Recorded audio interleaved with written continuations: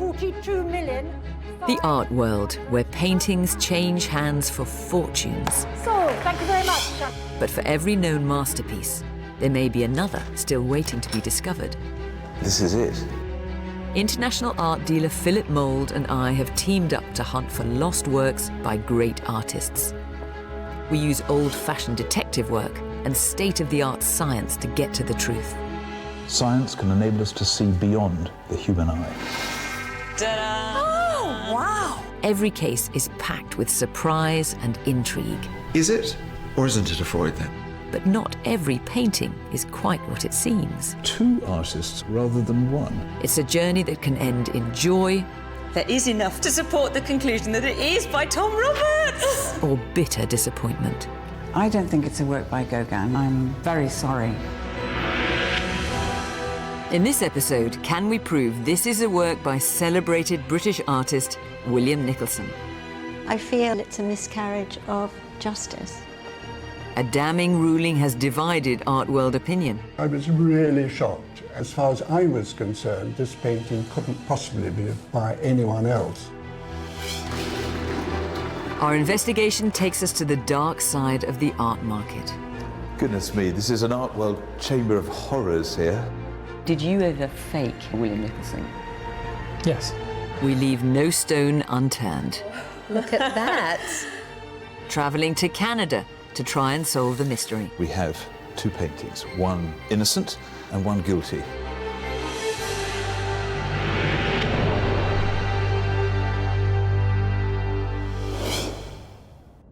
We're beginning our investigation in London.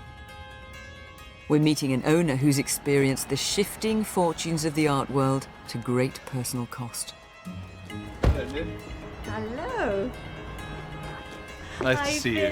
Nice to see you. Lynn Fuss got in contact because a painting she owns recently suffered a fatal blow. A work she bought as genuine has been rejected by the authority on the artist. In the eyes of the art world, it's now deemed a fake. So a gentle still life of a glass jug, a stack of plates, two pairs. It's really lovely. What attracted you to the painting? I think the delicateness of it. I've always loved still life, and it seemed so natural, as if you had just found this on a table. It was just a love at first sight.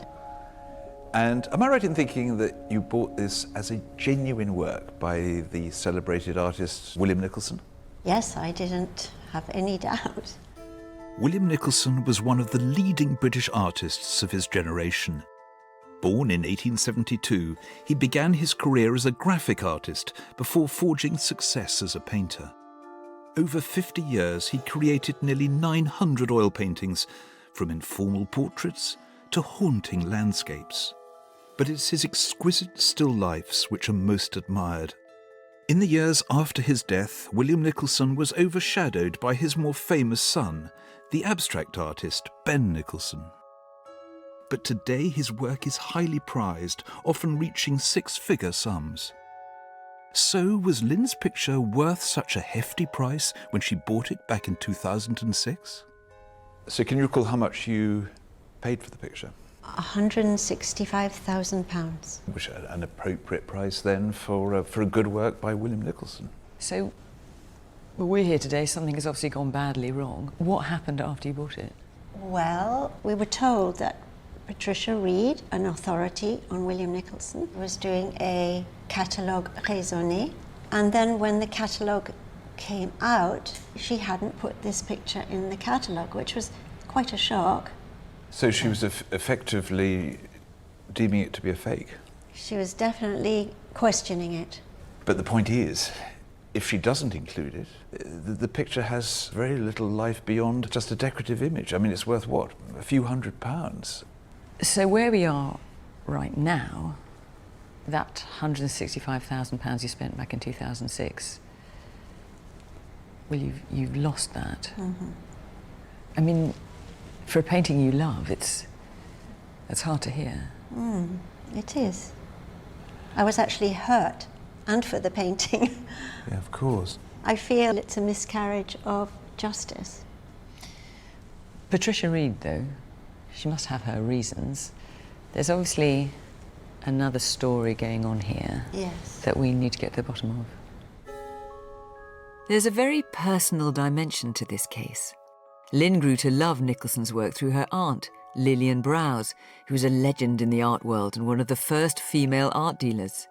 Lynn bought the picture from her aunt's gallery just a few months after her death. The fact that you bought the painting from Browse and Derby must have given you some confidence. Yes. And there's the connection to your Aunt Lillian Browse. Absolutely. Because she had shown this picture in her own gallery. So she believed in it? She must have believed in it, yes. Lillian Browse was renowned for her knowledge of William Nicholson, having published the first catalogue raisonné, the official list of all his known works, in 1956. Your aunt was considered the authority on William Nicholson. She wrote about him, she dealt in his paintings. Mm-hmm. There's now a new catalogue raisonné, Right. and your painting's not in here. And what would Lillian make of it? I've thought that myself. I cannot imagine that she would be anything but upset or furious. I think she'd be insulted, actually. She'd have fought for the picture, do you think? Oh, yes, no doubt about that. But is this picture worth fighting for? I'm taking a closer look to assess the physical evidence. It feels as though I'm looking into the face of someone who's just been charged with a heinous crime. I mean, is this innocent? Or is it guilty? Is it guilty of being a fake? There are undoubtedly many characteristics of Nicholson in this painting, but equally, you could imagine how a faker would use those devices to trick the eye. Now take that scrape back paint. It's actually just the sort of thing that Nicholson did. In fact, he was known to have used a hairpin in order to be able to create this scarified effect. But a faker could do exactly the same. Those lovely daubs of thick white impasto, it's not beyond the wit of someone who wants to duplicate that appearance to be able to do that. Spade it on, let it dry. I mean, to me, this picture in many respects works. I think there's enough for us to try and prove that there has been a miscarriage of justice. But it's not going to be easy. This painting has been sent down very recently, and to be able to overturn a verdict like this is an uphill struggle.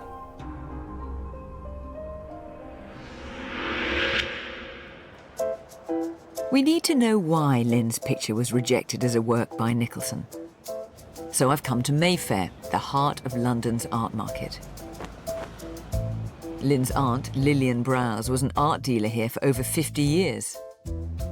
Dubbed the Duchess of Cork Street, she was a doyenne of the art world. Her gallery, Browse and Derby, is still open for business, and I'm meeting her former partner, Will Derby, to find out why a painting their gallery sold suffered such a fall from grace. Fiona, that's a picture of Lillian, taken on her 80th birthday. She was quite a woman, wasn't she? She was absolutely formidable. She had terrific authority. She was the queen of William Nicholson, and she was a friend of the artist. Lillian Browse's catalogue was published 60 years ago, and one thing that's troubling me is that Lynn's picture is not listed. So can we be sure that she believed in it? This is Lillian's personal copy of the book, and over the years, as more paintings came to light, she added them in longhand. So she's added these in her handwriting? Yeah. To try and complete the catalogue? Yeah. And if you look here... Glass jug with pile of plates and 2 pairs, circa 1936. So this is our painting here? Yeah. It's not another one that sounds like it, this is our painting? No, absolutely. Wow. Well, there it is. Yeah. So you must have been horrified then when Patricia Reed didn't Well, I include was those. shocked. I was really shocked because, as far as I was concerned, this painting couldn't possibly be by anyone else. Did Patricia Reed give you a reason why she wouldn't include it in the catalogue? She didn't like the handle on the jug or the rim of the jug, and she thought the plates were boringly painted, which I find astonishing. I rather like them, actually. And what about provenance?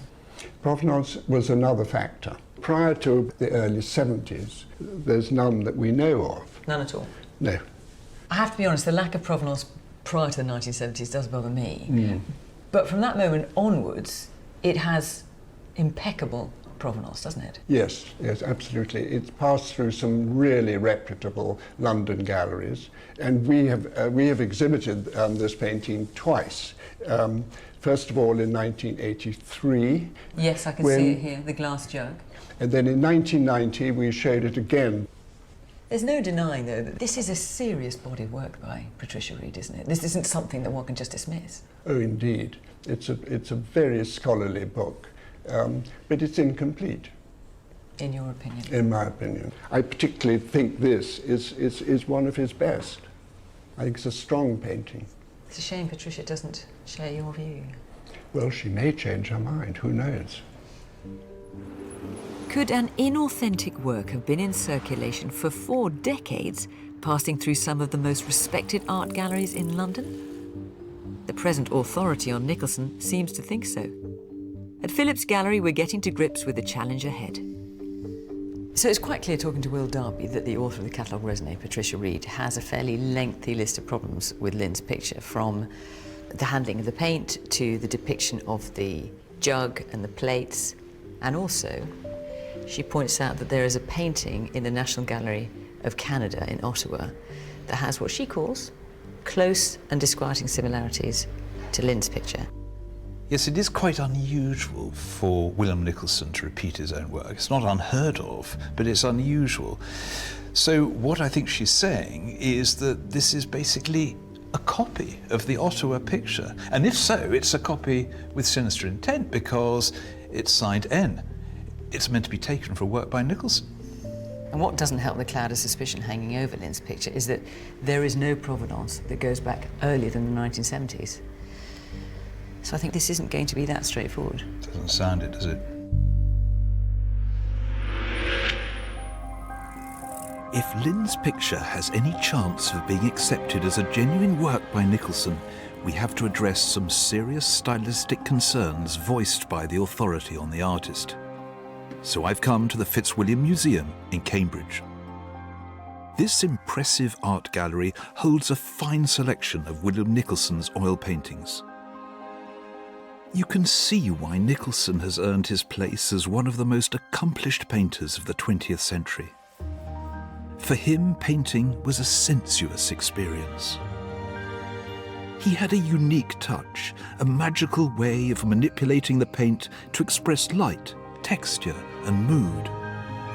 I'm keen to see if the brushstrokes in these genuine works are similar to those in Lynn's picture. This is a singularly lovely example of what he can do in still life. It's called Begonias. It was done in 1940 in his bedroom after dinner by lamplight.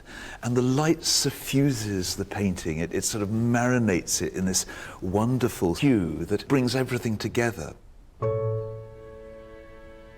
You've got that soft, tissuey quality of the petals of the begonias themselves, contrasting with the smooth, milled quality of the notebook next to them. And then there's that bottle reflecting in that fantastic way that he can do everything around him, but you feel also the fragile, brittle quality of the materials. But there's something else at work here, because not only is this a technical genius, this is someone who is a poet as well. And the way he's chosen these objects, these random domestic objects around him and put them together, has charged them with some sort of energy and meaning. And this is why he's so clever. So the question is, can one see in Lynn's painting some of the same characteristics? And my feelings are that there is an overlap, that there are similarities. I mean, we've got a long way to go, but I feel this is a comforting start. Next, we need to focus on the scientific investigation. Is there something buried within the painting itself that aroused suspicion and condemned it? Lynn has agreed to take her picture to the Courtauld Institute in London for forensic analysis. Professor Aviva Bernstock is one of the world's leading authorities in the scientific study of art. Her research could provide vital evidence to uncover whether Lynn's painting is a genuine work by Nicholson or an imposter by another hand. I mean, the problem, from my point of view, has been that we can't get a feel for it until we could get a closer look, and it seems to be almost hermetically sealed in this frame. Have you actually seen the back at all? No, Lynn? I have not seen the back. Well, I think it would be really interesting. Shall we open the frame? Would that be okay? Yes. Okay. Okay, I'm going to try and lift out this sheet. Yep. Okay. Ooh, look at that.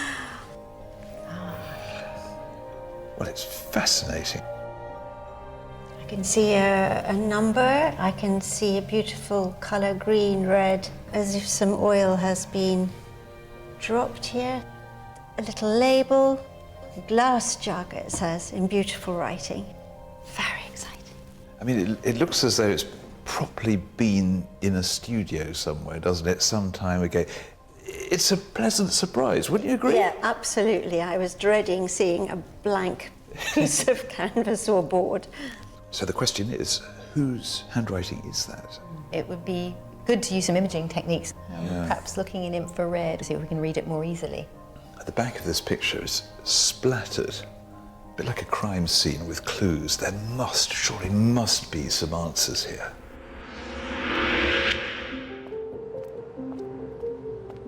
I'm hoping Nicholson's family might be able to shed some light on the authenticity of Lynn's picture. I've come to meet William Nicholson's grandson, Desmond Banks. Nice to see you. Come in. Thank you. He's inherited a treasure trove of material relating to his grandfather and has intimate insight into his works. Oh, wow. I love these woodcuts. You've got so many of them. We've got Queen Victoria there.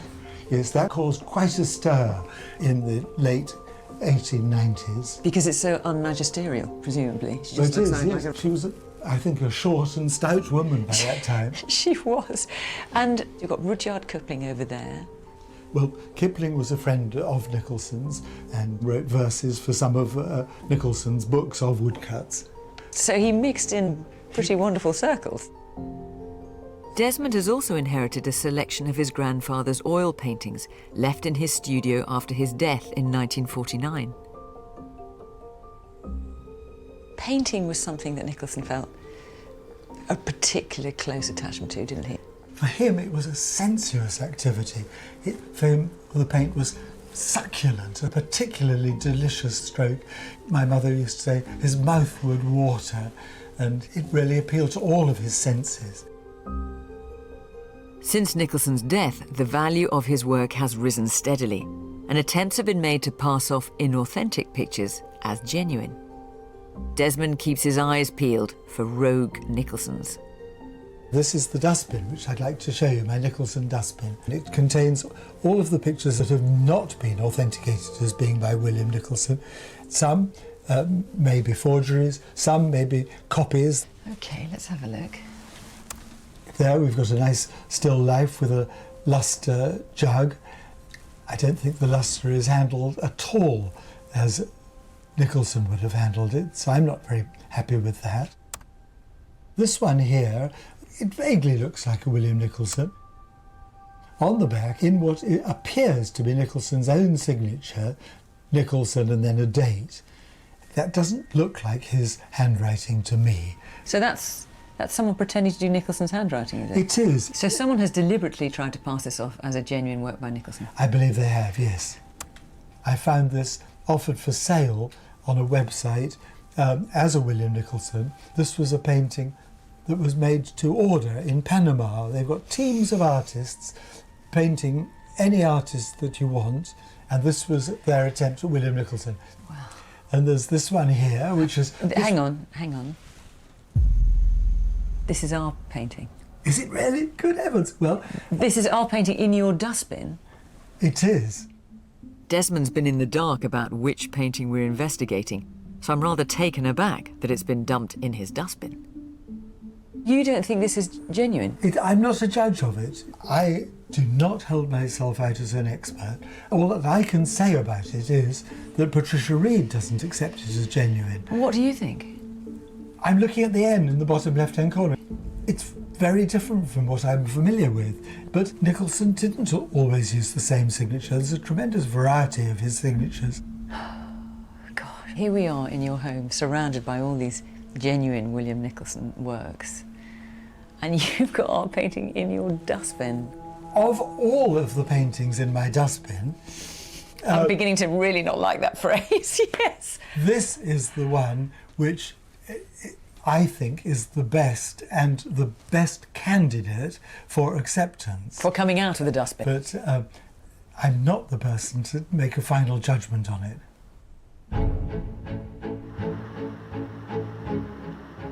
I've hit the road on the trail of a unique piece of evidence that could help our investigation. I've come to Chartwell in Kent, home of Nicholson's most famous friend and pupil, Sir Winston Churchill.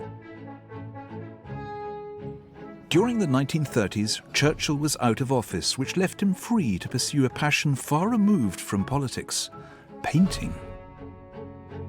Churchill sought help from the most celebrated artists of the day, but he said, "The person who taught me most about painting was William Nicholson." They painted side by side. Churchill was an eager student, and Nicholson only too happy to share his knowledge of techniques and pigments. And there's one artifact from their friendship that reveals much about Nicholson's methods. This is a really fascinating document. It's from the Churchill archive, and it's a catalogue of colours from a colourman, a paint supplier called Le Chartier Barbe. Le Chartier Barbe supplied none other than William Nicholson, Churchill's teacher. In fact, if one needs any clarification, it's on the back. Signed by William Nicholson, "I have marked the colours I use." And if you start flicking through the book, he's marked them for Winston. So this is a catalogue, effectively, of William Nicholson's colours also. You can see this, therefore, as William Nicholson's cookery book, the ingredients for his paintings. Can I see the back of that one, to begin with? Back at Desmond's house, I'm also gathering evidence. Let me just take a picture of that, is that all right?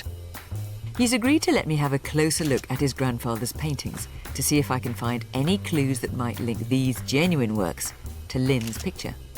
We're on the detective trail. Can I have a look at that one? Oh, there's lots on the back of here.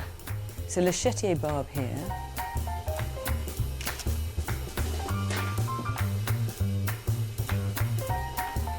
William Nicholson, Apple Tree Yard. That's in his handwriting. Is it? Oh, I'd like to take a picture of that. In an old chest, there are precious relics. Nicholson's old clothes. Oh, I recognise these. Props from his paintings. Here's his painting smock. And look at all the holes. What a tatty thing it was. And digging deeper, we strike gold. Have a look at this. And this is his painting box that he used to take with him. Look at this. Oh my goodness, all his paints are here. That's them. I can't believe you still got this after all these years. I mean, his brush touched these pigments. Did his brush touch the pigments on our painting?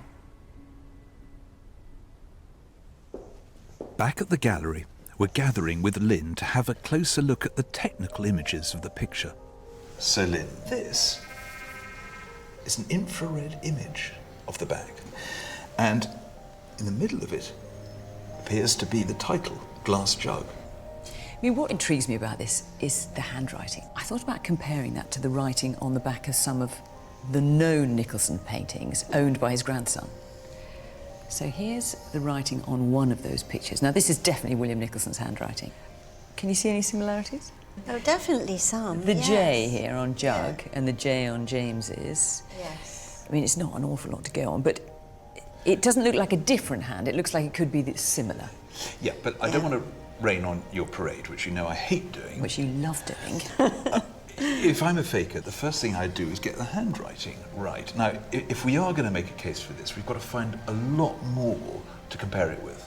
Of course, but let's not look a gift horse in the mouth. There's loads of writing on the back of this painting. Because this looks like a jottings on a notepad, doesn't it? Well, this is something to look into, isn't it? I mean, this is becoming a lot more Agatha Christie than we're used to. Yes.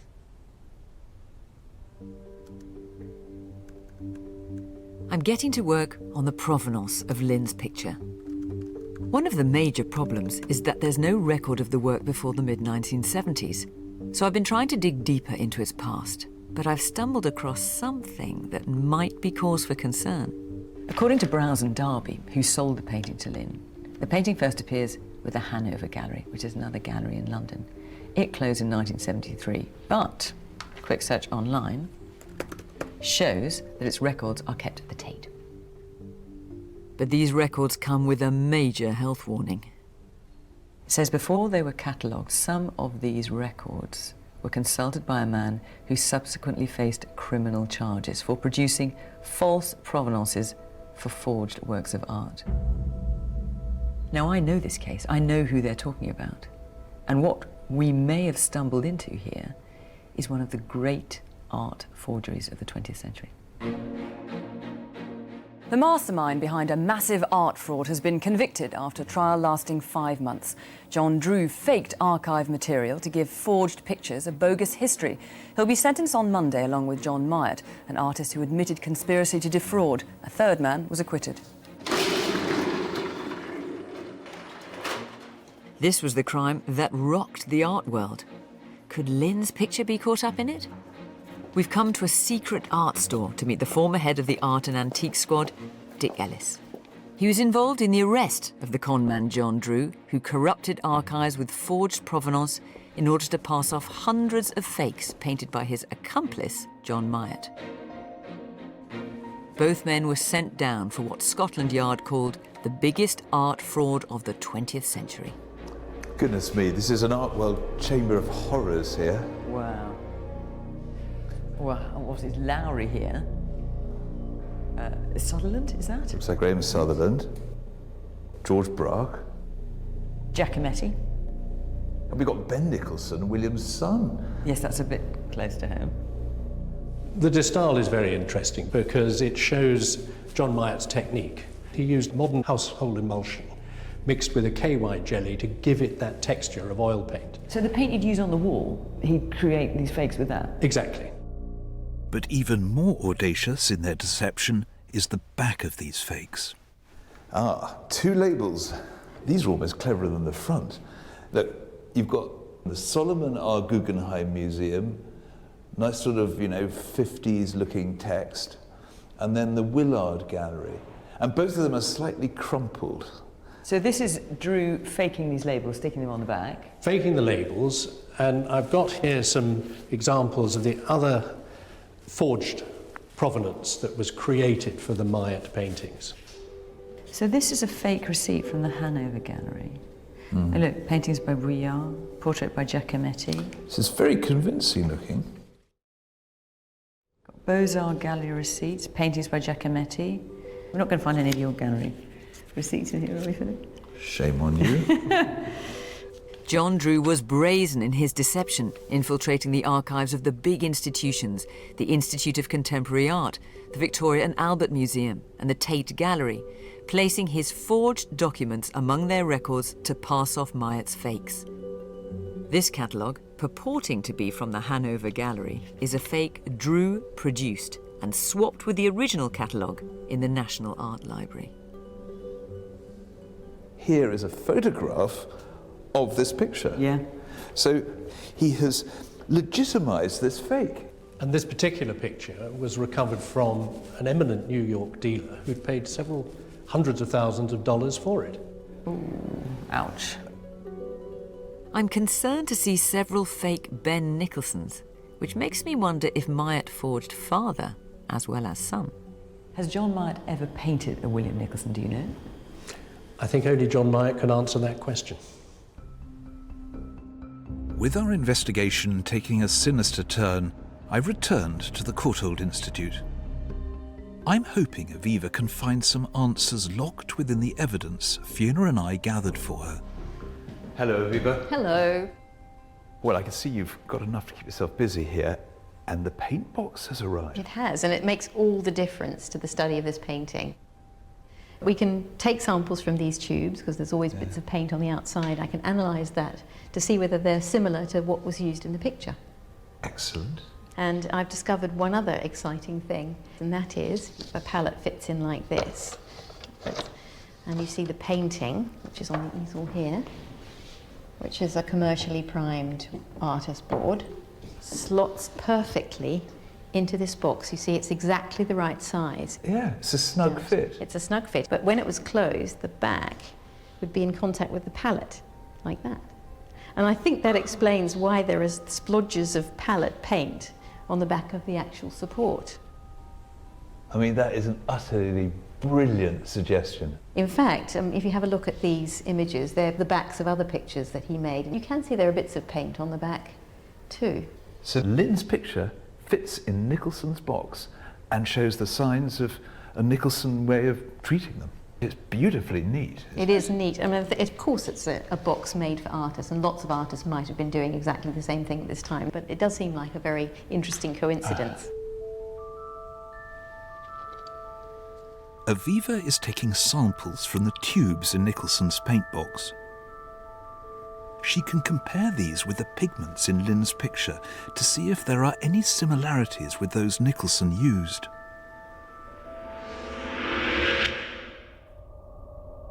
With the origins of Lynn's picture still a mystery, I need to rule out foul play.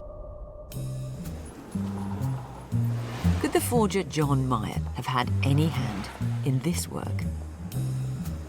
Myatt served his time. Today, he's a successful artist in his own right. I've met him before, and he's always refused to reveal where his fake paintings ended up. But this time, I'm hoping he'll spill the beans. Hi, John. Fiona, hello. You have, of course, painted a lot of fakes in the past. Some of them are still out there? Yes. How many would you say? I believe about 120 are unaccounted for. So quite a lot? Quite a lot. And you've never said where they are? No. Why is that? I don't intend to. I think it would, this late in the day, it would just be taking money away from people who have invested funds in an item they thought was completely okay. And for me to come along and say it was by me, I think is, at this point, it is almost immoral. Well, the owner of the painting we're looking at is already out of pocket, to the tune of some £165,000. So I have to ask you, did you ever fake any paintings by William Nicholson? Yes. How many? One. Just one? Just one. Still life. Well, I'm going to show you the painting we're looking at, and I want you to tell me if this is yours. There it is. Well, it's a lovely bit of work, I can tell you that. But it's definitely not by me. Phew! That is a relief. It's a lovely painting. You can tell by looking at this that it is of considerable age. I mean, it's not something that's been done in the last 10 minutes. Do you remember the painting that you did? Yes, I do actually. See, I'm going to start giving away things about the painting that I did paint. Well, all I want to know, mine was a ceramic jug. But this is not yours? That is absolutely, definitely, knife, fork, spoon and mug. It is not by me. Well, Lynn, who owns this painting, will be very pleased to hear that.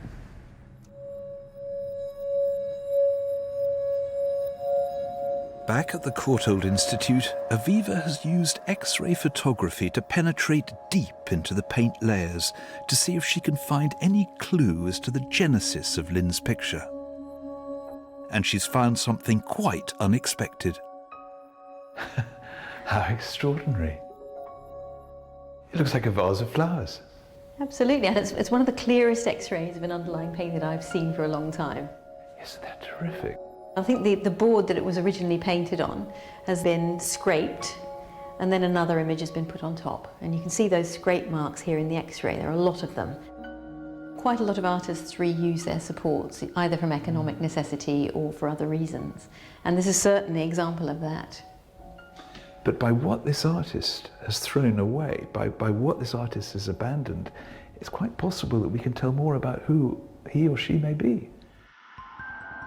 This remarkable discovery has given us new leads that could help us link Lynn's picture to William Nicholson. We x-rayed your painting and found this beneath. Oh my goodness. What do you think that is? Flowers, freesias. Freesias it is, and freesias is something to which Nicholson returned time and time again, and catalogued Oh my gosh. by Patricia Reed in the catalogue raisonné are a number of works of freesias. Oh my goodness, that is an exciting surprise. Intriguingly, in addition to the 5 freesia paintings identified in the catalogue raisonné, a 6th is listed as lost. We know Nicholson painted it because it's mentioned in a letter to Countess Spencer, the grandmother of Princess Diana, while he was making plans to paint a family portrait. Here's the letter, dated 1930. And he's apologising for not being able to come along that weekend. He says, "May I come next weekend?" But the best line is at the end. He says, "I am finishing the freesias." Now the question is that the image that lies beneath your picture? Goodness. Could it be yours? Yes, it could. So what we might do is solve 2 mysteries at once here. Is your painting by William Nicholson? And is the painting underneath the lost William Nicholson of freesias? That is incredible, I have to say. I would never, ever thought you'd got something like that to bring me. Back on the Provenance Trail, I've been searching for any record of who owned Lynn's picture before the mid-70s. We've identified that a label on the back belongs to a leading Mayfair gallery called Reed and Lefebvre, one of several the picture passed through. The gallery now operates as Lefebvre Fine Art, and they've agreed on this occasion to look back into their records. I'm heading to see Lynn with some exciting news. Lynn, the reason I've come to see you today is I've now found out who owned your picture before 1976. Before 76, okay. Right? Yeah. So it's this man, George Prince. Now, he was a diamond broker. Right. And he was a wealthy man. He lived in this house in Hampstead in North London. It looks like a Hampstead house. Later inhabited by none other than George Michael, just for a bit of interest. You are. And in this house, when George Prince lived there, we know from sales records that he had an extensive art collection. Picasso, Renoir, Bonnard, Vuillard, and of course Nicholson. And he was collecting art from the mid-1930s to the mid-1950s. So I think it's safe to assume that he would have bought your painting somewhere in that period. Goodness. He doesn't sound like the kind of man who'd have been duped by a fake, does he? I was thinking about that. No, he doesn't.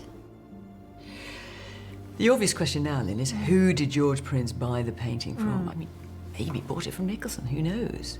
But that's the one thing I haven't been able to find out. Where did George Prince buy the picture? I can't take it back any further. You can't take it back further. We have the makings of a promising case, but we've just received some information from Patricia Reed that raises some serious questions. So we've established that Lynn's picture is painted on a used artist's board, hopefully Nicholson's board. But here we've got a concern, because Patricia Reed claims that some of Nicholson's old boards were being used by other artists. And Nicholson didn't just teach Winston Churchill, there were others. And this picture, the genuine Nicholson hanging in the National Gallery of Canada, is fueling the suspicion. So the idea is then, according to Patricia Reed, that while William Nicholson was painting this genuine work, someone else was reusing one of his old boards, painting side by side, creating Lynn's picture. That's what she appears to be claiming. So the only way that we can establish that Lynn's picture is not an imposter is to put the two together and examine them forensically, make the comparison, find out that way.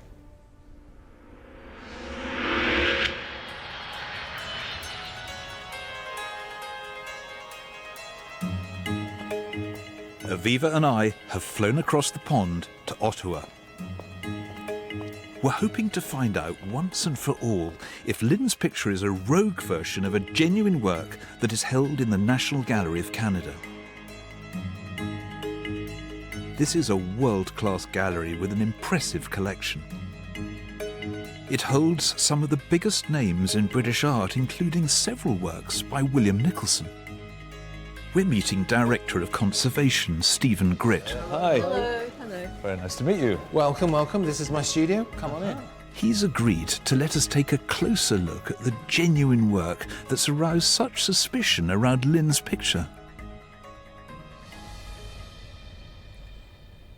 So, finally, we got the two works together. One, a fully authentic work by Nicholson, and then Lynn's picture. Patricia Reed believes this to be by another hand. I mean, at first glance, they're very similar, aren't they? But yours, Stephen, is more abstract, both in the colours and also the lines. That's quite right. It's widely regarded as his most abstracted painting. He's really flattening the space.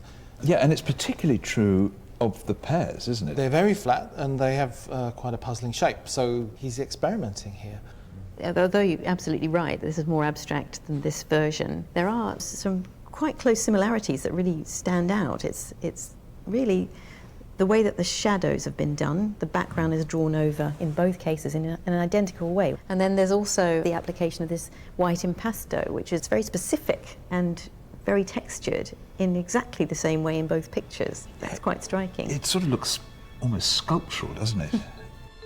So I'm really interested in looking at the signature mark, the monogram, which in my painting is this characteristic, slightly curlicued, leaning over N, and your N is a little bit different. Yeah, it's an upright N with dots around it. I have to say, it is quite distinctly different. These differences in signature could be cause for concern. So back in London, Lynn and I are heading to the Tate archives. Handwriting analyst Adam Brand has been studying the collection of Nicholson's letters held here, as well as the monograms on his works. So Adam, let's start with the N on the front. Right. What have you been able to make of that? The thing that's interesting about this is it's got an up and a down and an up, but it looks as if a little extra leg has been added. If you look at the other N's, they tend to have quite a lot of fluency. Do you see that? Yes. Do you see also that they tend to have more of a right slant? Yes. So that looks like a bit of a worry then. It's not a total concern because actually you can see some paintings where that slant is upright. So though I have some concerns about the N, it's not completely dismissed as being not his. Back in Ottawa, we're also taking a closer look at that N. Stephen has pointed out that during the 1930s, Nicholson began adding a uniquely personal touch to his monogram. On the Ottawa painting, our N is sitting on top of a pale blue blob, lightly applied with a thumb. Okay, so it's like a personal seal from his own body, and then he puts the N on top. That's the idea, I think. Now you mention it, looks like there's a round circle underneath this N. I do see what you mean, yeah, absolutely. I think we should have a closer look at that.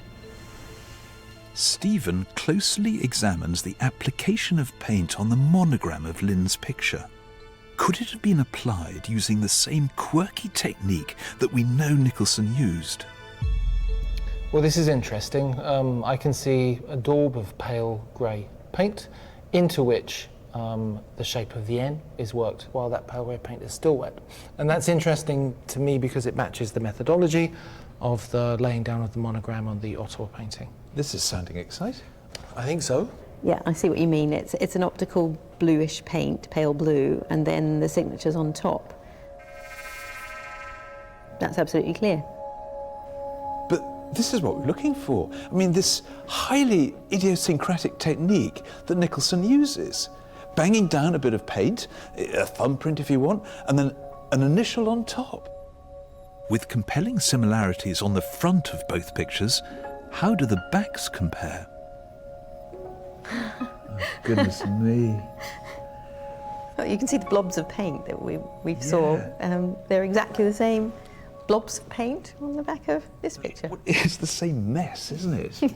So there's lots of writing on the back and squiggles and notations, but most importantly, I think we've got glass and fruit, which is presumably the early title of our work, and you have glass jug. And what's common here is this very flamboyant G on the word glass. We've got a handwriting expert working on whether or not this is William Nicholson's hand. Now, look at that G here and how similar it is to a known Nicholson G. Now, that is quite an individualistic structure. From a graphological handwriting point of view, they're quite similar. Do you see that point? Now, if we move on to the spacing, you've got GL break, you've got A, break, break. Now, if you look at one of his letters, that's very similar. Do you see that? Yes. Is that not something you could easily copy? No, it is the most difficult thing to do because it's an unconscious movement. That movement is actually in many ways more significant than the letter shape. It's so interesting. Do you see? It's absolutely fascinating. And even at the bottom, you see the S's exactly the same as the S's on the back of the picture. Now, when you've got all these significant characteristics coming together, I am 100% convinced that the writing on the back of this painting was done by Sir William Nicholson. Really? Yes. Wow. You've never given us a percentage before. That is very exciting. And that's the most categorical I've ever heard you, Adam. You see what this means, though, Lynn? Yes. Because surely, if William Nicholson wrote this on the back of the picture, describing what's on the front, he must have painted the front. Why would he write on the back of someone else's picture? This is a massive step forward for us. With the handwriting authenticated as Nicholson's, this gives huge weight to what's actually written. And a hastily scribbled note could help us date Lynn's picture. Do you remember this pad win with the numbers? Yes. We thought it might be a railway timetable. Yeah. We sent our researcher to the National Railway Museum in York, and he spent 2 days going through years and years of railway timetables. Somebody fastidious. And what we found is that between September 1931 and September 1939, there is a train that left from Paddington, and there's the time, 9:20, and this Windsor. And here we go, 3:32 on the painting, 3:32 on the timetable. There it is. But this, again, you believe is Nicholson's handwriting, don't you? Yes, indeed, yeah. 100%.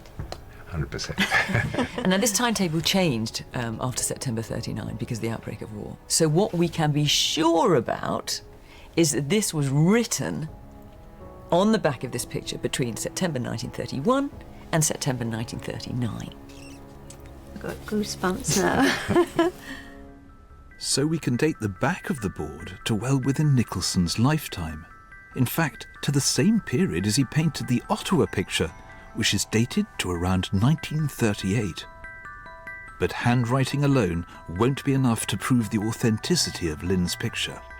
It's what's on the front that matters most. We need to compare the pigments used to paint the genuine Nicholson with those in Lynn's picture. Scientists at the Canadian Conservation Institute, a leading art research facility, have agreed to conduct rigorous analysis.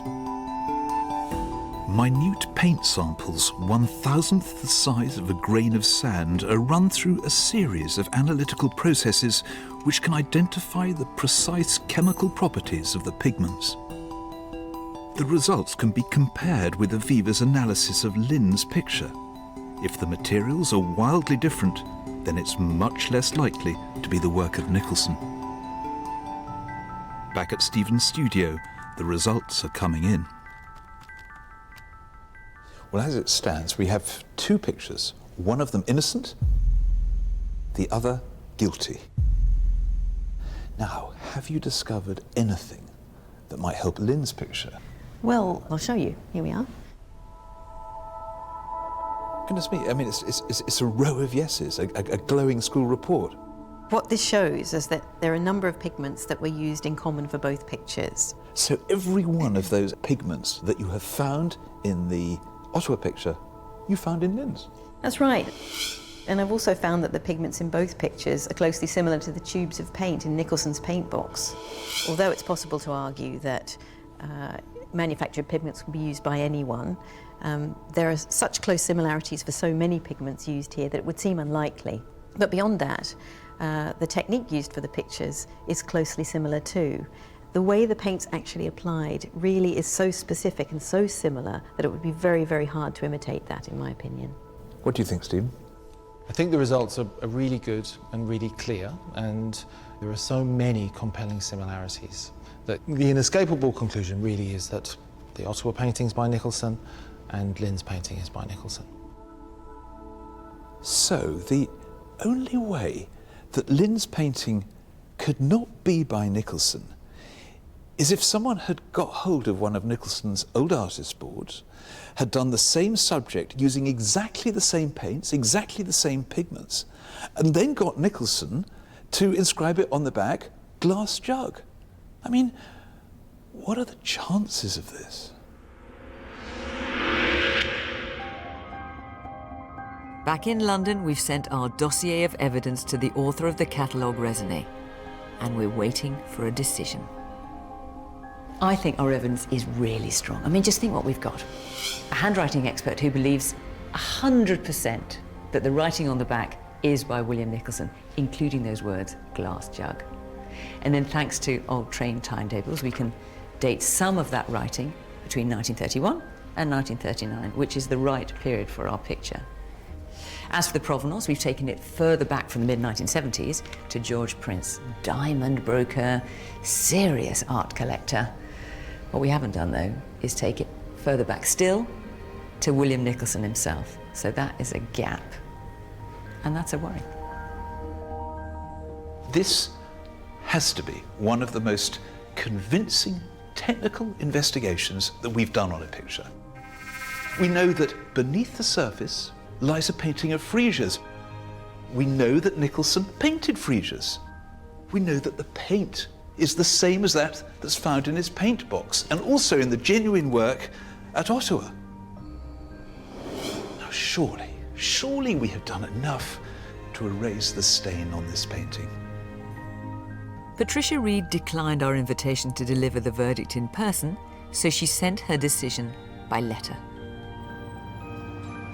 Lynn is on her way to the gallery, and we're all about to discover whether or not her painting has been accepted as a genuine work by William Nicholson. Hello. Hello, Lynn. Hi, Lynn. How are you doing? A little bit anxious today. I can see that. Yeah. Well, I mean, Yeah. we're pretty anxious as well, to be honest. Definitely. So as it stands, your painting, which you bought for £165,000, is not accepted as a William Nicholson, and you may well have lost that money. I mean, just remind us what's at stake, Philip. Well, if we could re-establish this as an authentic work by William Nicholson, it would be a great gain for art history, and the price consequence of that would be that, well, it would be worth what you paid for it and some. It could be worth a couple of £100,000. But as a non-Nicholson, you know, a few hundred, isn't it? It's hard not to wince when you hear that, but I know it's much more to you than just about the money, isn't it? It really is. It's an emotional situation for me. I feel for the picture. It was a painter I was introduced to by Lillian. You know, it's been through her gallery. Because Aunt Lillian absolutely believed this was a William Nicholson. Oh my gosh, yes. So it's justice for her as well, isn't it? Yes, absolutely, yes. Well, this is the moment when we'll find out if your painting will go into the catalogue raisonné or not. And we don't know what's in here, no more than you do. Open it up quickly. You ready? Come on then.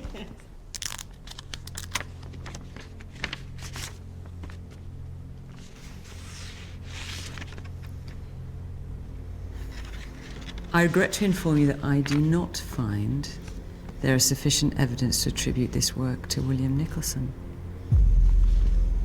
Poor Lynn. I am sorry.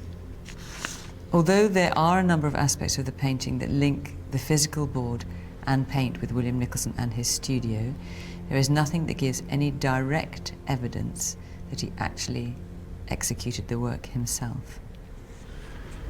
Lynn, what are you... I don't know what to say. Well, isn't it strange? I was actually expecting, I don't know why, good news. So was I. So I am amazed that unless there's enough reason why. She says, there was a group of amateur painters, including Winston Churchill, who were tutored individually by Nicholson in his studio and elsewhere during the 1930s. This work could have been executed by one of them under William Nicholson's supervision. So she's saying it was his board, but he let them paint on it. But what this comes down to is something which is really difficult to argue with, and that is, despite all the evidence that we've been able to establish, all the facts around this picture, in the end, Patricia Reed feels that this is not by the artist she knows. She believes that those aren't his strokes. I'm slightly lost for words, to be honest. I thought the case was so strong. So strong. I mean, does it affect how you feel about it? I say no, but probably yes. I don't know. I feel a bit sore that somebody would say such a thing about this lovely picture, but... Sorry. This too will pass, as they say. Yeah. Oh, sorry, painting. I still believe it's his painting.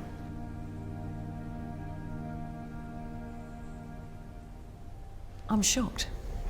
I'm genuinely shocked by that verdict. I didn't expect it. I mean, ultimately, of course, it is up to Patricia Reed. If the expert in question feels that it's not by that artist, if visually they don't respond to it, then evidence and intricate argument can just be rebuffed. And this is what's happened. If they don't like the look of it, they don't like the look of it. That's it. And that's her job. But it's brutal.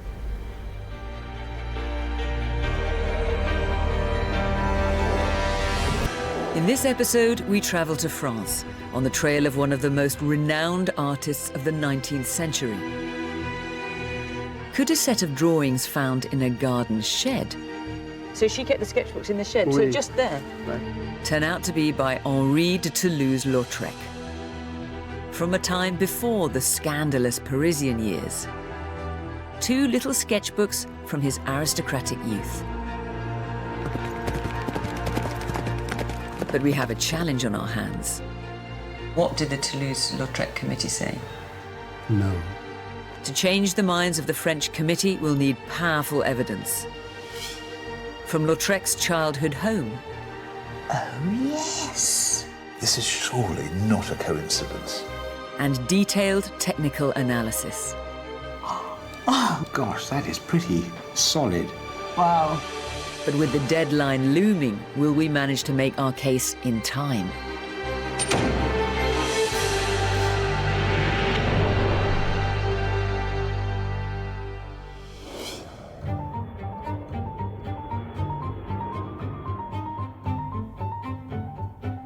One of the joys of making Fake or Fortune is the chance to visit beautiful places.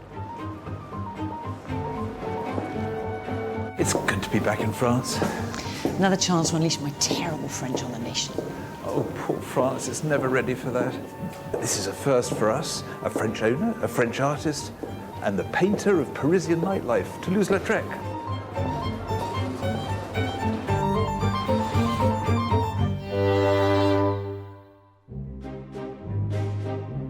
Henri de Toulouse-Lautrec is famous for his atmospheric depictions of the Parisian underworld.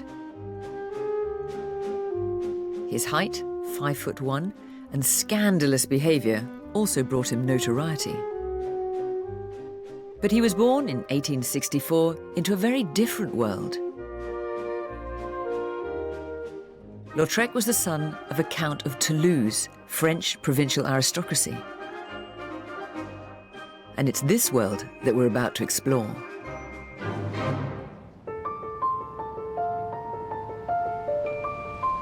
We've travelled to the glorious city of Bordeaux in southwest France to meet someone who thinks they have not one, but possibly hundreds of works by Toulouse-Lautrec.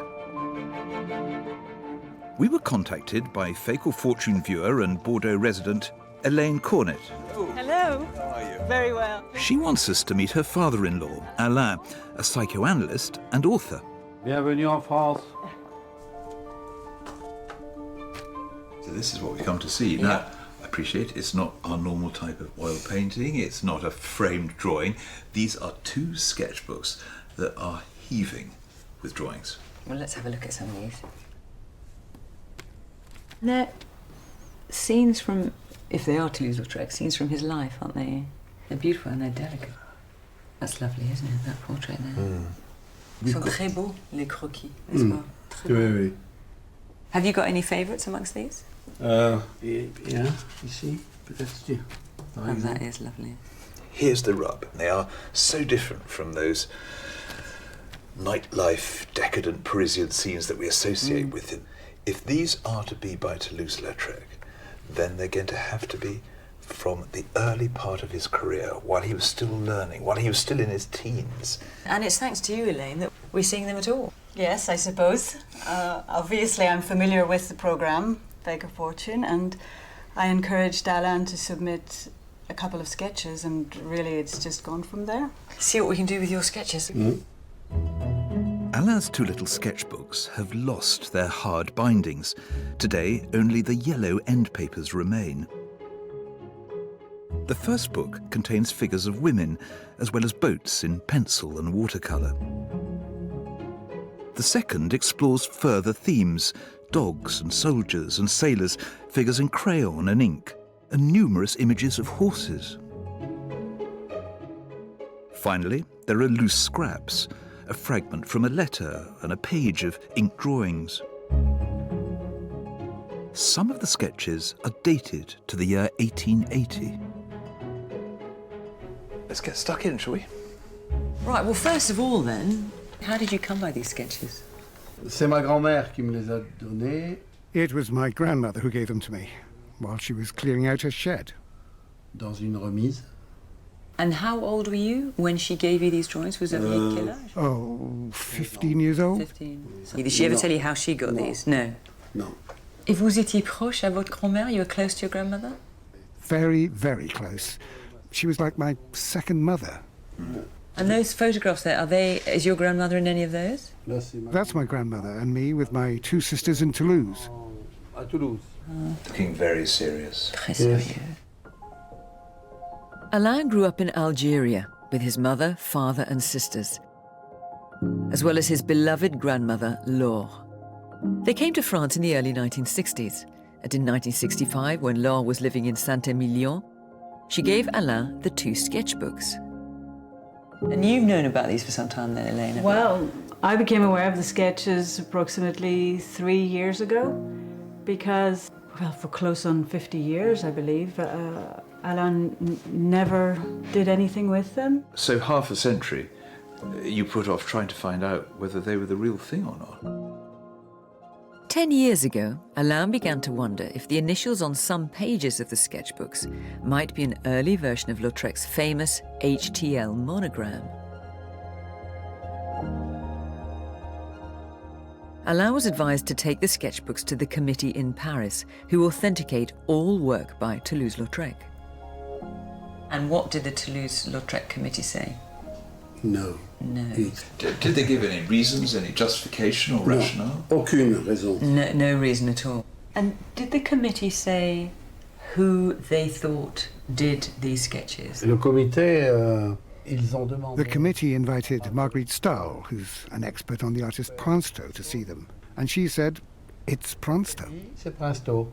Ah, so René Prasto, the tutor of the young Toulouse-Lautrec, Oui. who presumably influenced him very closely, and one can see why they may have... Teacher and friend. Yeah. So we've got lots of drawings, very little evidence. That we've been in this situation before, haven't we? If a committee has turned them down, we have to go back to them with new evidence. We have to find a different way of presenting this case, and it ain't going to be easy, particularly as we're dealing with juvenile works. Well, we like a challenge, and we've got one.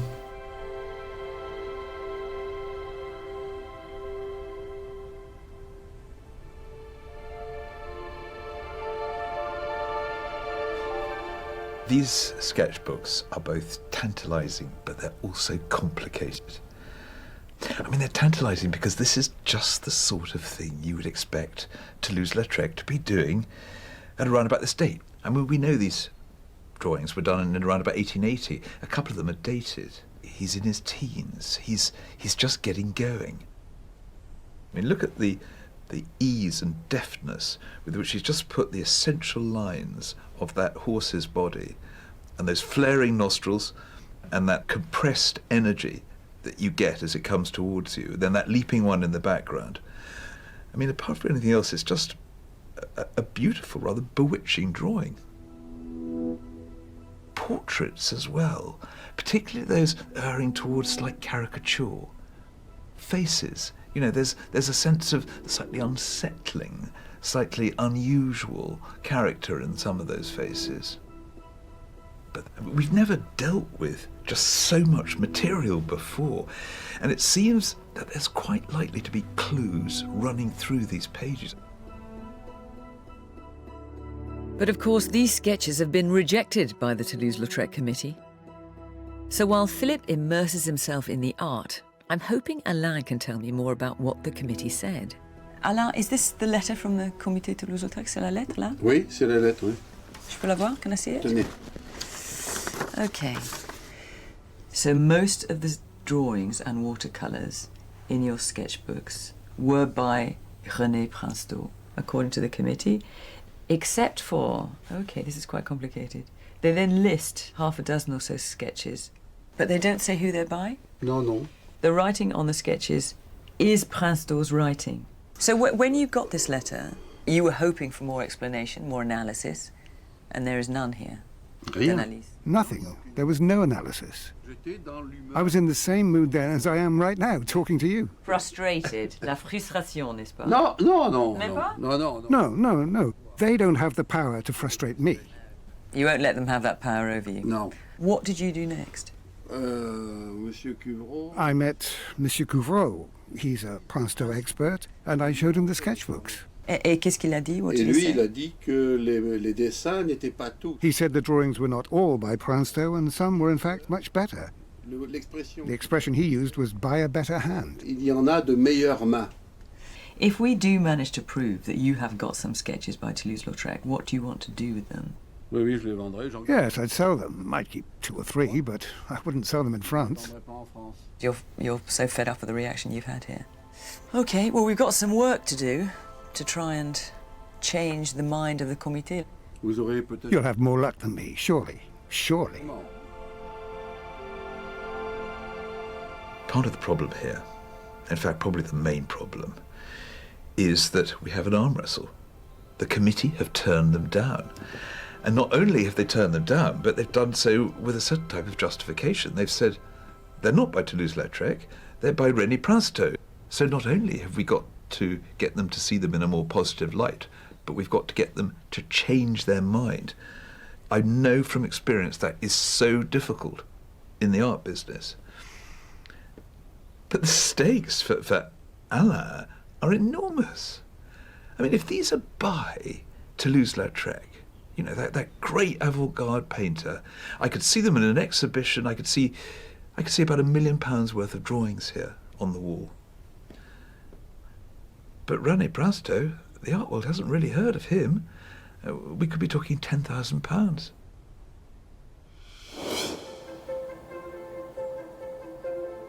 To begin the investigation, I've come to the town where Lautrec was born, Albi in southern France. I really need to understand Lautrec's work in more detail.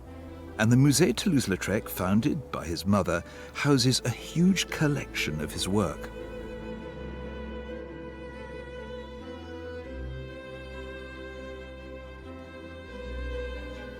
Toulouse-Lautrec approached the world around him with a sense of dynamism, energy and humour that has transformed the way that we see things. And what particularly excited the mature Toulouse-Lautrec was dimly lit late-night Paris, a place of brothels, theatres, nightclubs. He had this extraordinary capacity to freeze frame the moment of drama, using lithography and the medium of the poster. And it's partly through his techniques to abbreviate and exaggerate where necessary, areas and planes of the same colour, this wonderfully swift line. But what underpins all of Toulouse-Lautrec's art is this empathy, this attachment to his subject matter. And I think that within Lautrec's famous poster from 1891, you can see connections with Alain's sketchbooks. The dramatic poses of the women, the fascination with faces in profile, and that ability to capture movement and gesture. I mean, yes, it's more developed here, but surely one could see something like that in embryo in Alain's sketchbooks.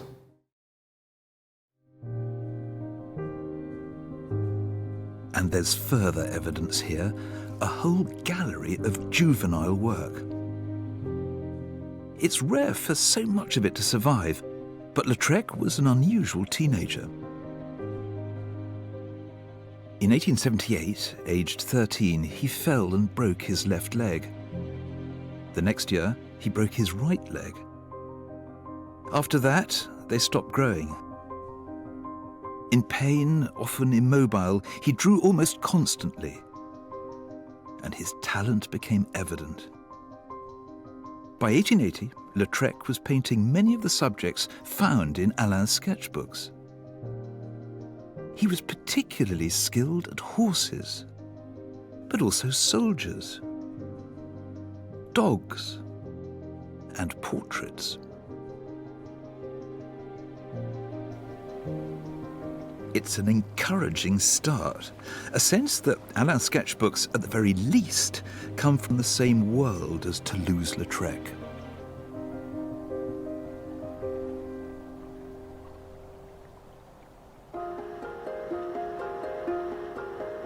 As Philip gets to grips with Lautrec's style, I want to investigate the provenance of Alain's albums. I've come to the town of Saint-Émilion, famed for its wine, and not far from Bordeaux. It was here that Alain's grandmother gave him the sketchbooks when he was just 15 years old. So this is where your grandmother lived, at Saint-Émilion? Oui. And where was her house? C'était où sa maison? It was there, just here. So it was on this side of the wall? Well, you have to go over the top. Ah, I see, just over there. And over there was a shed. Et les carnets, the sketchbooks? That's where I discovered the sketchbooks. That's where she had them. So she kept the sketchbooks in the shed, so Oui. just there? Right. So you lived in Algeria with your family and your grandmother? Oui, my father, grandfather, grandfather, grandfather.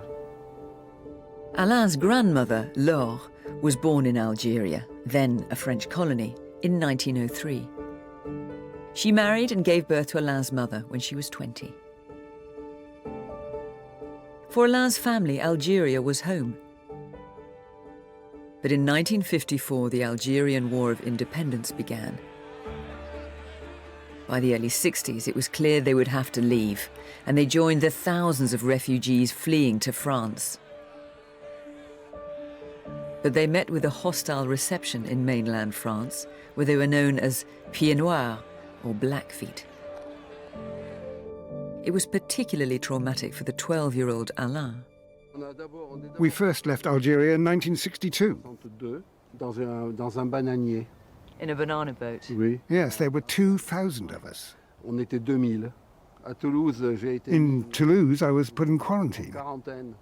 So no one spoke to me for a month, 30 days. Then we came to Saint-Emilion.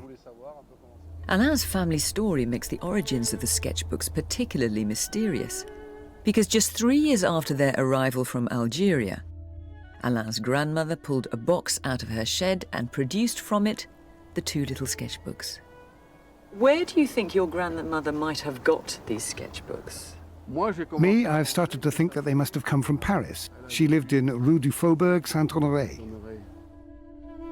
Alain's grandmother lived in Paris in the late 1920s. For some of that time, she lived in the very street where Toulouse-Lautrec had stayed during his early visits to Paris and where his art teacher Princeau had his studio. She lived there after Toulouse-Lautrec died. Oui. So how could she have got the sketchbook? No, because she worked as a cleaner. So you're thinking it's possible that she might have found the sketchbooks? Well, it's possible. Or maybe someone gave them to her here in Saint-Emilion. So let's think. There's three ways then maybe she could have got hold of these. One, when she was a concierge and a cleaner in Paris, in the same street where Toulouse-Lautrec lived, she might have found the carnet because he left things behind. So that's one theory. She was given them by someone here at Saint-Emilion. La seconde théorie. Or possibly, but less likely, she found them in the shed here, dans la remise. Et evidence pour les théories? The facts are me. So you are the only fact that remains, and the shed, la remise, c'est tout. That's all. With so little to go on, I need to know if the sketches can speak for themselves. I've come to Paris to meet up with Professor Anthea Callan, an expert on late 19th century French art. Anthea, we're not used to this on Fake or Fortune, quite so many images. We started with 200. Now, how can we boil this down into something manageable? Interesting problem. What I like about these is the repetition of themes, the repetition of subject matter, so that I think we can put them together not by, say, medium, but rather by the subjects that he's looking at. So where do we start? Well, I think we should start with the horses. What do you think? I mean, they are so good, aren't they? They're so energetic, the feeling of movement and musculature. And the way he moves the pencil across the surface, it's so lively and vigorous and animated. You can hear the hooves, you can hear the wheels turning, can't you? Yeah. Okay, so that deals with horses. What else? What about our ladies? I rather like our ladies. Aren't they fabulous? Yeah. When we look close up, look at that. Yeah. The colour is stunning, but also the line, exaggerated and worked over and over again to suggest this very sensual kind of S-curve in the female form. They're so striking. Do you think they foreshadow, if these are by Toulouse-Lautrec, the artist that he later becomes? Certainly the exotic and delightful sensual handling is something that he takes forward and does in Paris. So who knows? What about this character here? Altogether, we seem to have 5 drawings of the same person. And in every case, he's opining in some way or another, isn't he? His hand is up in a gesture of articulacy. Yes, almost identical between the 2 drawings. And then here again, in the upright drawing. This artist was preoccupied with this man. Yes. Did he know him? Who is he? Can we find out? So, what else? What other things are of interest? There are letters from the period. There are inscriptions. This one with all the diagrams and the numbers and the letters. And this incredible accident with 2 figures thrown off a carriage. And what it says underneath, ce qui aurait m'arrivé, what might have happened to me. So if it's Toulouse-Lautrec, what could that mean? Well, he had several falls, 2 of which cost him breakages to the femur. Maybe he was saying a more romantic way to break my legs would be falling from a carriage. We also have a date, 26th of September, 1880. So it locates us in a specific period. And there are other drawings where dates are used. So it can offer, in a way, the same type of insights as a diary in that respect. Exactly. Well, that's exactly, effectively, what a sketchbook is. It's recording your story over quite a long period, potentially. So from the point of view of attribution, used correctly, a sketchbook can be quite a gift. Absolutely. But before we can explore the Lautrec connection, we need to investigate the other artist in the frame, René Princeteau, and Fiona is on his trail. René Princeteau was born in 1843 and became a successful painter of sporting subjects, specialising in horses.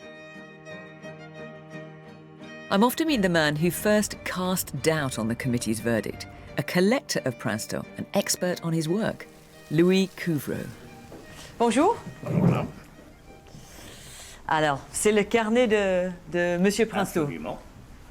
What was your reaction when you saw Alain's drawings? En voyant les portraits. Seeing the portraits, I knew right away that they weren't by Princeteau. They looked nothing like Princeteau. Why are you so sure? Non, mais j'ai répertorié. I've catalogued about 2,000 sketches by Princeteau in the private collection of his family. 4 ou 5 dessins. 4 or 5 drawings of horses are very close to Princeteau. No more, just 4 or 5. The sketches that you think are close to Princeteau, are they mostly of horses? Ce sont des chevaux. They are the horses. The sailors, in my opinion, don't match Princeteau, nor do the watercolours. So this is drawing Princeteau arriving in Paris with his pistol and his easel here wrapped up. What about the writing? I have 2 cubic metres of his letters, and at no point does any of the handwriting correspond to what you have in these drawings. Very promising so far. But Monsieur Couvreau has another rather unsettling detail to reveal about Toulouse-Lautrec's father, Alphonse. Alphonse Toulouse-Lautrec. Alphonse Toulouse-Lautrec and Princeteau had properties that were close to each other. Their families were friends. Alphonse Toulouse-Lautrec entrusted his son to Princeteau so that he could become an artist, and so he became his first teacher. But he also taught Alphonse, his father, and his uncle Odon. So there were 3 of them, all learning to paint with René Princeteau. Is it possible that the sketches then, Alain's sketches, could they be by a different Toulouse-Lautrec? I can't comment on Toulouse-Lautrec. I don't know. So you can't tell us if they're by Toulouse-Lautrec, because you're a specialist in Princeteau and Princeteau only. It's down to the committee. Okay. Merci. Thank you. Well, I think we've got quite a bit further now after that conversation. Monsieur Couvreau is adamant that those sketches are not by René Princeteau. Maybe a handful could be, but as for the rest, definitely not. And then when it comes to the handwriting, which the committee believed is Princeteau's handwriting, again, he's 100% convinced it's nothing to do with Princeteau. So it would be nice, therefore, to conclude that the sketches must be by Toulouse-Lautrec. But now I know it's a bit more complicated than that, because not only was Toulouse-Lautrec studying with Princeteau, so was his father and so was his uncle. So we're looking at a whole family of artists now. A question mark still hangs over a few of Alain's horse sketches. I need to be certain we can dispense with René Princeteau altogether. Princeteau grew up near the town of Libourne, and the Museum of Fine Art here specialises in his work. How are you? Very nice to see you. I've asked its director, Thierry Sommier, to look in detail at Alain's drawings alongside horses by Princeteau in the museum's collection. So Thierry, if you compare this with one of ours here, can you make a useful comparison? Or contrast even? Contrast, yes. In my opinion, the legs are not exactly the same. It's more stronger here. Yes, I see what you mean. They are emphatic, quite straight lines, whereas this other hand, and let's hope that it might be Toulouse-Lautrec, is softer, more meandering. Where the compositions are similar, the contrast is even clearer. Princeteau's lines are more controlled and careful. The horse's legs often seem to taper to a point, whereas those in Alain's sketches are so much looser, more suggestive of movement. OK, it's now time for direct questions. Do you think that our drawings could be by René Prasto? No, absolutely no. Certainly? Unquestionably not. OK.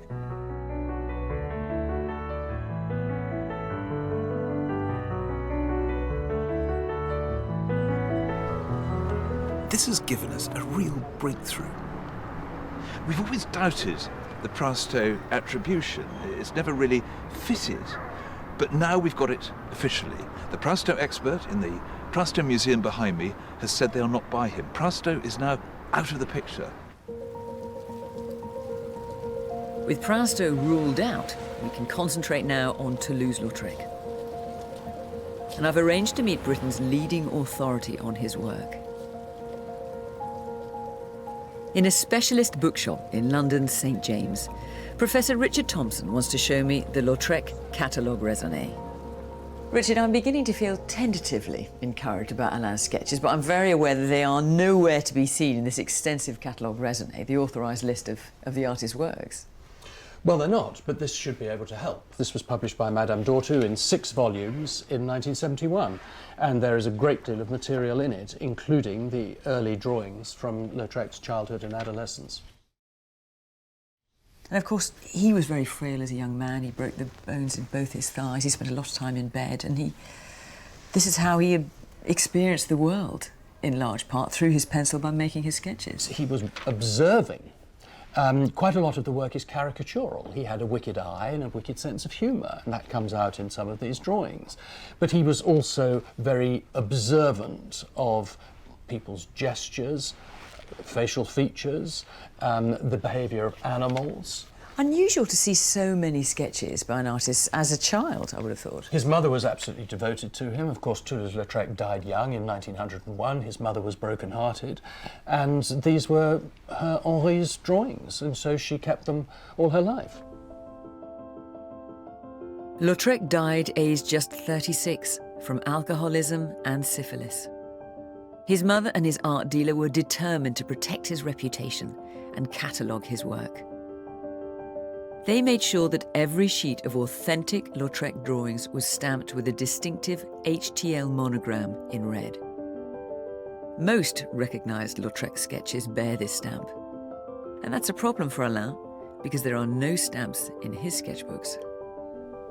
Is there an authority today to whom we could go to learn more about this particular period of Toulouse-Lautrec's life? There isn't. This hasn't been studied in detail at all. With artists of this period, we have really done very little research on the youthful drawings of such artists. So it's very difficult to be precise about this kind of work. When you first saw Alain's sketches, what was your initial reaction? I was initially cautious.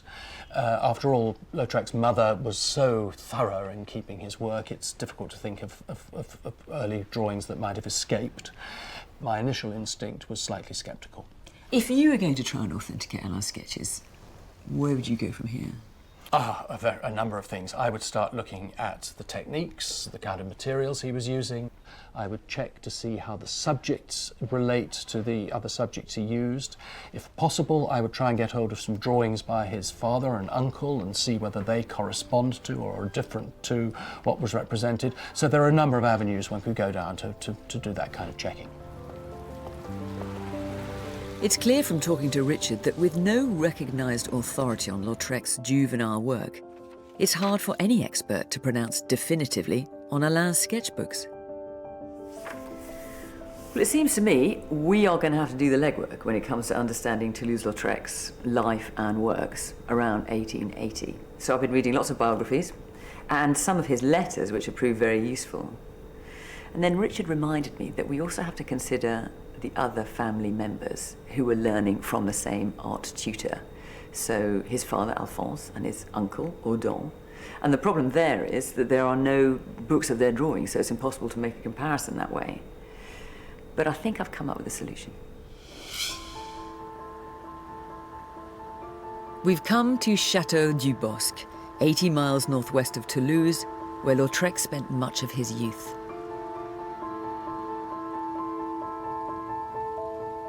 The chateau remained in the family for generations, and it houses a collection which includes many of their drawings and letters. Far from the bustle of Paris, Lautrec's family occupied themselves with country pursuits, and Henri particularly loved riding until his ill health made it impossible. Terrific, isn't it?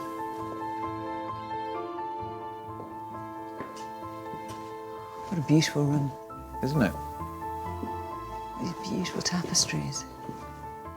Everywhere inside the chateau there is evidence of the family's love of sketching. Oh, yeah, and the sort of subjects that we've been looking at. Horses, dogs, people. The question is, are any of these sketches like the ones in Alain's sketchbooks? Gosh. I mean, lots of members of the family like to draw, didn't they? Yeah, but it's interesting, though, because I haven't seen anything that's got the same deftness and swiftness as the drawings in Alain's sketchbooks. Well, some of these sketches are definitely by Henri's father, Alphonse. I mean, some of them he signs with a great flourish, like the woodcock over there. And in fact, Henri's grandmother said, "Killing a woodcock gives my sons 3 pleasures: the gun, the fork, and the pencil." It's rather marvellous, isn't it? Words from the French gentry. But for Lautrec's father and uncles, this was a hobby, not a vocation. It's clear these drawings don't resemble those in Alain's sketchbooks. The artist we're looking for is altogether more accomplished. Let me show you this, though.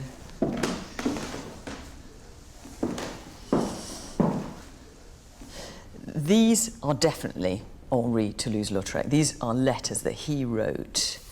Have you noticed something? That the central letter and that figure, that highly distinctive figure, that is the same man, surely, as appears in Alain's sketchbooks. I think you're right. Have you got them there?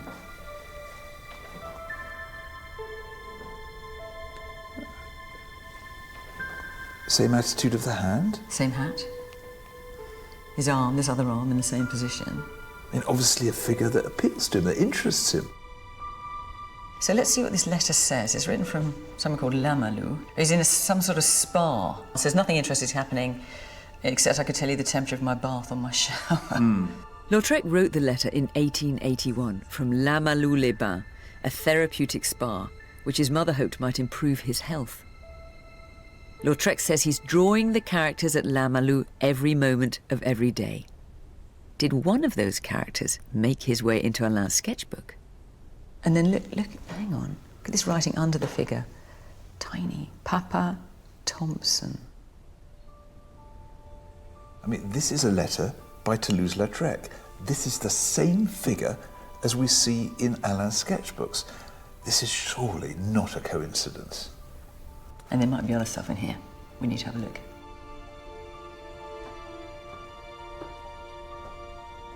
And this is Henri Toulouse-Lautrec's bedroom when he was a child and when he came back here as an adult.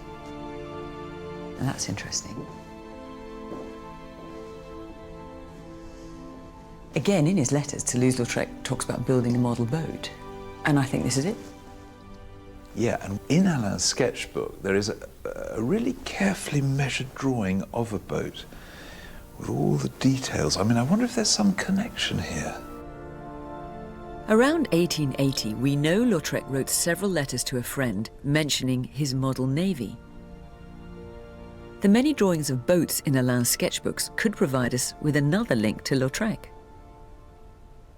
Well, if that is Lautrec's drawing, that's probably his writing as well. So we ought to look at that. Yeah, it's definitely worth revisiting, isn't it?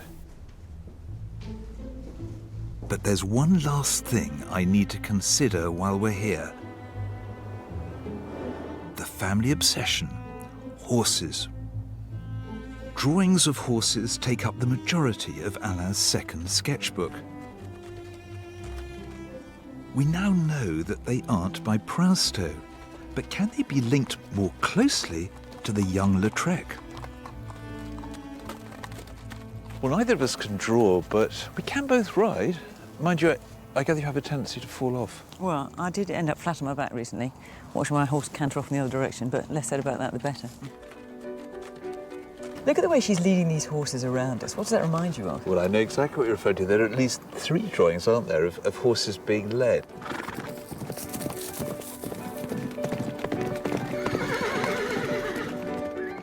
Whoever did these drawings is someone who knows how to do a horse, capture the anatomy and harness their energy. It's so striking. Someone who really loves horses and who observed them, spent a lot of time looking at them. And one of the drawings, dated 1880, shows horses and soldiers. Well, I've done a bit of research into this area, into Albi, and in the 1870s and 80s, there were military manoeuvres going on here, so it would make sense that Toulouse-Lautrec observed those. I've also been reading not only Toulouse-Lautrec's letters, but the letters by his painting tutor, by Prince-d'Or. There's one here that's particularly interesting. So he talks about 1879. I remember our sketches around 1880. And he talks about Toulouse-Lautrec going off on holiday with his parents at Bosque, at the Chateau du Bosque. He says he didn't abandon his paintbrushes. He used them to do portraits, to paint horses, dogs, artillery soldiers during their manoeuvres who were nearby. Well, he's pretty well describing Alain's sketchbooks, isn't he? Exactly. I've discovered that around 1880, Lautrec did indeed explore the theme of a mounted soldier leading a second horse in at least 2 paintings. And I found a Lautrec ink sketch which contains a near identical composition to those in Alain's sketchbooks. I mean, it all seems to be pointing to Toulouse-Lautrec.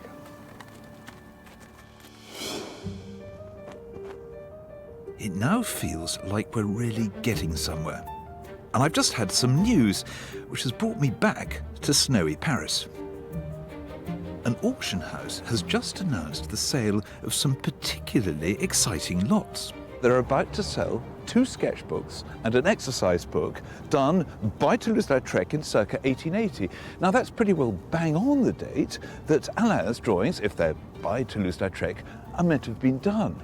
This is an extraordinary opportunity, one of those rare art world chances to make a fantastic direct comparison. It's a public viewing day, which means anyone can inspect the lots on offer. But I need to leave the cameras outside while I go in to take a look.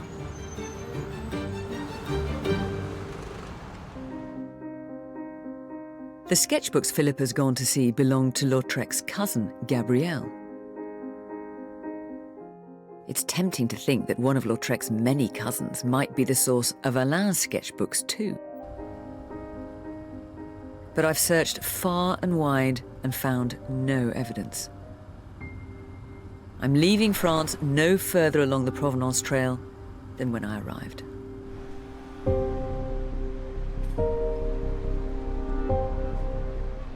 Back in Paris, I have viewed the sketchbooks up for auction, and things are looking good. Merci. Well, that was successful. I now have on my phone a whole load of images from those sketchbooks, which are extraordinarily similar in many ways, but the same type of things interest the artist of both sets of works. Dogs, horses with riders, including a soldier. And among those sketches I saw were some which were startlingly similar to those in Alain's sketchbooks. And it's worth keeping in mind that all of the drawings up for sale are included officially in the catalogue raisonné. I'm particularly struck by the resemblance between the young ladies in the exercise book and Alain's women with parasols. I feel bolder and more confident after this. I feel that both sets of sketchbooks are offering me the same type of intimacies and enthusiasms. I think Alain's sketchbooks are by Toulouse-Lautrec.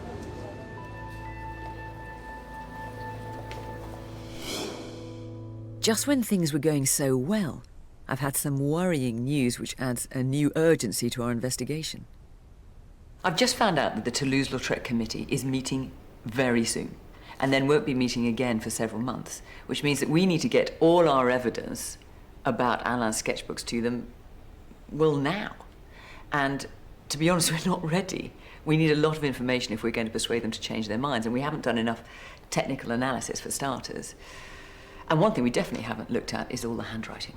So I'm going to take the diagram of the boat and some of the other handwriting and send it to a handwriting expert and see what he makes of it. And hopefully we will get the results before the deadline.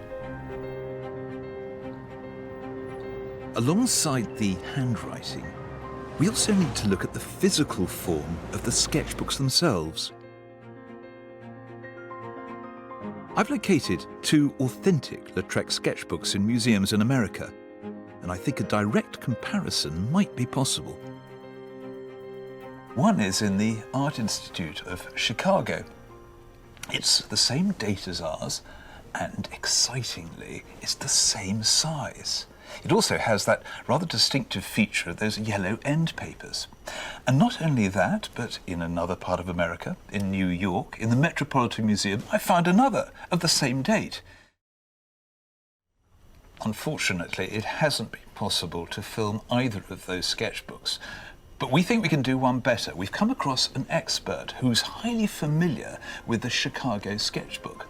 And she's prepared to come over here and analyse Alain's sketchbooks. Now, it's possible that with the benefit of her insights, we could make significant progress.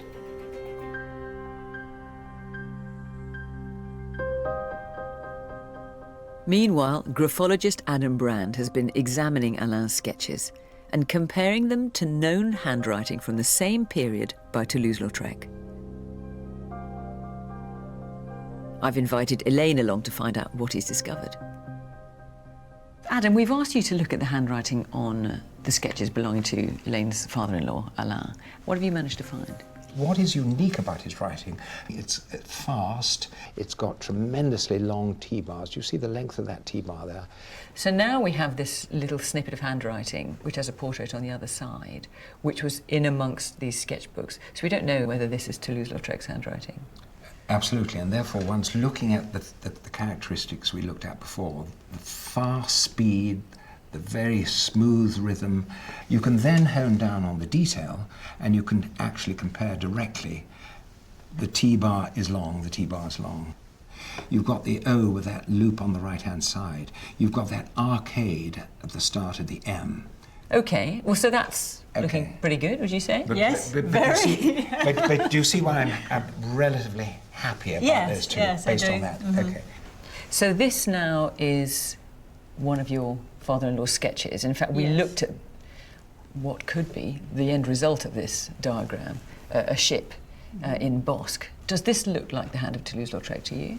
Take the 5. You see this hook that you get at the start there, and the loop, and the little hook there. Now that is quite a distinctive 5, all right? Do you see the left tendency on that T? Do you see the way that it's got that up, down, and around?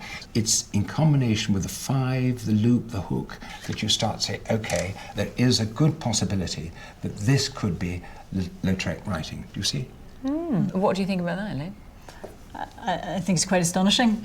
And it's encouraging. Very encouraging, yes. So to sum up then, you're as confident, as I've seen you, actually, in the many times we've filmed together, that the writing you can see on these sketches is that of Toulouse-Lautrec. Yes. The one thing that strikes me is that French people all learn to write in the same way, in a way that British people don't.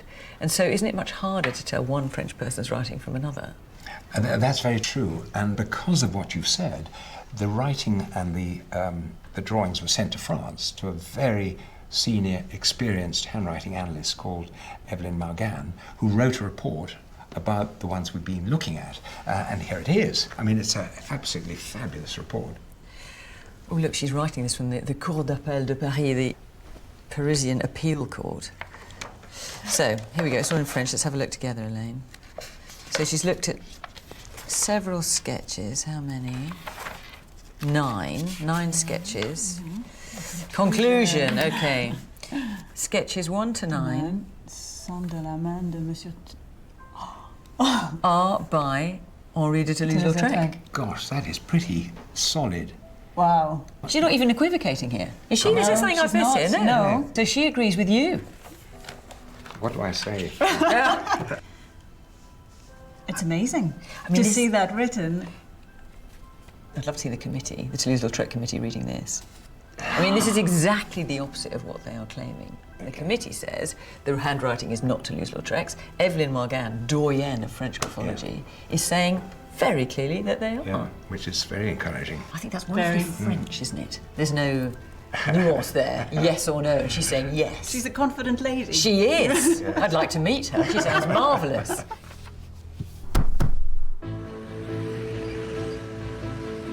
Armed with all the evidence we've found so far, Philip has brought the sketches to Paris to submit them to the Toulouse-Lautrec committee.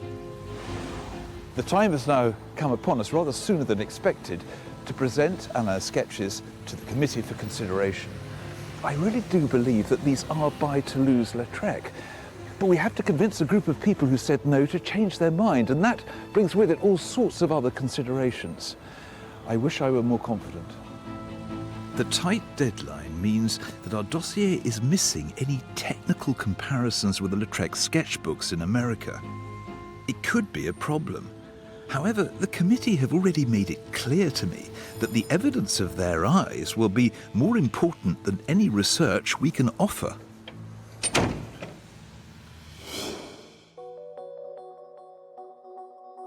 It's a few weeks later, and paper conservator and technical art historian Harriet Stratis has arrived in London from Chicago.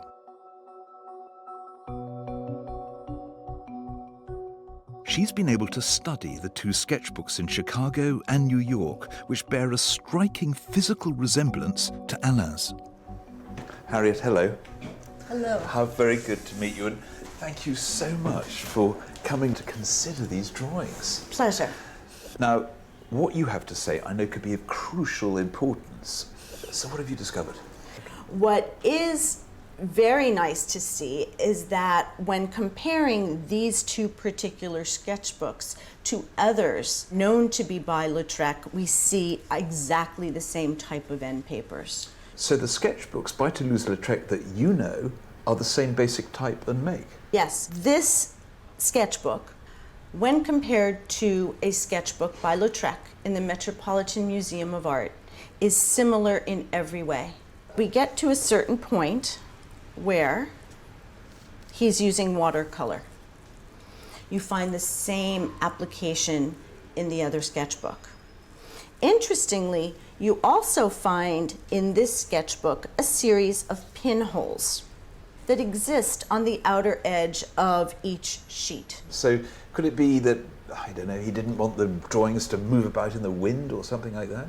It didn't move around, and if it were going to start undulating with the application of water, it would be held in place.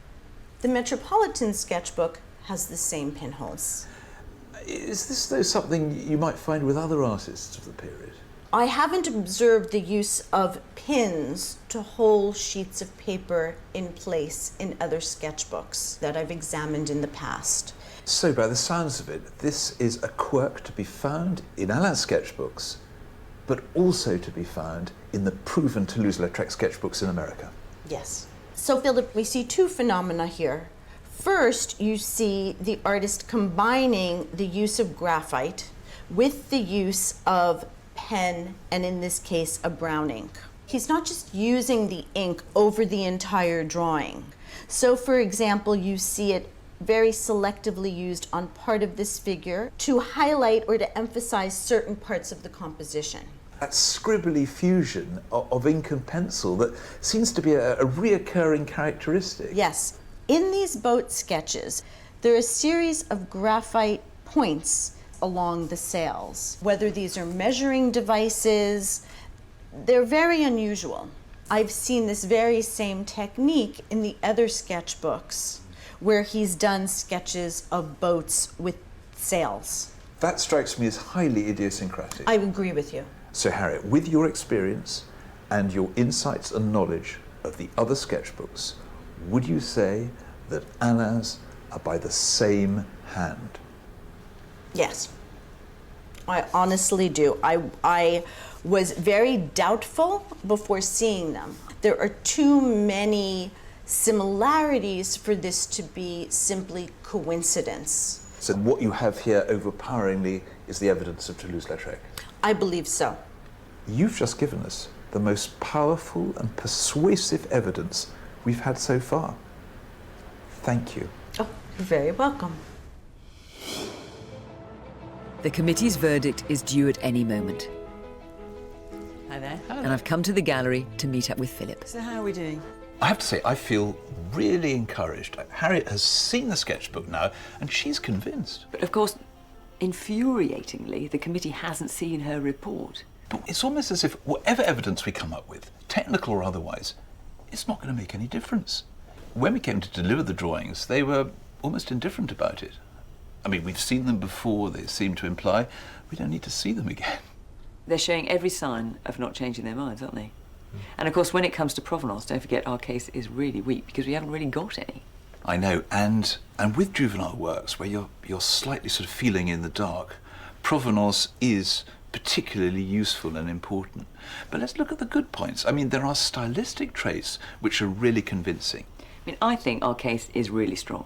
Let's just hope the committee is prepared to look at it. Alain and Elaine have arrived from France to find out the verdict of the Toulouse-Lautrec committee. Hello. Bonjour. Hi, Elaine. Bonjour, Alain. Ça va? Ça va.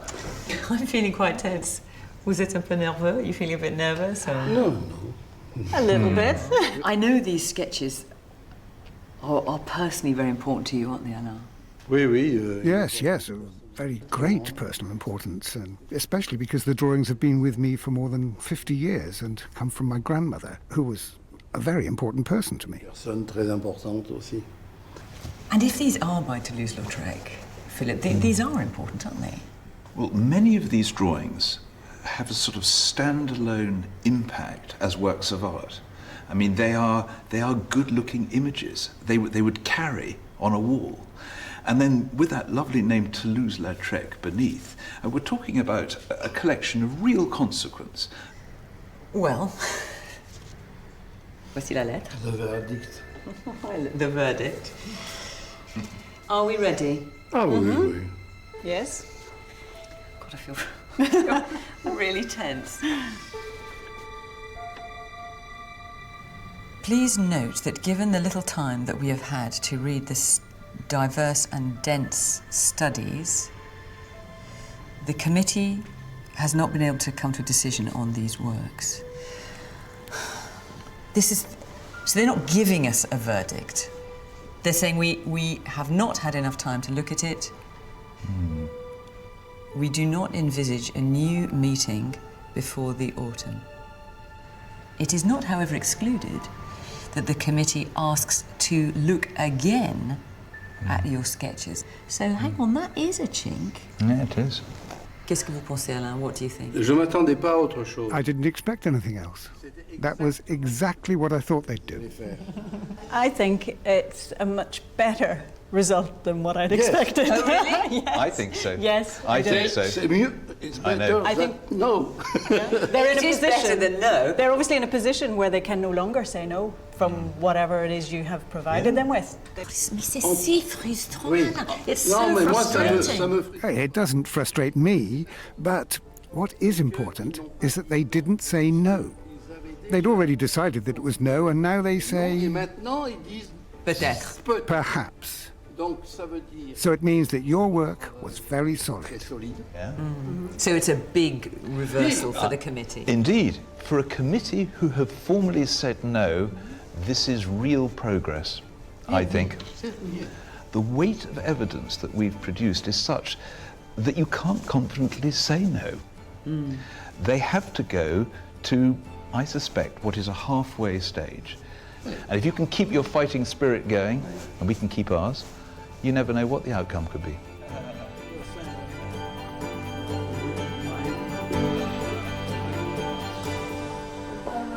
Safe journey. Bye-bye. Bye. Do you know something? I think I could have predicted that answer. I mean, it was a really big ask. This is what we do, Philip. You know, we give committees new information and sometimes they change their mind. That is what we do. And I'm intensely frustrated by their decision not to make a decision. I think we've made real progress. I mean, they have they have said that they will consider them again. They have said that they will potentially look at the drawings again. I mean, this is an advance. The thing is, of course, when Alain goes back to the committee, which he will, he can take the information that Harriet has found, which the committee hasn't seen, and that is so convincing.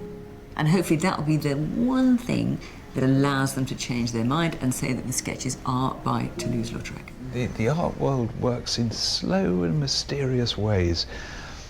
Watch this space.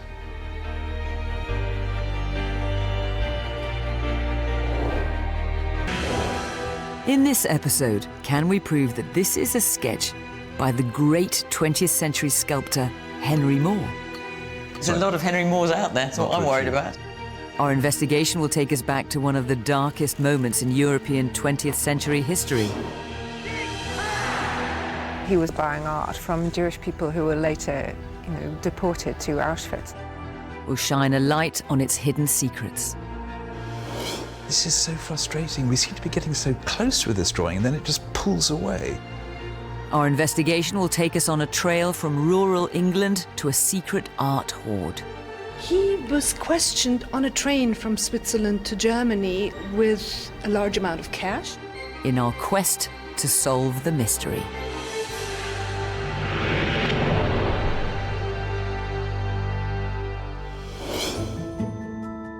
Sometimes fake or fortune gets involved with a story which makes headline news. In 2012, a stash of over 1,000 artworks were found hidden away in the home of an elderly German man, Cornelius Gurlitt. This extraordinary collection became known as the Gurlitt Hoard. Among the huge stash of paintings are masterpieces by the likes of Monet, Cézanne, Picasso. Many were thought lost forever. Some were believed looted by the Nazis. Cornelius Gurlitt's hoard is now held at a museum in Bern, in Switzerland. And they've been in touch to ask us to help investigate a drawing. Out of the hundreds of works, it's the only one, potentially, by a British artist. So here's the drawing in question, and it purports to be a work by Henry Moore, that great 20th century sculptor and artist. Well, it certainly looks like his kind of subject matter, doesn't it? These great reclining nudes. And not only that, if it is by Henry Moore, we're getting 2 drawings for the price of 1, because if you flip it over, you can see he's used the paper economically. What really interests me about this is where this came from. Because I remember I was in the newsroom when the story broke about Cornelius Gurlitt, and he is the man whose collection this drawing has come from. And he had this collection, he'd inherited it from his father. He wasn't spending the money. This was not a man with a lavish lifestyle. He just lived in this dark little apartment surrounded by the most glorious art. And the question, of course, being asked by the art world at the time is, where did his father get it from? I mean, that's key, because that takes us back to those really dark moments in the 30s when art was being plundered from Jewish families. There were those forced sales. Modern art was being stripped out of museums. So we need to establish where the picture came from in order to then work out where it should go. Every piece in Cornelius Gurlitt's hoard has to be researched. If it was art stolen or looted from Jewish families in World War II, it should be returned. So our investigation needs to establish 2 things. Firstly, is this a genuine sketch by Henry Moore, or is it a fake? And secondly, if it is a Henry Moore, how did a work by a British artist end up in Germany? The answer to this will decide its fate. We're beginning our investigation in rural Hertfordshire at the Henry Moore Studios and Gardens. Hi there. Godfrey Worsdale is the director of the Henry Moore Foundation and chair of the review panel which authenticates Moores.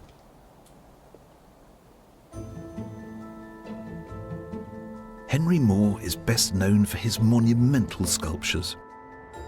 The son of a Yorkshire coal miner, he rose to international prominence after the Second World War, and today his work is in museums and public spaces in 38 countries, from Tokyo to Rome to London. But what about our little sketch? Could this be by the same hand? Godfrey's taking us to one of Henry Moore's studios, which is filled with the small maquettes, the preparatory models for his sculptures. I think for many people this is possibly Moore's most interesting studio. It's an extraordinary space, isn't it? It's like looking into Henry Moore's mind. Absolutely. So Godfrey, you've had the benefit of looking at this drawing. What do you think are its chances of being by Henry Moore? I mean, at this point, what I would say is it is a work of art I would be very keen to get in front of the review panel. Are many works submitted to your panel, your authenticating panel? We receive around 200 to 300 inquiries every year, but only 30 or 40 will make it through to the review panel. That is a lot, though. It is a lot, but Moore was a very long-lived and prolific artist, and he was copied and faked very often. But still, we also see real Henry Moore drawings that we weren't aware of that we can add to the catalogue raisonné. What do we need to do to prove this drawing to you? What evidence do we need to bring you? We need the whole package to come together, the evidence, the object, the comparisons, and then we're in business. We're going to do our damnedest on this one, aren't we? I mean, there's a lot to prove. And there's a lot of Henry Moores out there, that's what I'm worried about. Moore may have made his name through huge sculptures, but his ideas often started as a sketch. It was a way he could work through his thoughts. Time and time again, in both sketches and sculptures, he returned to his favourite subject, the reclining female nude. This was something that artists had explored and exploited for hundreds of years, but the difference is that Henry Moore applied the language of abstraction, of abstract art. What he did was play around with the form, the shape, the space, the voids, producing something dynamic and new. In the 1920s and 30s, Moore was out of step with much of the British art establishment.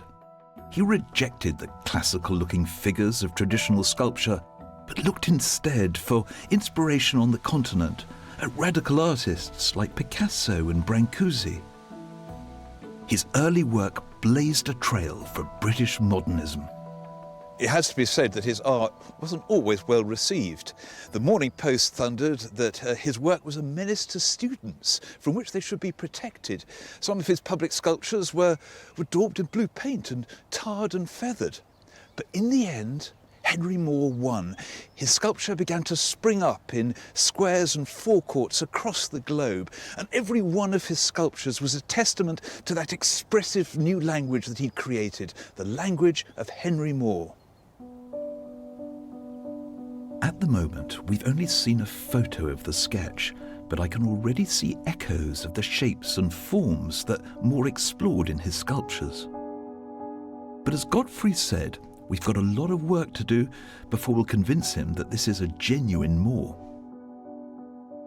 To get any further, we need to see this sketch in the flesh, and that means a trip to Switzerland.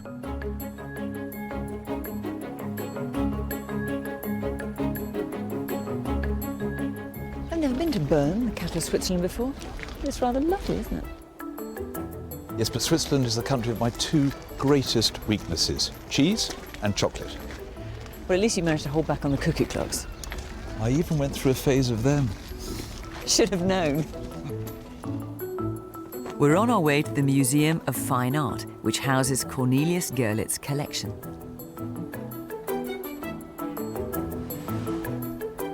Dr. Nina Zimmer is the museum director. Nice to meet you. Nice meeting you.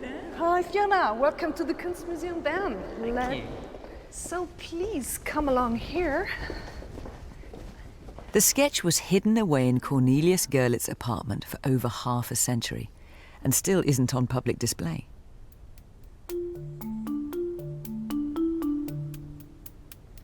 Suspense.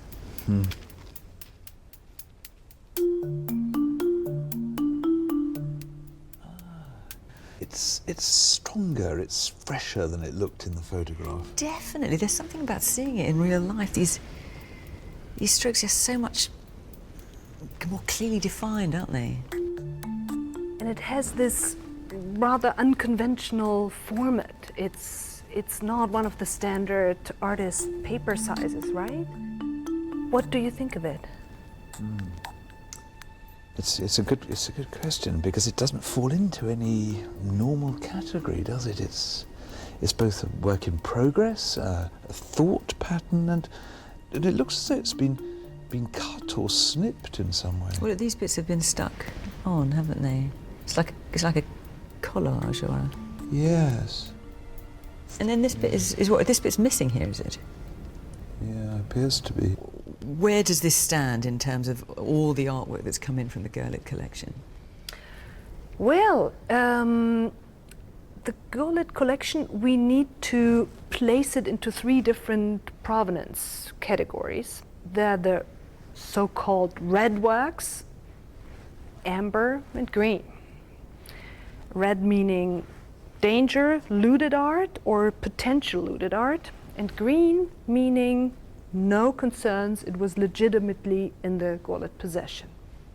And where does this fit into it? And this currently is an amber. Gosh, that's a bit worrying. I mean, you must have a theory about this, do you? About where it might have come from. Well, one theory is that it was a work that was confiscated by the Nazis as so-called degenerate art. The term degenerate art was adopted by the Nazi Party in the 1920s and was used to describe any art which didn't fit Hitler's taste, in effect, progressive modern art. In 1937, 2 state-sponsored exhibitions were held in Munich. The first, the Great German Art Exhibition, showcased works that presented the Nazi ideal of German nationhood. The second show was what Hitler called his Chamber of Horrors, a warning to the German public of the depravity of modern art. The paintings and sculptures on show featured what Hitler would have seen as distorted and dismembered bodies, unsettling landscapes, and sculptures more influenced by primitive art than the classical ideal. With its distorted human forms, could this drawing be one that Hitler wanted to suppress? And how does it fit into the Gurlitt hoard?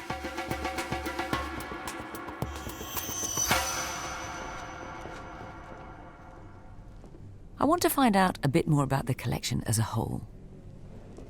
Our sketch was one of just a staggering 1,500 works found in Cornelius Gurlitt's apartment.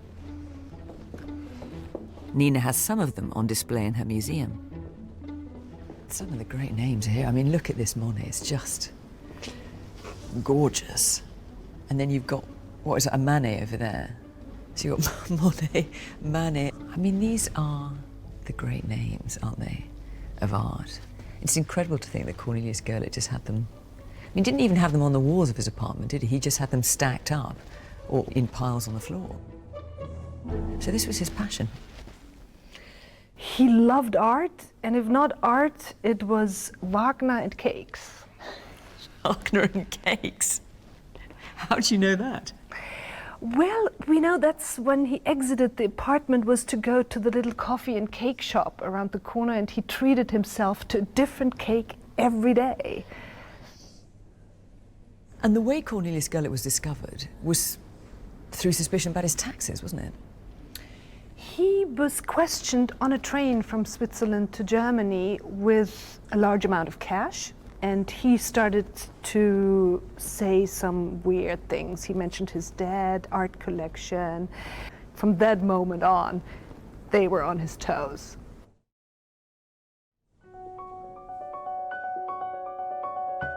Cornelius's collection was seized for investigation by the German authorities.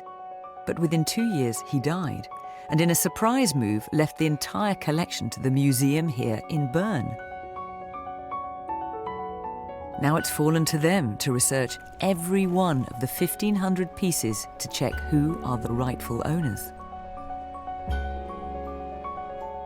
It's an eclectic collection, and has everything from old masters to impressionists.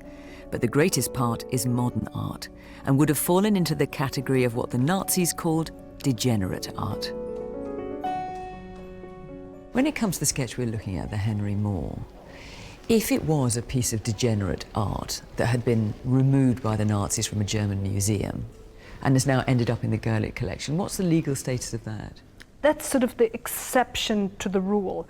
The Allies have, right after the war, decided that whenever the Nazis stole art from their own institutions and sold it off, the new owners are the rightful owners.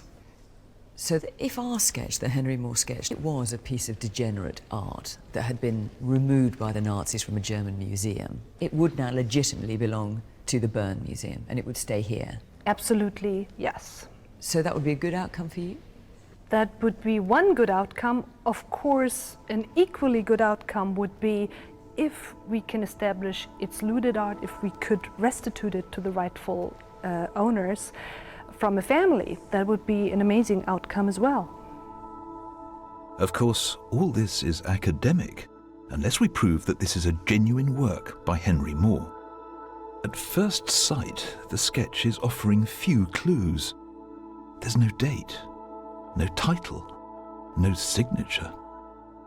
Initially, I didn't think that it was going to be the sort of thing that collectors would fight over, but I think it is. I think this is something that, if it were right, and I know that the museum would never consider selling it if it could be proved to be by Moore, but certainly it could be worth £50,000, £60,000. So in short, we've got a lot to fight for here, but I'm excited. Our research is going to help decide the fate of this work of art. It's both a challenge and a responsibility. We need to gather as much evidence as possible, including scientific data. We've asked paper conservator Nicholas Burnett to carry out some tests on the sketch. He's using an XRF spectrometer to send X-rays to identify elements in the pigments, and infrared to see if he can reveal any hidden elements. Once this data is analysed, it could bolster the forensic case for the drawing. Perfect.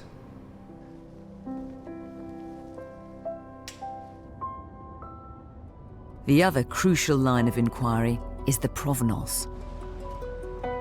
It was Cornelius's father, Hildebrand Gurlitt, who built up this collection. And so it's to Hildebrand we need to turn next.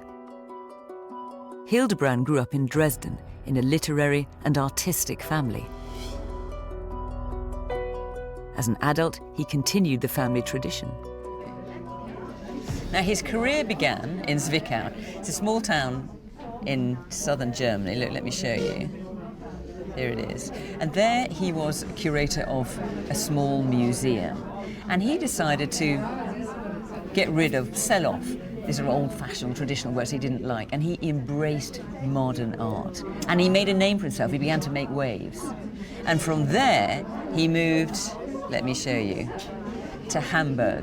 And there he became the director of the Kunstverein of Hamburg, which is the art association, if you like. And again, he was championing modern art. It was a hugely exciting time to be in Germany. I mean, all of that new art, the innovation of expressionism and a new type of realism. And my guess is that it must have been a really appropriate and thrilling time for someone like Henry Moore's work to be appreciated. And perhaps appreciated more in Germany than at home? I think quite possibly so. I mean, although there was an elite who really appreciated what Henry Moore was about, I mean, the rank and file was sometimes disgusted. England was not a great place to be, and in Germany, well, he could prosper. He could be a contemporary artist. Well, I think this is where we need to look, in Hamburg, and see what was happening with Hildebrand Gurlitt there, and see if we can find a connection between this forward-looking curator and this radical British sculptor. Makes sense.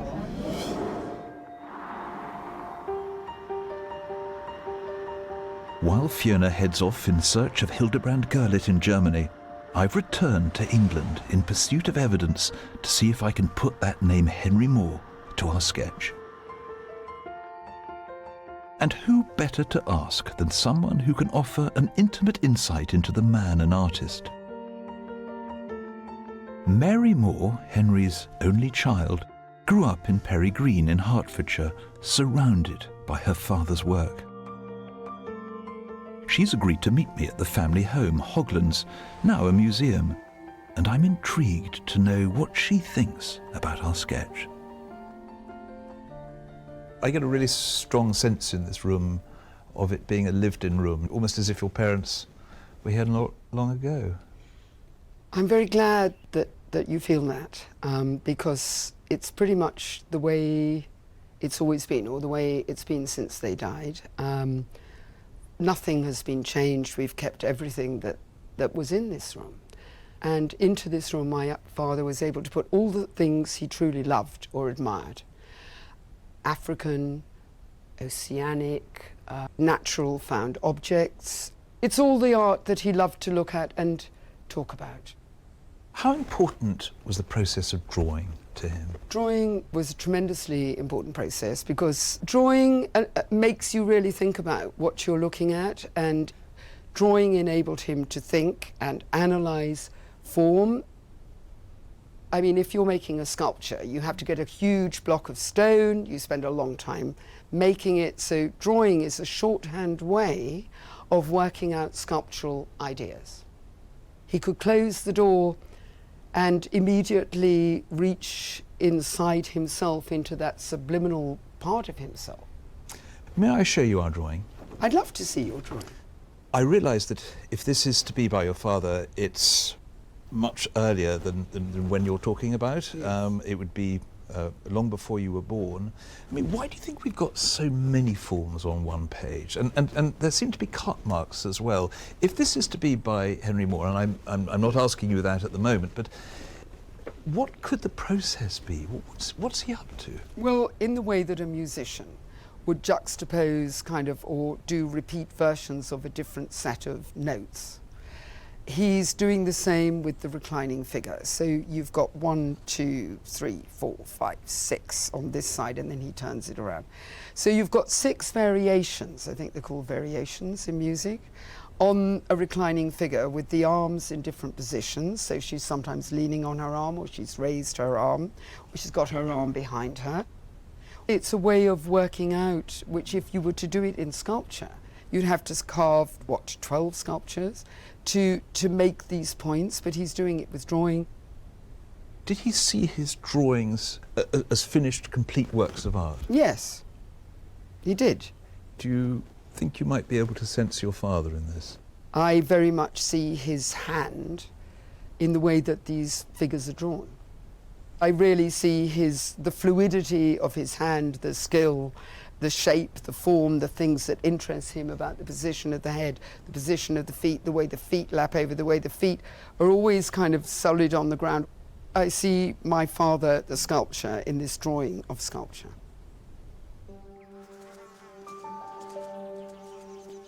I found it really revealing going into the lair of Henry Moore. And it was also fascinating talking to Mary and the way that she understood he used his sketches. And having been in that room, having seen all of those objects, having drunk in that atmosphere, I feel not only do I know Henry Moore better, but I'm much better acquainted with our drawing as well. So now I need to properly compare it to some unquestionably authentic Henry Moore drawings. And there's plenty to choose from amongst the 3,500 here at the Henry Moore Foundation. I've managed to find 3 in the collection which I think progress the case for our drawing even more. One of them is this magnificent one I'm just standing in front of. I have to say I covet it. It's so beautiful. And this is so close to ours in one major respect. This is a montage. And this comes out of that tradition of collage that you see in Cubist art at the beginning of the 20th century. Not altogether unlike ours. Look at the obvious thing. This is a montage. But now I've seen this one, I can sort of see it standing alone as a work of art. There's something rather dynamic about it, rather confrontationally different. You know, it's a piece of modern art in its complete sense. And also, as if one needs any more evidence, look what I've managed to pull out of the collection. This extraordinary little smoking gun. This is an example of the type of sketches, having been snipped up, that are looking for a home, looking for an image upon which to be created into a montage. This reclining figure is so like the ones in our picture, in particular, that one in the bottom left. And one can assume, therefore, that this is something that Henry would have cut up, but for whatever reason, they haven't found a home for it. Sadly, it'll never find a home now. But what it does do is freeze frame a moment in the process. The process that has gone into making our drawing and we can see elsewhere.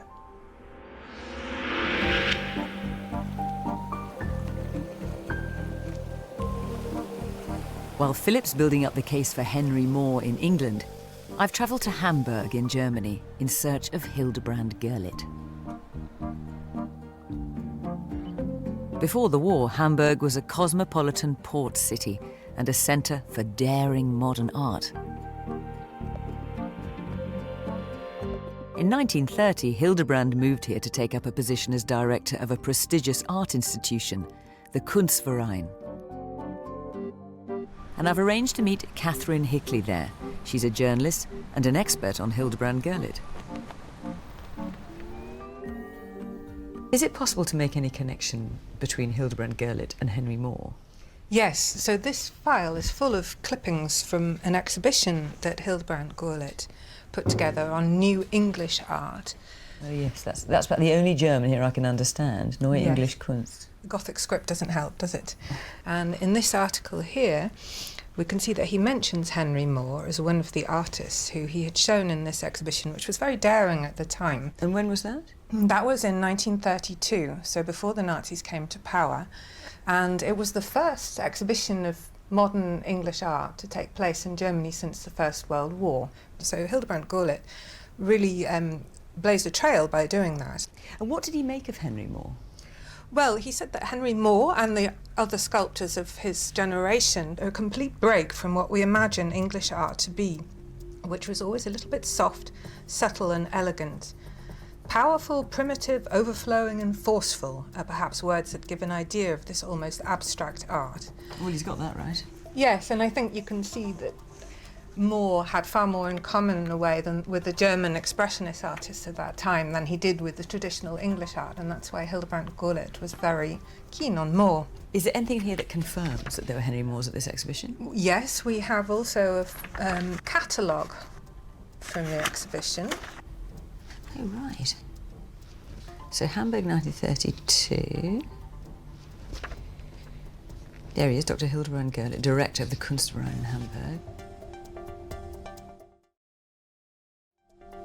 Right, so here's a list of all the Barbara Hepworth, Henry Moore. Aha! Okay, so there's a figure, there's a mask, a woman, mother and child, head, that's Zeichnungen is drawings, isn't it? Zeichnungen's drawings, yes. It's a bit frustrating because it doesn't actually say what the drawings are of. That's right, there's not much detail, and that's unfortunately often the case with sketches. What about this bit afterwards written in German here? What does that mean? That says some Teil Leihgaben des Museums für Kunst und Gewerbe, Hamburg. So that means they were partially on loan from the Museum of Art and Applied Art in Hamburg. Right, okay. But hang on, this is progress then.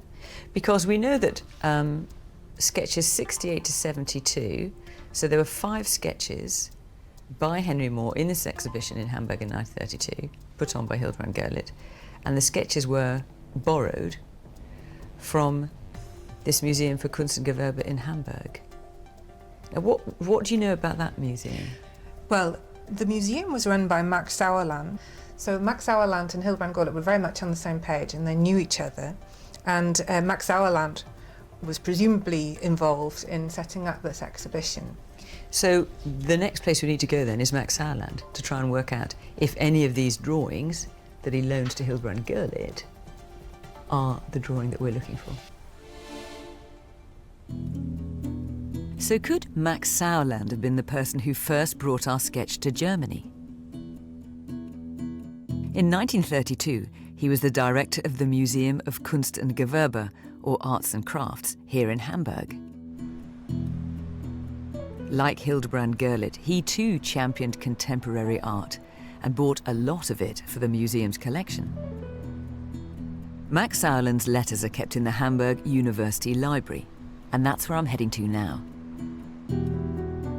I'm hoping they'll offer us some more clues. There's all sorts of letters in here, written by Henry Moore. This is a fantastic find. And they're written to Dr. Sauerland. When you next see Dr. Gerlitz, he says, will you please tell him I'm very sorry I could not send the large reclining woman in green Horton stone. This is just wonderful. Wonderful to actually see Henry Moore's handwriting in his signature. This is a year earlier, 1931. Dear Dr. Sauerland, thank you for your letter telling me you decided to keep all the drawings and the small carving, and for your cheque of £20 and 15 shillings, which I received yesterday. It makes me feel very proud to know that my work is represented in your museum. So this is confirmation from Henry Moore that Max Sauerland bought these drawings and a small carving for the museum in Hamburg, Max Sauerland's museum. Frustratingly, what it doesn't say is what the drawings are. My exhibition with Leicester Galleries, that's the Leicester Galleries in London, is meeting with more success than I had let myself hope for, knowing how bad the financial depression is everywhere, which of course it was in 1931. My wife wishes to be remembered to you, and we hope that when you're next in London, you will not forget to call and see us. Yours sincerely, Henry Moore. These people were obviously friends. I mean, Henry Moore clearly felt that Max Sauerland and Hildebrand Gerlitz were kindred spirits when it came to appreciating this kind of art, and Henry Moore's art in particular, back in 1931, 1932. What this letter does is lay a whole trail of clues, like little breadcrumbs. So we now know that Henry Moore had an exhibition at the Leicester Galleries in 1931. Max Sauerland bought some drawings and a small carving, for £20 and 15 shillings, from that exhibition and took them to Hamburg for his museum. We also know that Hildebrand Gerlitz, Max Sauerland's friend, borrowed some drawings for his exhibition at his art association, Kunstverein, in Hamburg in 1932. What we don't know is whether our drawing is amongst the drawings mentioned here. So what we need to do now, or maybe what Philip could do actually, is try and find what was shown in that Henry Moore exhibition at the Leicester Galleries in 1931 and see if our drawing is there.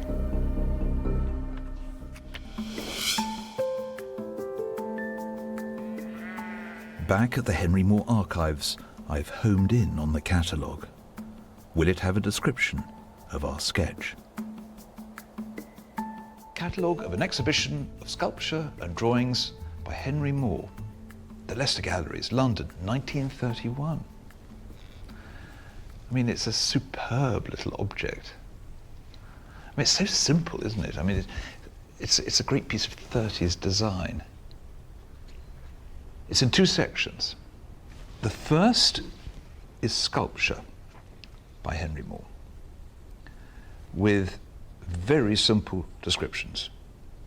Head, head, head, figure. Well, he wasn't exactly imaginative when it came to titles, was he?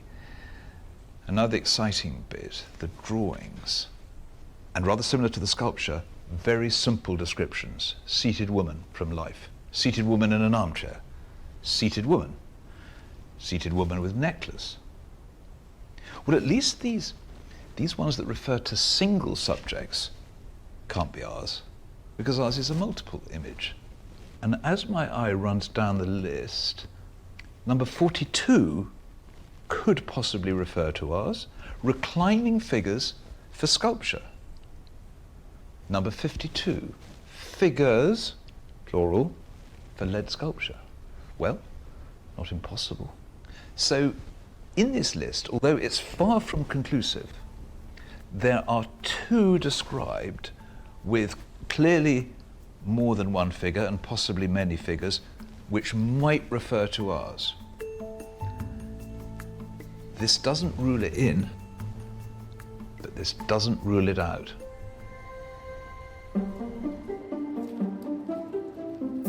Back in Hamburg, my trail has also gone cold.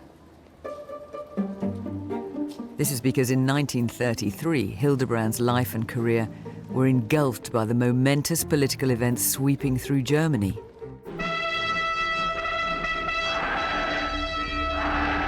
It was the year Hitler cemented his power.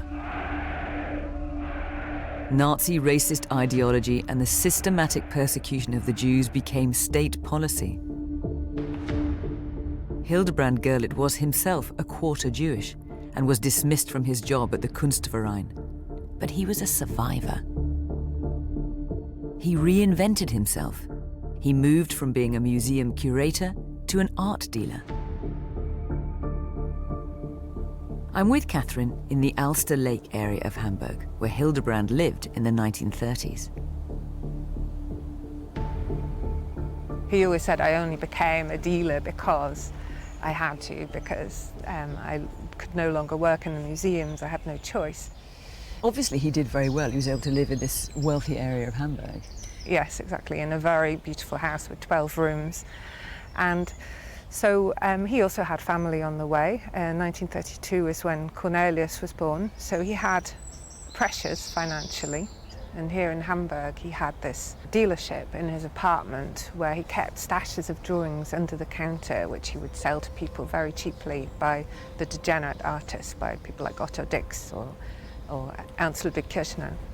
He must have known he was taking a risk, selling degenerate art even under the counter. He did. He was a risk taker. He was a bit of a cowboy, really. I mean, he had no qualms whatsoever about bending the laws if that was going to suit him or if he was going to profit from him.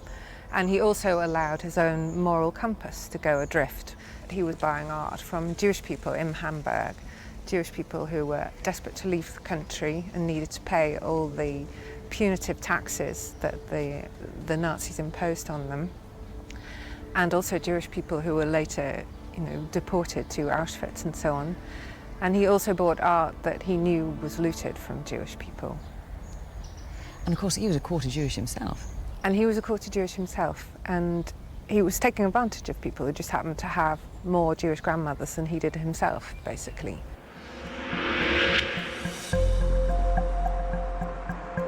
In the late 1930s, another opportunity opened up for Hildebrand, and this time he made an even more audacious move. Despite his Jewish heritage, he became one of 4 dealers approved of by the Nazis to sell so-called degenerate art. In 1937, the Nazi regime started systematically removing degenerate art off the walls of all the museums in Germany. And the Hamburg museums didn't escape the purge. The confiscated works were taken to Berlin before being sold on the international market. And that's where I'm heading now.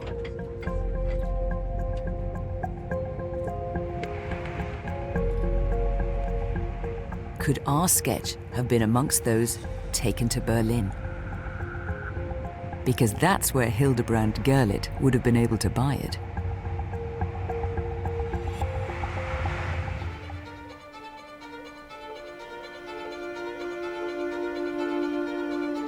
With Fiona closing in on Hildebrand Gerlit, I'm still trying to find vital evidence that proves our sketch is actually by Henry Moore.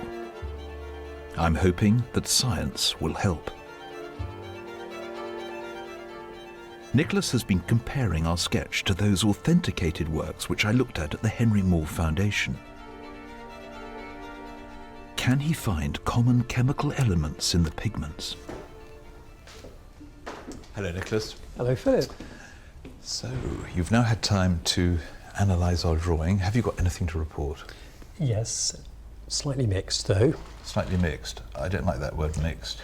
Well, this is the sheet from Bern. Right, our drawing. Yes, and this is a very comparable piece from the Henry Moore Foundation. Seems very similar in style, and of course it's got brown ink. Yeah, yep.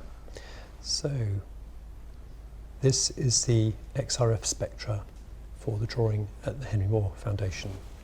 So this is showing us the elements in the ink, and this nice tall peak here is iron, and this slightly less tall one is calcium, and this little peak here is sulfur.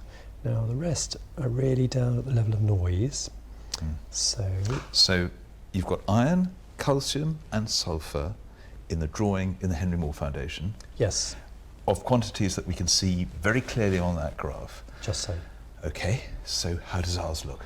Well, if we add the spectra for the drawing in Bern, in blue, you can see it corresponds here. We have iron and we also have calcium. But when we come to the sulfur, there's absolutely nothing there. There's not even noise. Oh. So, very different intensity of quantities of the iron and the calcium, and no sulfur. Yeah, the thing is, this is really on the limit of what the machine will accomplish. So there's a thin watercolour wash, there's not really much pigment there. This is so frustrating. We seem to be getting so close with this drawing and then it just pulls away. So we have a very comparable drawing in terms of its style and materials and date in brown ink, and it's not the same brown ink. Well, it might be. Can't really say one way or the other. Okay, you said mixed earlier on. Yeah. Anything good? Yes. While I was in Bern, I was able to shine an infrared light through the drawing, which is of course attached to a backing, and take a photograph of what made it through. That's really thrilling what you've just done, because you've shown that we're only looking at basically part of the artefact, that there's a whole lot more behind, and of course we couldn't access that. No, indeed. This hasn't been seen since the backing was applied, which might have been many decades ago. You've excavated this drawing. And if we rotate this, voila. That's compelling. It's that preoccupation with another aspect of the female form. He's machine gunning out these images time and time again, you know, different in slight details of a mother holding a child. Yeah. I mean, that's the profile of the suspect, Henry Moore, that we're looking for. And if we compare it to the sheet at the Henry Moore Foundation, look. Exactly the same. A man who's too mean just to use one side of the paper, he likes to use both. Well, I don't know about mean, but maybe just working at such a pace and just so into his work that rather than grabbing another sheet of paper, he's just flipping it over and carrying on. You know, it's really nice, like looking over his shoulder as he's working. Yeah.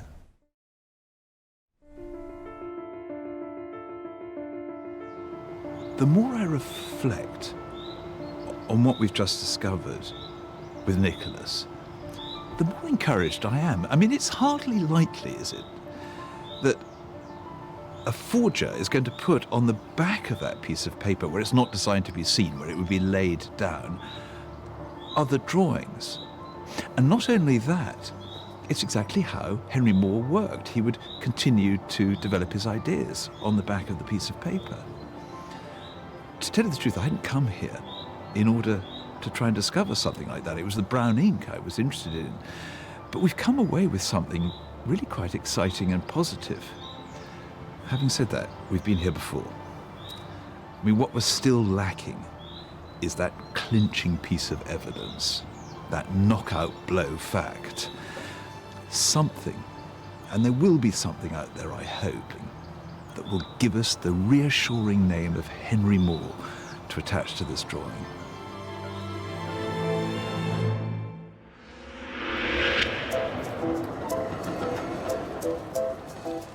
I've arrived in Berlin, and I think it was here that Hildebrand Gerlit might have been able to lay his hands on our sketch. When the so-called degenerate art was taken to Berlin, much of it was stored in the Schönhausen Palace on the outskirts of the city. This is where a select few art dealers would have come to pick pieces to sell. Hildebrand's specialist knowledge of the very art Hitler hated made him a valuable asset to the regime. And as the grandson of a Jew, he possibly saved himself in the process.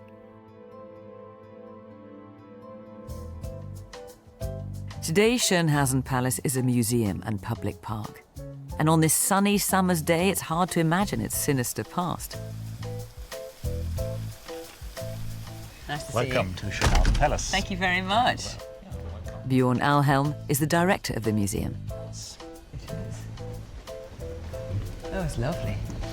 It is, yes. And so this is where the Nazis, in this beautiful room, chose to keep all the art that they disapproved of. Yeah, true. So it was rebuilt as a museum in the 1930s, and in the first floor we had exhibitions with approved art.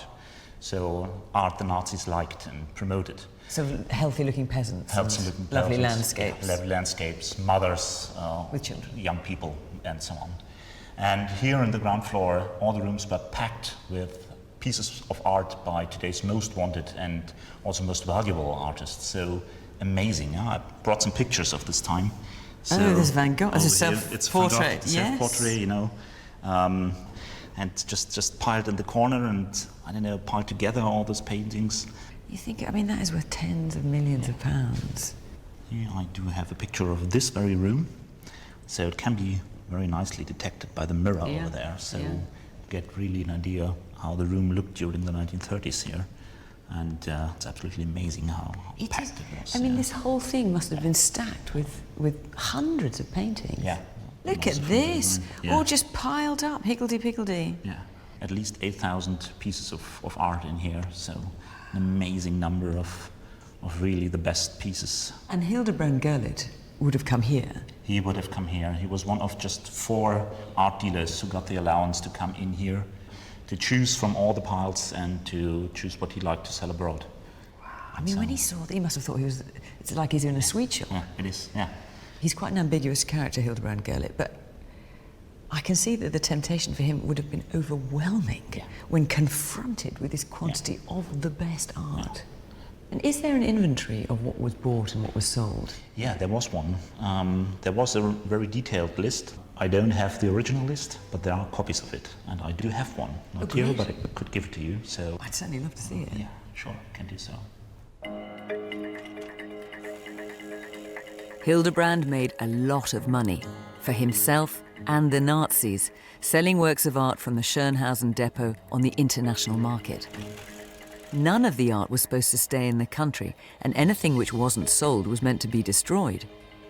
But Hildebrand kept some of it for himself, perhaps including our sketch. Well, all dictators love their paperwork, and Hitler is no exception.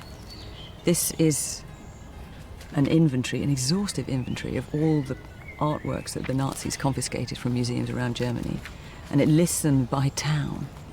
There are thousands here. Cultural vandalism on an epic scale. So I'm looking for Hamburg, for Max Salent's museum. Here it is, Kunstgewerbe Museum.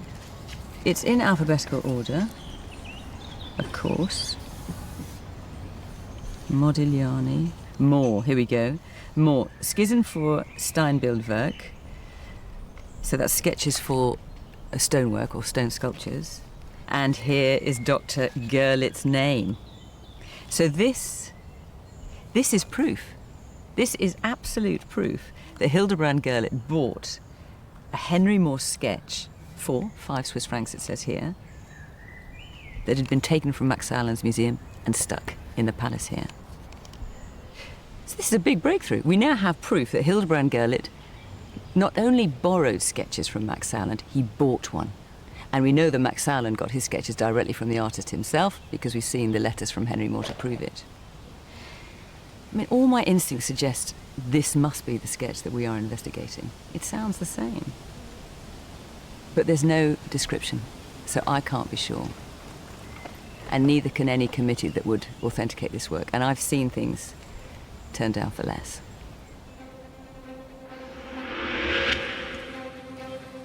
Back in London, we've been putting together our dossier to present to the Henry Moore review panel. But at the 11th hour, I've just received some exciting news from Catherine. While I was in Berlin, she carried on trawling through the archives in Hamburg and has turned up what I believe is the final piece of the puzzle. I can't wait to share it with Philip. I think we've established a very strong provenance trail. Remember the name Max Sauerland? He was the man who ran the museum in Hamburg, Kunst und Gewerbe, and he bought his sketches directly from Henry Moore. Well, we've managed to track down the purchase inventory for that museum from 1931. Let me draw your attention to number 71 in particular. Henry Moore, a study sheet for 13 designs for stonework watercolour. Now that much we already know. But it's what's underneath that's really interesting. 10 studies for a reclining figure, 3 dry for a mother and child. And the overall impression is of blue and brown tones. So that is a detailed description of what is on the sketch. I mean, short of having a photograph, you don't get better than that, do you? You don't. And look at this. Width 31 centimetres, height 29.2. Okay, one bit at a time. Should we see how many figures there are? Because it says 10? 10 reclining figures, 3 Okay, 10 reclining mother figures. and child. So let's have a look. You count them. 1, 2, 3, 4, 5, 6, 7, 8, 9, 10 reclining female forms. And 1, 2, only 2 mother and child. See, I wonder if the third one went in this gap here. I've always been a bit worried about that gap. Do you know, I thought that was a sort of meaningful artistic gap, but I think you're right. I think, you know, it makes absolute sense. Now let's think about the dimensions. Now if you measure the mount behind, it measures 31 by 33.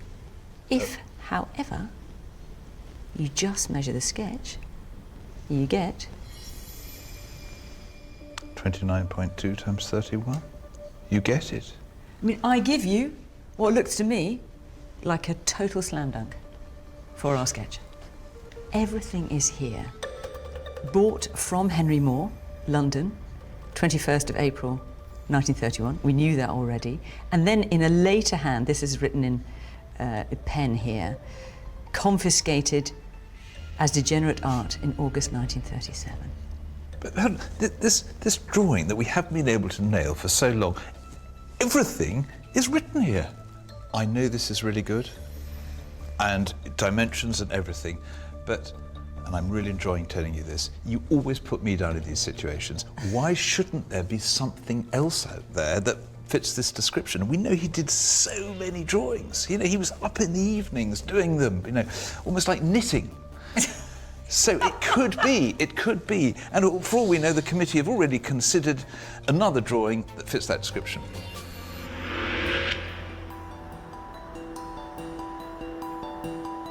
It's the moment of truth. We've submitted all our research to the Henry Moore Review Panel. Having travelled across Germany in search of evidence about our sketch, we've been invited back to the Henry Moore Foundation to hear Godfrey's verdict. And Nina Zimmer, director of the museum in Bern, has come to join us. But have we done enough? Have we convinced her to give the sketch from the Gurlitt hoard a green light? Hello, Nina. Welcome to the Henry Moore Foundation. Hello, Godfrey. How lovely to see you. Nina, lovely to see you again. Hi, Fiona. So you've flown over from Switzerland for this news. How are you feeling? Excited and very, very curious. I should think so. Well, it's that moment, isn't it? It is indeed. Have you come to a conclusion? We have, and it's all in this letter, Nina. But as I'm here today as well, I can tell you that the review panel were delighted to accept this drawing into the catalogue raisonné. We think it's a very special edition. So thank you very much. Exciting. So what, every bit of this is by the man himself? Absolutely, and indeed images on the back of the drawing that haven't been seen by anyone since Moore himself probably most of a century ago. This is a tremendous bonus for us and we're delighted. What do you think of that, Nina? I'm very happy, very happy. And was it difficult to come to that conclusion? Well, we were really hopeful that everything was going to fit together. We needed the provenance that we felt confident about. We needed more detail on it. We have that now.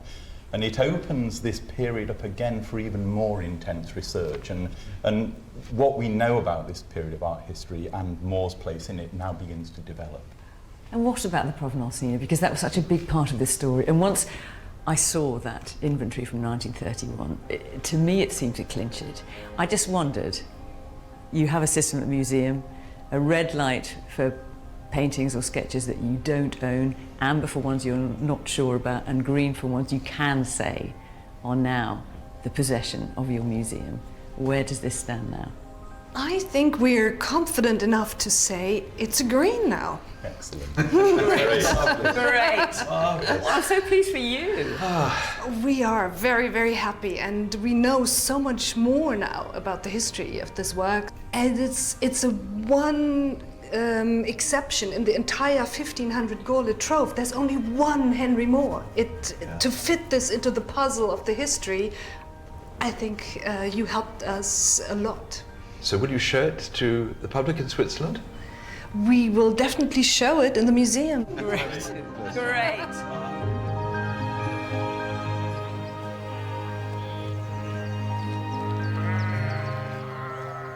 What a fascinating process. The search for our sketch in the shadow of Hildebrand Gerlit. And he was such an ambiguous figure. I mean, he exploited the horrors of the Nazi regime to amass a huge art collection for personal gain. But then, we know there were several Henry Moore sketches in Germany at the time. Most are presumed lost or destroyed, but we have this one. He saved it. Yeah, and I've no doubt now that we've added all of this rich, emotive history, that as a drawing it's even more desirable to collectors. I can see people paying 50, 60, 70,000 pounds for it. But of course it's not about that. It's about this terrifically important time in British art history, in European art history, when a British artist triumphantly arrives on the international stage of the avant-garde. Henry Moore. And now we have that tangible proof. One of those lost drawings has been returned.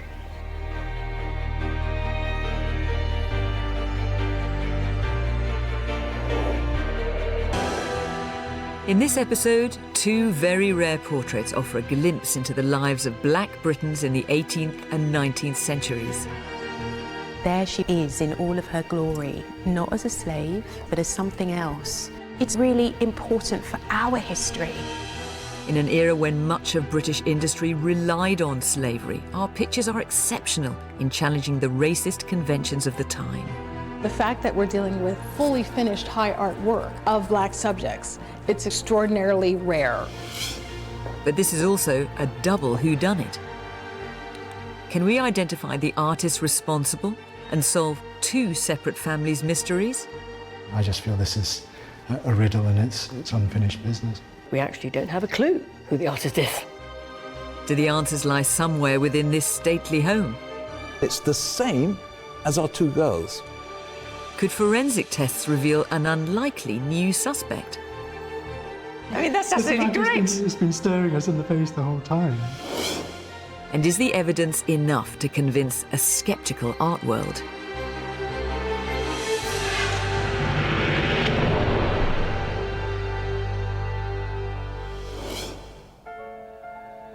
Fake or Fortune often looks at works of art from all corners of the country. And today we're in Perthshire in Scotland. Have you got any Scottish blood, Fiona? Philip, how long have you known me? With a name like mine, Robert the Bruce. What do you think? Ah, you've got the point there, Fiona. God, you're doing your accents again. I don't know if I can bear it. Our first investigation in this episode is taking us to one of Britain's oldest stately homes, Scone Palace. It has a rich history. The grounds of the palace were once home to the Stone of Scone, the ancient tablet used to enthrone generations of Scottish kings. We're meeting the owner of this magnificent palace, Lady Mansfield. It's recently been revealed that a painting that's been in her family for over 200 years has been credited to the wrong artist, so she's asked us for help. Scone Palace has a magnificent collection of art by some of the most accomplished portrait painters to have worked in Britain, including Ramsay, Van Loo and Van Dyck. But who painted the most famous portrait in the house is a mystery. And we keep the picture in here.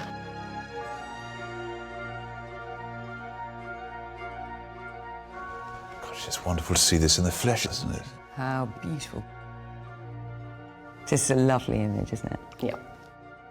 This is Lady Elizabeth Finch Hatton and her mixed-race cousin, Dido Bell. They are thought to have been painted in the late 1770s or early 1780s, a time when Britain was still heavily engaged in the transatlantic slave trade. So the way it portrays the girls together is highly unusual. This is so important. This is so significant in the history of British portraiture. A black and white subject shown as equals in a formal setting. I mean, you wouldn't get an image of a black person and a white person together like this in Britain, at least until what? I don't know, the 1960s, something like that. So this was so ahead of its time. It's incredibly unusual. Dido Bell was born into slavery. She was the illegitimate daughter of John Lindsay, an officer in the Royal Navy. Her mother was a slave in the British West Indies. At the age of 4, Dido Bell was brought to Britain by Lindsay and adopted by his uncle, William Murray, the first Lord Mansfield. It was Mansfield himself who commissioned the painting of his 2 great nieces. And for the current Lady Mansfield, this picture is very special, and she's hoping we can help solve its mystery. You married into this family? Absolutely. And this picture has become part of your history now? Yes, my children's history. Do you love it? Yes, I mean, we're all incredibly proud of it. If there was a fire, I would definitely be running into this room and trying to get it off the wall. For over a century, this picture has been credited to Johann Zoffany, a German-born painter who specialised in both society portraits and theatrical subjects. But today, the art world is convinced that this attribution is not correct. It's pretty well confirmed that it's not Zoffany, but we actually don't have a clue who the artist is.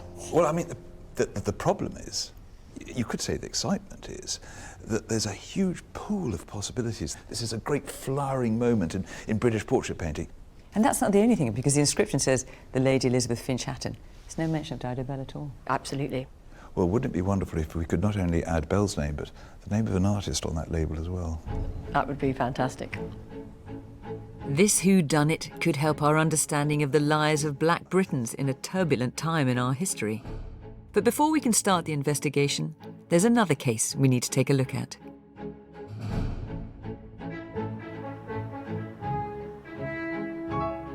So we're travelling an hour down the road to Edinburgh. We've been asked to look at a painting of 2 black sitters, which also challenges the conventions of the time. But it's only been in the family for a short while, and they know almost nothing about it. Hi, come on in. Thank you. Owners Charlie and Sarah McQuaker have asked us for help to identify the artist who created their painting.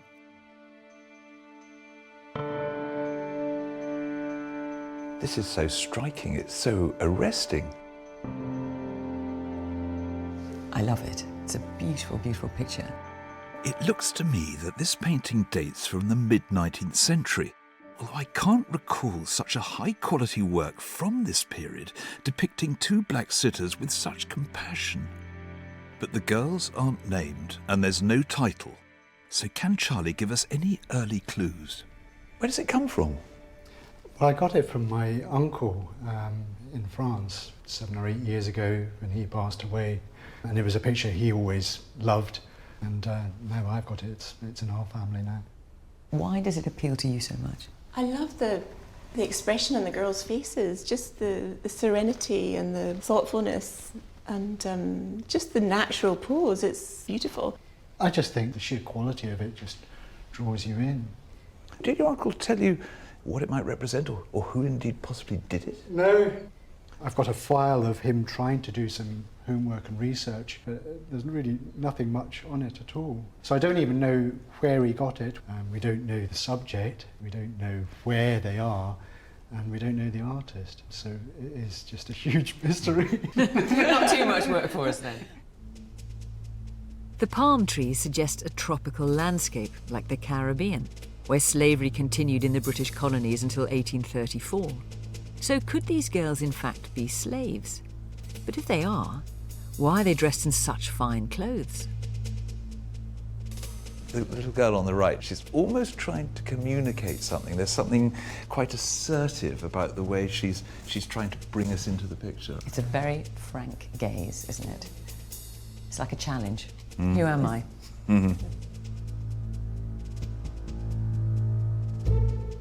I need to take a closer look. Can I spot any early clues which could help us identify the mystery artist? The older figure has her eyes upwards, almost like heavenwards. The younger one has her arm on her chest, and upon the elder girl's lap is a book, a thick book. Could be a Bible. So is this a painting with some sort of religious meaning?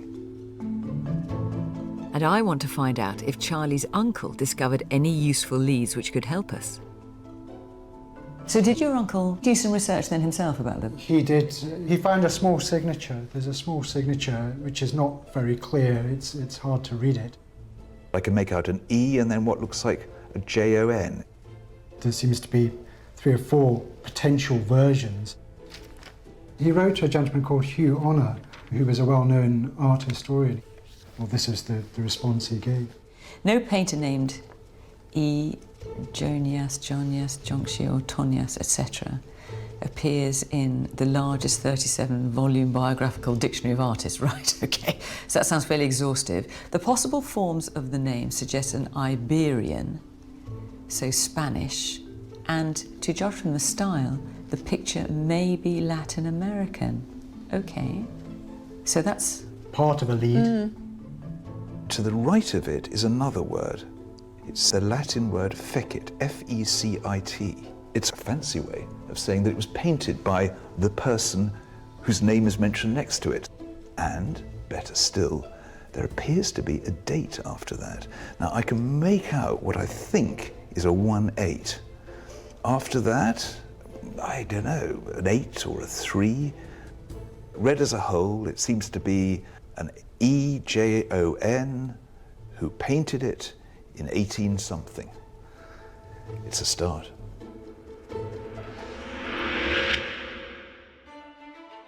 So in this episode, we need to identify the 2 artists responsible for these rare paintings. It's an intriguing double whodunit, so Philip and I are going to split up. First, I'm going to look into the famous portrait of Dido Bell and Lady Elizabeth.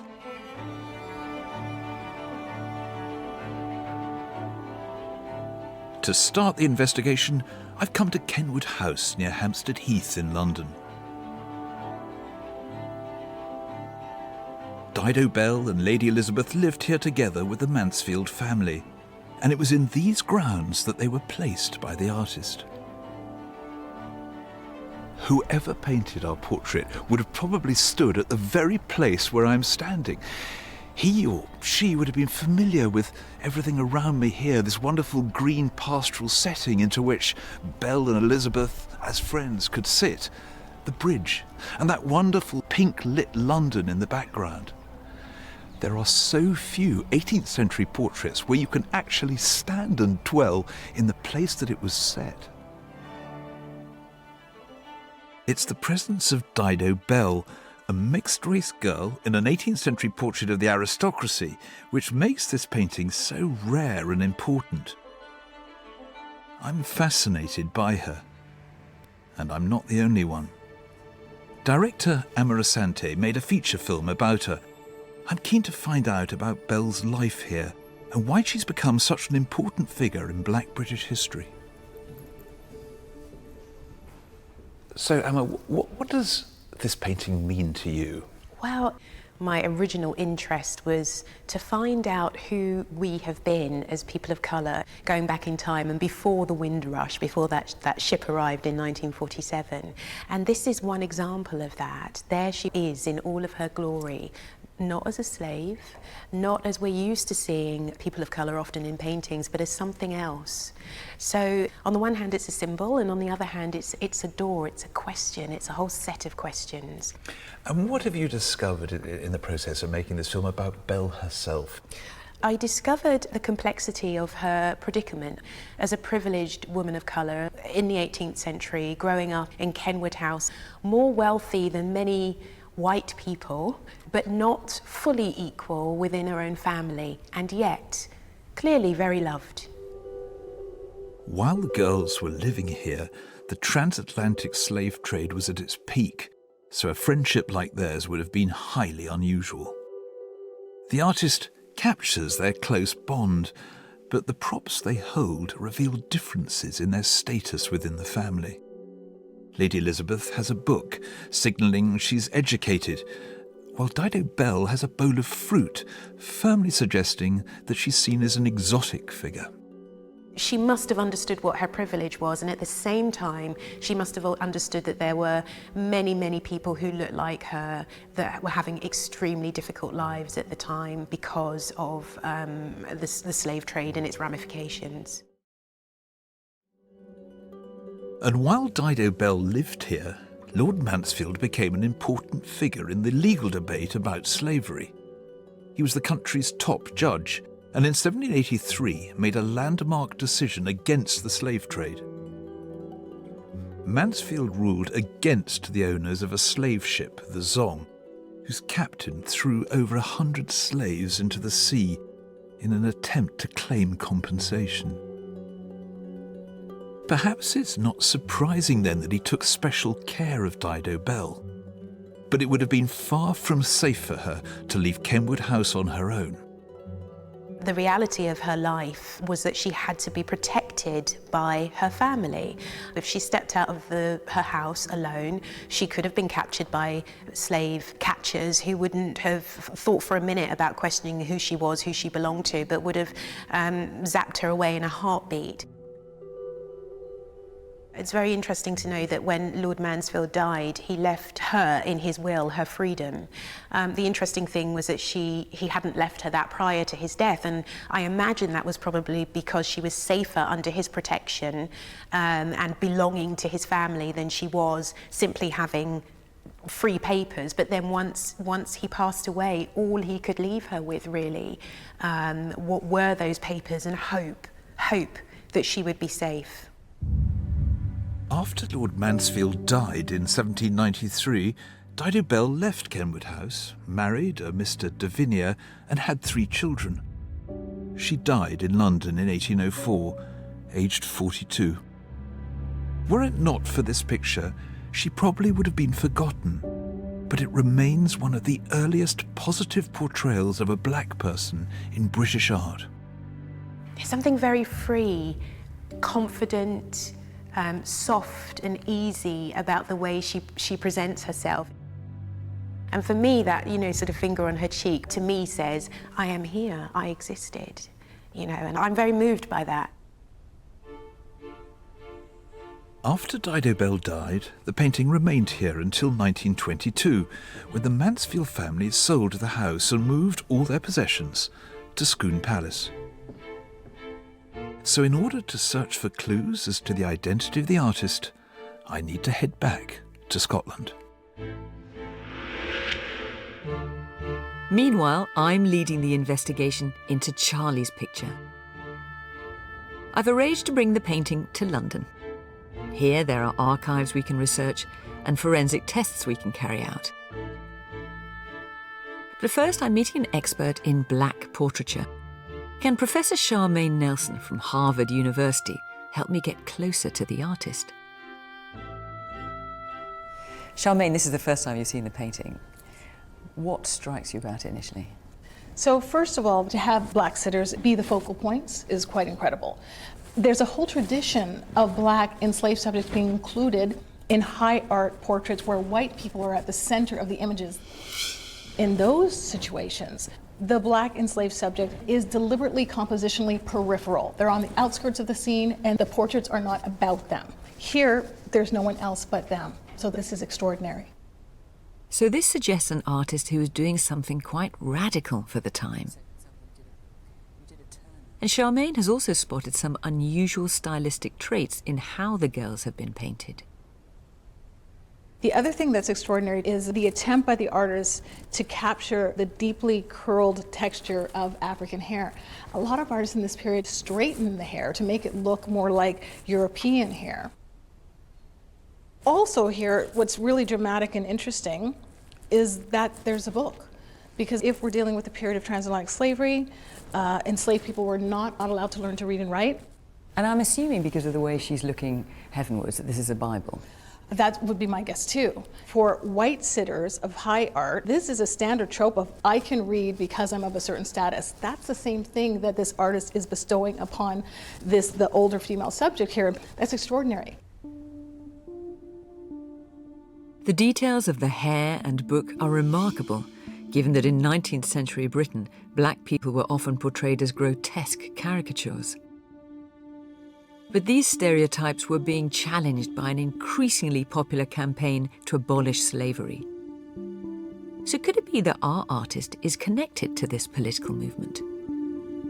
The fact that these girls are being treated with dignity and respect, unlike so many of the caricatures we saw in the early 19th century, what do you think is happening here? Is this a message about the abolitionist movement? Is it simply an artist who happens to find painting black sitters interesting? What do you think is happening? I think the rendering of the sitters and their intimacy, the use of the book and the implication that the one sitter, at least if not both, are literate, is a decision on the part of the artist to elicit empathy or sympathy from the viewer. You know, to actually see them not as objects but as individuals, as human beings. That to me speaks to an abolitionist tendency, if not outright propaganda.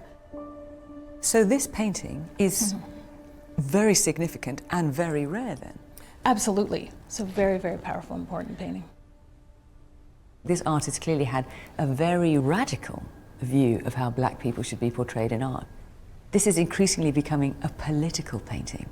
And that, of course, to me, is really fascinating.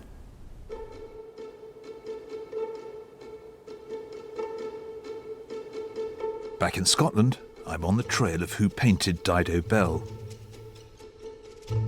At Scone Palace, the Mansfield family has an extensive archive, so I'm keen to search for evidence here. Archivist Sarah Adams oversees the family's private papers, which date back to the late 1700s, when Dido Bell and the painting were at Kenwood House in London. She's been looking for any record of the painting. Sarah, thank you so much for burrowing through the archives. Now, what's the earliest reference to this picture? The earliest reference we managed to find was 1796. So that was just 3 years after Lord Mansfield died. And that's in an inventory. It's listed amongst some items in a room that's just called the ground floor at Kenwood. We can see the reference to the picture here. It says Lady Elizabeth and Mrs. Tavernier. Okay, so Mrs. Tavernier being Dido Bell's married name. That's her married name, because at this point she was married.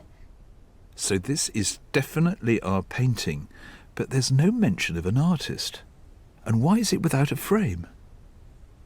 When we look at the other items that are in the room, it sounds like a bit of a muddle. There's other pictures, there's an old bathtub, and then there's some broken musical instruments. So it would suggest that at this point, just 3 years after Lord Mansfield died, the painting was at Kenwood, but it was perhaps in storage. It feels almost as though it's been sidelined.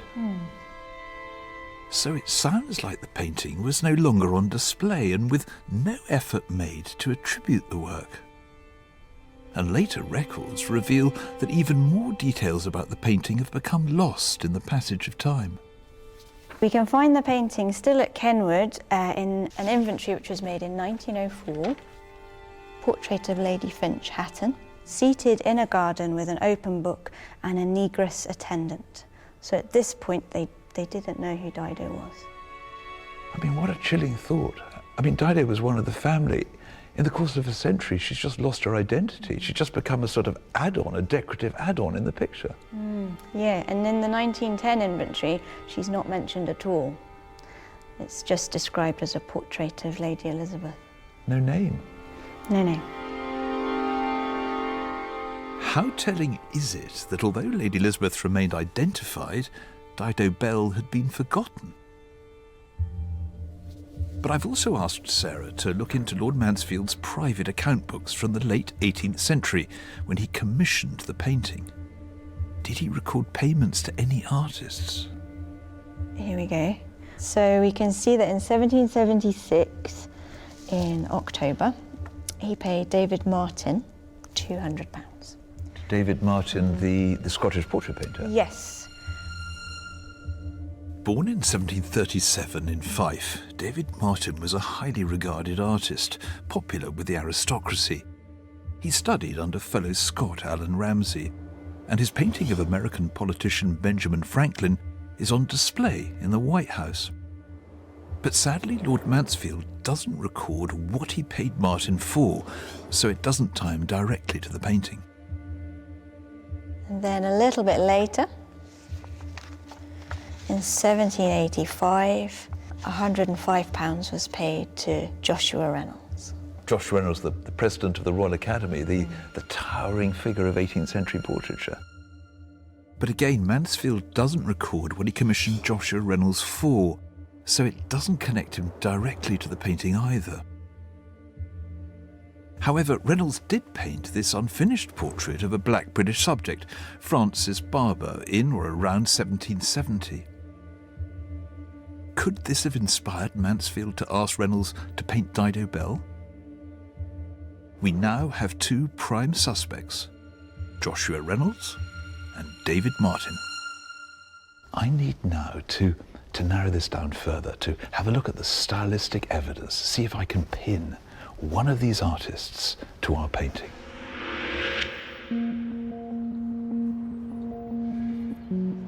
Back in London, we've sent Charlie's picture to Aviva Burnstock, head of conservation at the Courtauld Institute, to run some forensic tests.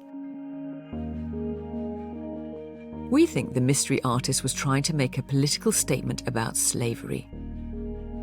Can we find any evidence to back this up? We're also keen to see if the missing letters from the signature and date can be revealed. Are we looking for a South American or Spanish name, as Charlie's uncle suspected?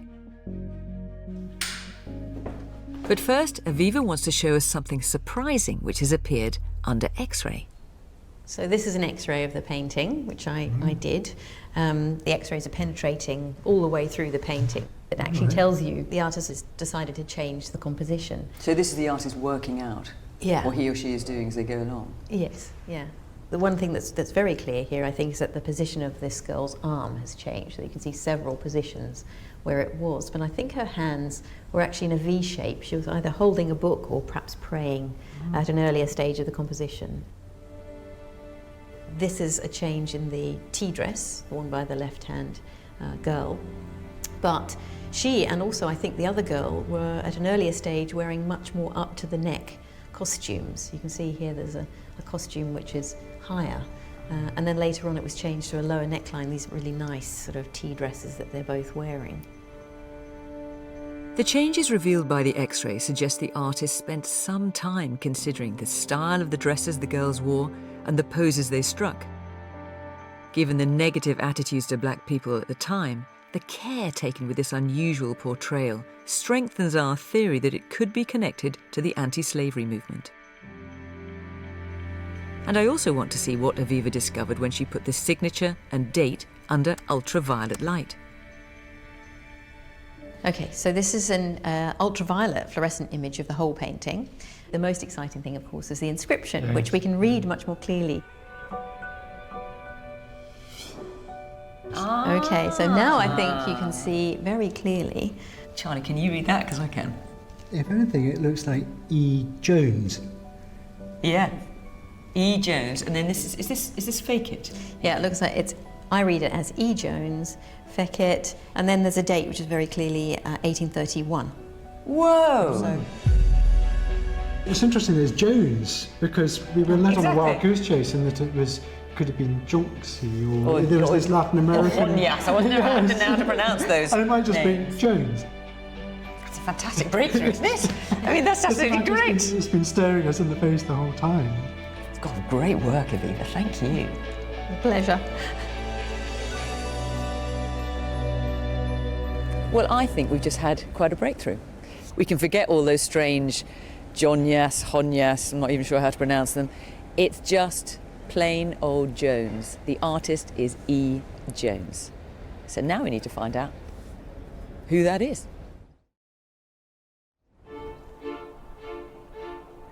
Back at Scone Palace, we're now looking at the two prime suspects, Joshua Reynolds and David Martin. We've found evidence that they were working for Lord Mansfield at the time he commissioned the portrait of his great nieces, Dido Bell and Lady Elizabeth. There are several of their works here, so can I spot any with stylistic similarities? I'm starting in the dining room, where I find Joshua Reynolds' magnificent portrait of Lord Mansfield himself. Reynolds was in love with classical art. Often with his portraits, there's a craggy, statuesque quality, like sculpture that's come to life. And one of the things that characterizes his work is the intelligence with which he portrayed his subjects. This is a lawmaker. This is a man with compassion as well.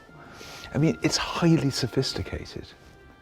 One of his nicknames was Susploshua, because of the violent, expressive brushstrokes that he was quite capable of with a big brush. And if you look at that cuff of the judge's cloak, you can see a whirlwind of activity, you know, the movement of the strokes.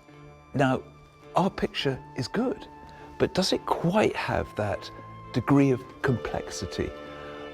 I would argue probably not. Stylistically, and in terms of the approach to the subject, I don't think Reynolds is our man.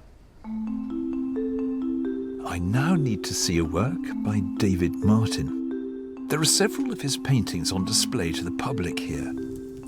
There's one in particular I'm keen to examine. But it's kept in the Mansfields' private quarters in the family's drawing room.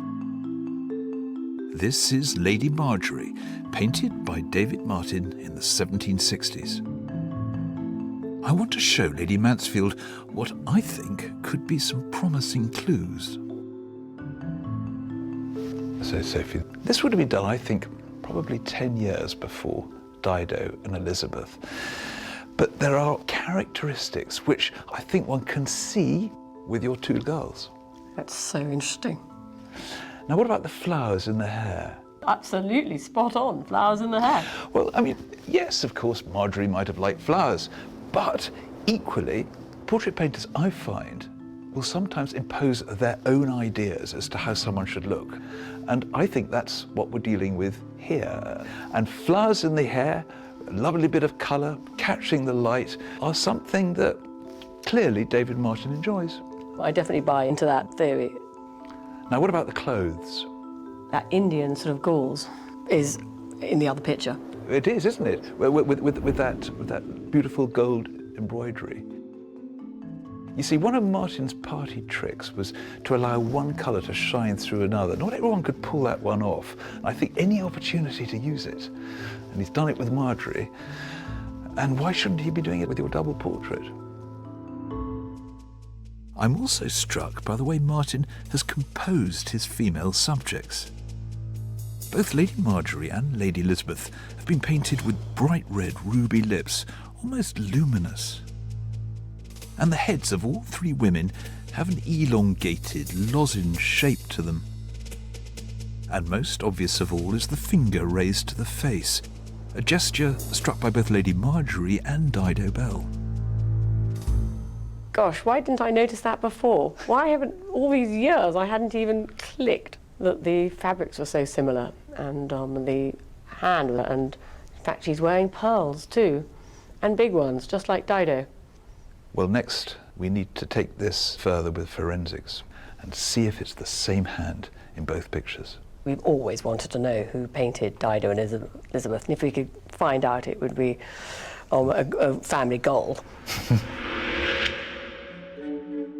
Meanwhile, forensic tests have revealed a signature and date on Charlie's painting. But just who is the mysterious E. Jones? Back in London, we're keen to find out. So Charlie and I are on our way to the Royal Academy, Britain's oldest art school, established in 1769. Mark Pomeroy oversees their unique archive, which lists every artist who has ever exhibited here. So we've asked him for help. Mark, I'm just wondering if you've got anything about an artist, E. Jones. The first place we could try is an index to the summer exhibitions of the Royal Academy. If E. Jones had any involvement with the Royal Academy, this is where it's going to be. Right, and hopefully there aren't too many E. Joneses. I know, well, there'll be lots of them. Oh, well. 250 years, there may be a few. All right, okay, so, Jones E. Well, that's Easy Architect, so let's assume it's not that one.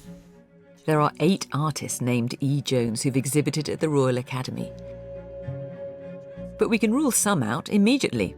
They were either working in the wrong discipline or the wrong period. So let's narrow it down. We've got Jones, Miss E, 1833. Shrewsbury. Portrait of Monsieur Fauché of the King's Theatre. But Jones, Miss Emma looks much more promising, yes. I would say. 1832, Girl Going to Market. 1833, Willie and His Dog. 1834, Childhood. These are the kind of paintings, portraits, genre painting, telling a story, like yours. On the right time. Unfortunately, there's nothing here that sounds like it could be Charlie's painting. But can Mark shed any more light on Emma Jones? This is a dictionary of artists published in 1874. So if we go to the Joneses. Jones Emma, Madame. Madame Soyer, as it obviously is. Born in London 1813, she's reputed to have drawn likenesses with great fidelity before the age of 13 years.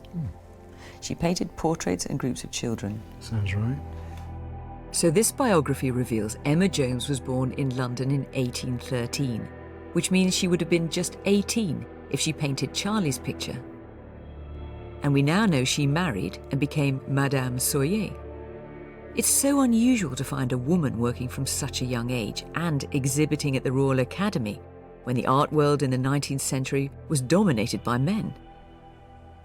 When I saw the name E. Jones on Charlie's painting, it never occurred to me we might be looking at a female artist, because that's pretty rare. But I think she's looking very promising. Back in Scotland, at Scone Palace, we've called in specialist conservators from the University of Northumbria. We're searching for scientific evidence to connect David Martin to the picture of Dido Bell and Lady Elizabeth. The forensic experts are taking minute paint samples from both portraits, Lady Marjorie and Dido Bell and Lady Elizabeth. They are also using an XRF spectrometer to send X-rays to identify any common elements in the paintings. They'll be looking for any chemical link between the portraits.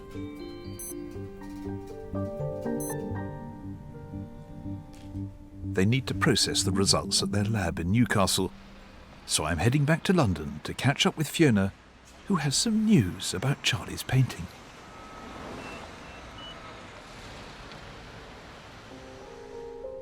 I think I've found our painter.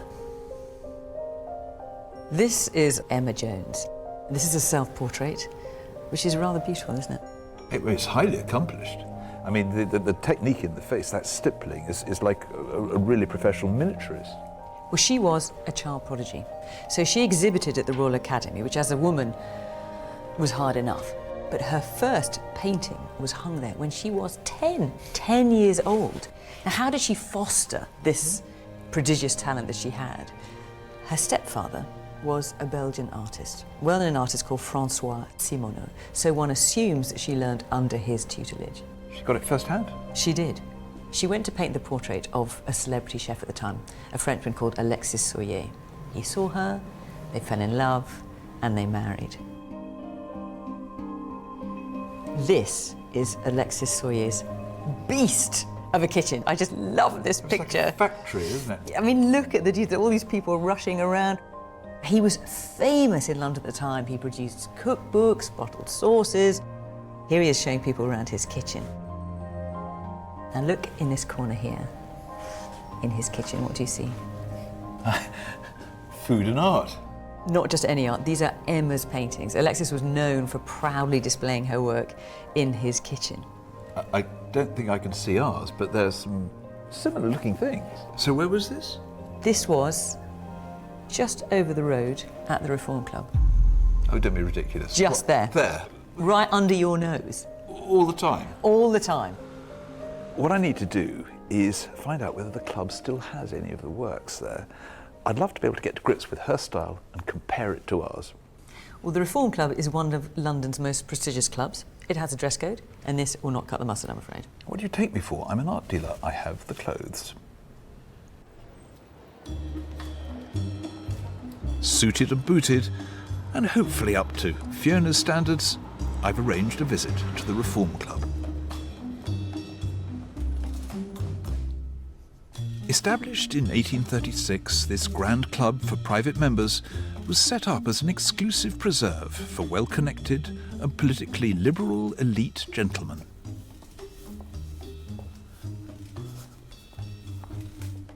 The club have confirmed that they do still have one original work by Emma Jones. And, perhaps unsurprisingly, it's a painting she composed of her husband in 1841, the club's first ever chef. Can I spot any stylistic similarities to Charlie's painting? So here is Alexis Soyer, looking, I have to say, every inch like what he is, the celebrity chef. In fact, he's pointing to his signature dish, breaded lamb cutlets, which apparently is still on the menu today, although they don't look hugely edible to me. When you get up close, there's something very thick and rich about the handling of the paint. This is not transparent and glazy. This is quite built up. The hands also quite robustly painted. I get a sort of memory of something rather similar with our two girls in that setting. I've also noticed that the painting has rather unusual measurements. It's 36 times 28 inches. I don't need to measure it. It's called the Kit Kat portrait. It's something that was developed in the early 18th century. It allowed a face and hands, a little bit else going on, and it was bigger than just your normal bust portrait, which is 30-25.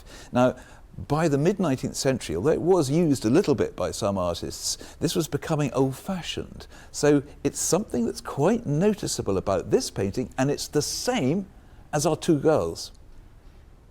Emma Jones married Alexis in 1837 and so has signed her name Soyer on this portrait. But she's retained a distinctive trait which is also on Charlie's painting. Emma Soyer, Fekit, 1841. Fekit. This is the same term that is used, this slightly anachronistic, old-fashioned term, used a lot in the 18th century, that we've got in our two girls. Fekit, he or she made it. This is a quirk that we see in both works.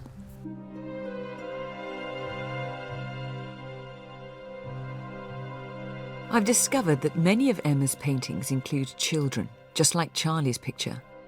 But she didn't name the subjects, like this scene titled An Old Woman and Spinning Wheel. This means it might be impossible to identify the girls in Charlie's picture. But I've also noticed that Emma seemed to favour intimate and sympathetic portrayals of those on the margins of Victorian society. So could she also have been a supporter of Britain's anti-slavery movement? In 1831, the date the picture was painted, the abolitionist campaign was at its peak. And its most vocal and radical supporters in Britain were women. who formed their own societies calling for the immediate end to slavery.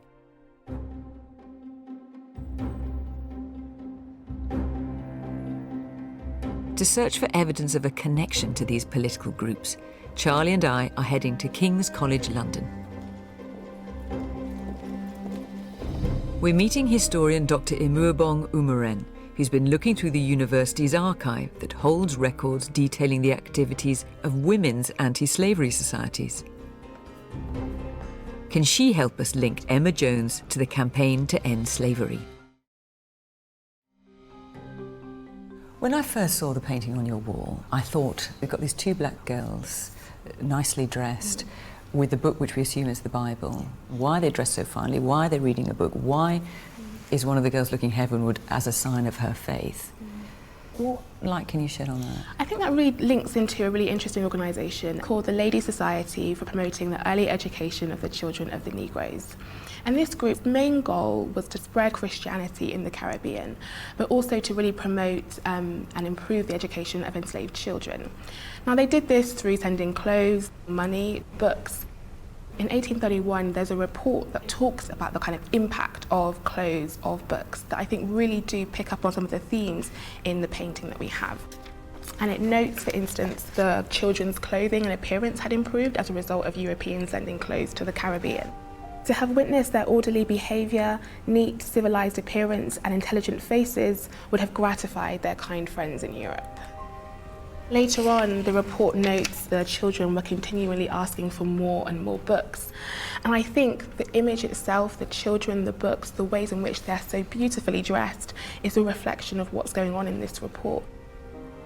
I mean, that's fascinating, isn't it? I mean, so at that particular time, it wouldn't have been completely extraordinary for children to be wearing such fine dresses or have books, what would be now described as aid supplies in a way. Definitely. And do we know if Emma Jones was involved directly in these groups? Unfortunately, we don't. We don't know directly if she was involved, but given her own experience of painting disenfranchised subjects, we can imagine that she attended perhaps some of these organisations' events. She had friends with people who also were directly linked to organisations such as this. I think that may have influenced her decision to paint the beautiful picture that she did. So that answers a few questions then, doesn't it? Oh, completely. This is just so brilliant, isn't it? It brings a tenor. It really does. But there are also so many layers to it that I hadn't appreciated. That's so interesting. Thank you so much. I think that feels like a breakthrough. Completely. Oh, that's fascinating. Yeah. This report was published in London in 1831, the very same year of Charlie's painting. So it seems that this is the most likely explanation for our picture. An abolitionist work, inspired by a campaign run by British women to send clothes and books to slaves in Britain's colonies. Just 2 years later, in 1833, Parliament finally passed an act abolishing slavery in the British Empire. But tragically, less than a decade later, in 1842, Emma Jones died in childbirth. She was just 29. After her death, her husband, Alexis Soyer, organised a charity exhibition of her works, with the proceeds going to help London's poor. It was a fitting tribute for a remarkable young artist.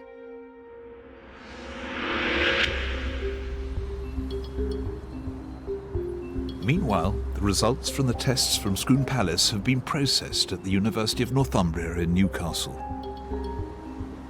So Lady Mansfield and I are on our way to find out if science could connect David Martin to one of the earliest and most important paintings of a black subject in British art. This could be a significant breakthrough. Martin is a leading figure in Scottish portraiture, and some of his works are held in the National Portrait Gallery in Edinburgh.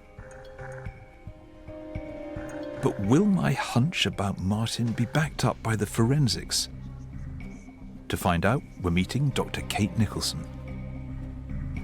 So Kate, have you found anything that can give us comfort that they might be by the same artist? Well, we've done some comparisons and we're looking at a white sample taken from Lady Marjorie, which we know is by David Martin, and what the particular chemical makeup of it is. So we can see that the white pigment he used was lead white, and we can see a mixture of binding oils that are used to mix the paint. Okay, so there's binding oil is what? What holds the pigment together and makes it into a paint. The pigment you would just buy as a powder. If we look at the sample taken from Elizabeth and Belle, it mirrors perfectly. Goodness. That's extraordinary. It's like a copy. You know, it's absolutely extraordinary. If we look at the makeup of the binding oil itself, we can see the ratio used in both of these paintings is the same. So it's the same gravy, as it were? Same gravy, same sauce mix. That's exciting. The white paint used on both paintings is an exact match. But what have the tests revealed about those distinctive red lips I spotted on Lady Elizabeth and Lady Marjorie? We see this particular graph shows a steep rise, and that says in Lady Marjorie's lips the pigment used was vermilion. Compare Lady Marjorie to Lady Elizabeth. Not only do we see it's vermilion, but if we do further analysis, we see even down to the trace elements, the two are a match. I mean, the chances of those being different artists is pretty remote, let's face it. It's very slim. Sophie, that's a match. Yeah. It's extraordinary. I mean, it's absolutely extraordinary. I mean, there it all is in front of our eyes. So the forensic results back up our theory that David Martin composed this painting. But to secure a new official attribution, we'll have to convince the art authorities, who will need to view all our evidence back at Scone Palace.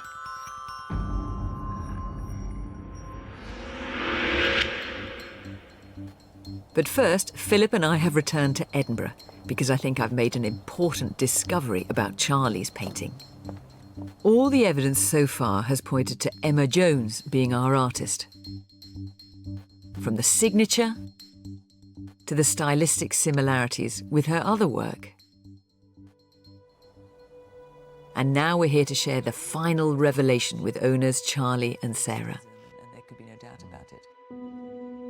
As you know, we think your painting is by the artist Emma Jones. She married the celebrity chef, Alexis Soyer. He died in 1858. And after his death, there was a sale of paintings. And I believe there, I found your painting. Oh, wow. So let me show you. And here, at number 96, 2 Negro children with a book. That's incredible. That's incredible. Now, the title, clearly, in our times, is a very unattractive one. That's not a word we use anymore. But in those days, in Victorian society, that was a word they used freely. This, I believe, is your painting. Yes. And what I'm delighted to say is that we can add to that, because the National Portrait Gallery in London has kindly furnished us with a letter.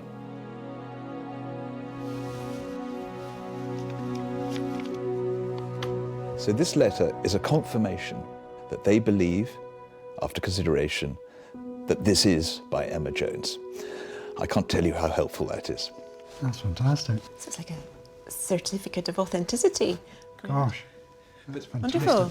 This is so exciting, really, because you've now got a fully attributed picture. Its value, I can easily see it being worth £60,000, probably more. Gosh. Wow. But let's just think what you have got. I mean, there are so many collections out there, museum collections in this country and abroad, who would love a painting that this represents. This is a double whammy. It's a female artist, which is rare, and it's a subject matter that we badly need in order to balance the social history content of collections. I have to say, for me, I found this one of the most fascinating journeys I've been on in Fake or Fortune. What I wanted to do was find out who the children are. That's where I've fallen short. Because when you look at all the other paintings here, head of a child, head of a gentleman, 2 children with rabbits, she didn't name. It's a bit vague, isn't it? I'm afraid. But even though we don't know who these 2 girls are, what their names are, we have a sense now of the kind of lives they would have been living, the context in which they were living, and the message that Emma Jones was trying to get across. I find the power of the female voice with the abolitionist movement, pre the suffragette movement, I find that really, really interesting. It's been a fascinating process, and I think you've done tremendously well to find this out. We couldn't have done it on our own.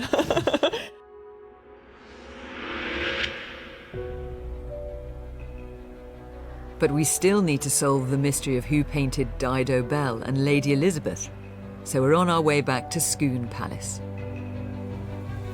The leading Scottish artist David Martin has emerged as our prime suspect.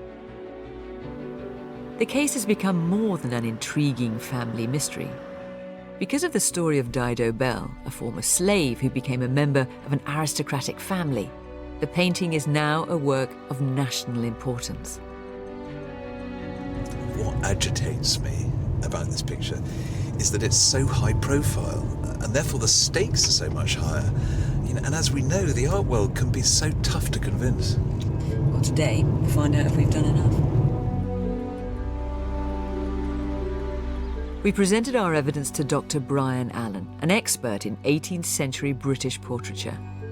He's agreed to deliver an official verdict. But is our case compelling enough? Brian, it's the moment of truth. You've seen our dossier, you've considered our evidence. What's your verdict on the painting? Well, I'm entirely convinced that this is by David Martin. This seems entirely consistent with all elements of his style, and I feel really confident that we can say that without doubt. Well, that's terrific. What do you think? That's very, it's excellent. I know the family will be absolutely thrilled that we've found an artist at last. And this is a picture you've always loved, isn't it, Lady Mansfield? But there's always been this mystery about it. Absolutely. I mean, it's my favourite. It's my favourite in the collection, and it's marvellous now that we've solved the mystery. So the mystery is resolved. Thank you very much. What was it about the painting that convinced you in particular? In particular for me, it's the way he paints silks and satins and muslins. He has a particular style that he learnt at the feet of his teacher, Alan Ramsay, the great Scottish 18th century painter. And we can see the hallmark of his period of learning with Ramsay in this picture, I think. Now that we know that this is definitely by David Martin, how does that affect the value, would you say? It's enormously helpful to have a name. There are so many institutions worldwide and in this country who would love a painting like this. I mean, this is a groundbreaker. This is sociologically so significant. And it's also a picture that delivers visually. It's a beautiful image. Yes, it is beautiful. I mean, I can see it being worth £600,000, probably more. So what are your plans then, Lady Mansfield? To keep it here at the palace. It's a family heirloom. You know, we're really, really proud of it. It will be a lovely story to tell our visitors from all around the world, and we can show them some of the other David Martins we have here at the collection. And it's here to stay.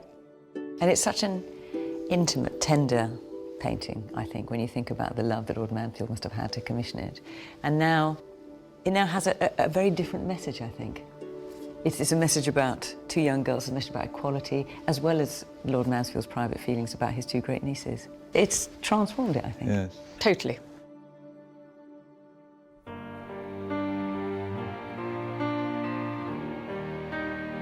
And now a new plaque can be made correctly attributing David Martin and also restoring Dido Bell's name.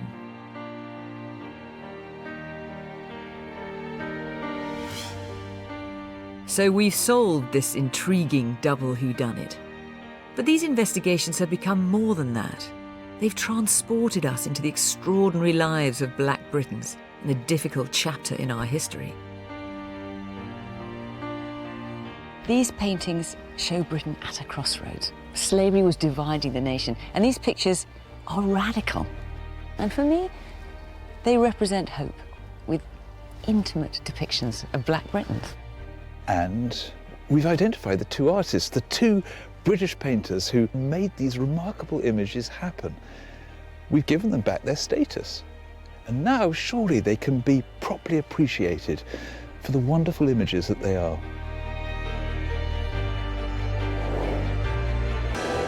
In this episode, a first for Fake or Fortune, we investigate a sculpture.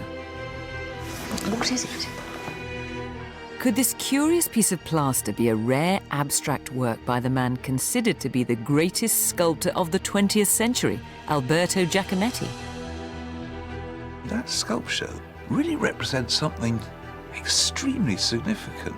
The darling of the art market, in 2015, one of his bronzes sold for $141 million, a world record. Could a family souvenir from 1930s Paris actually be a lost early work with an unfortunate history? The cat knocked it over. It's one of the most challenging investigations we've ever undertaken, and the prize is one of the most precious of all. But getting to the truth won't be easy in a world where forgeries are produced on an industrial scale. How many did you find? 1,300.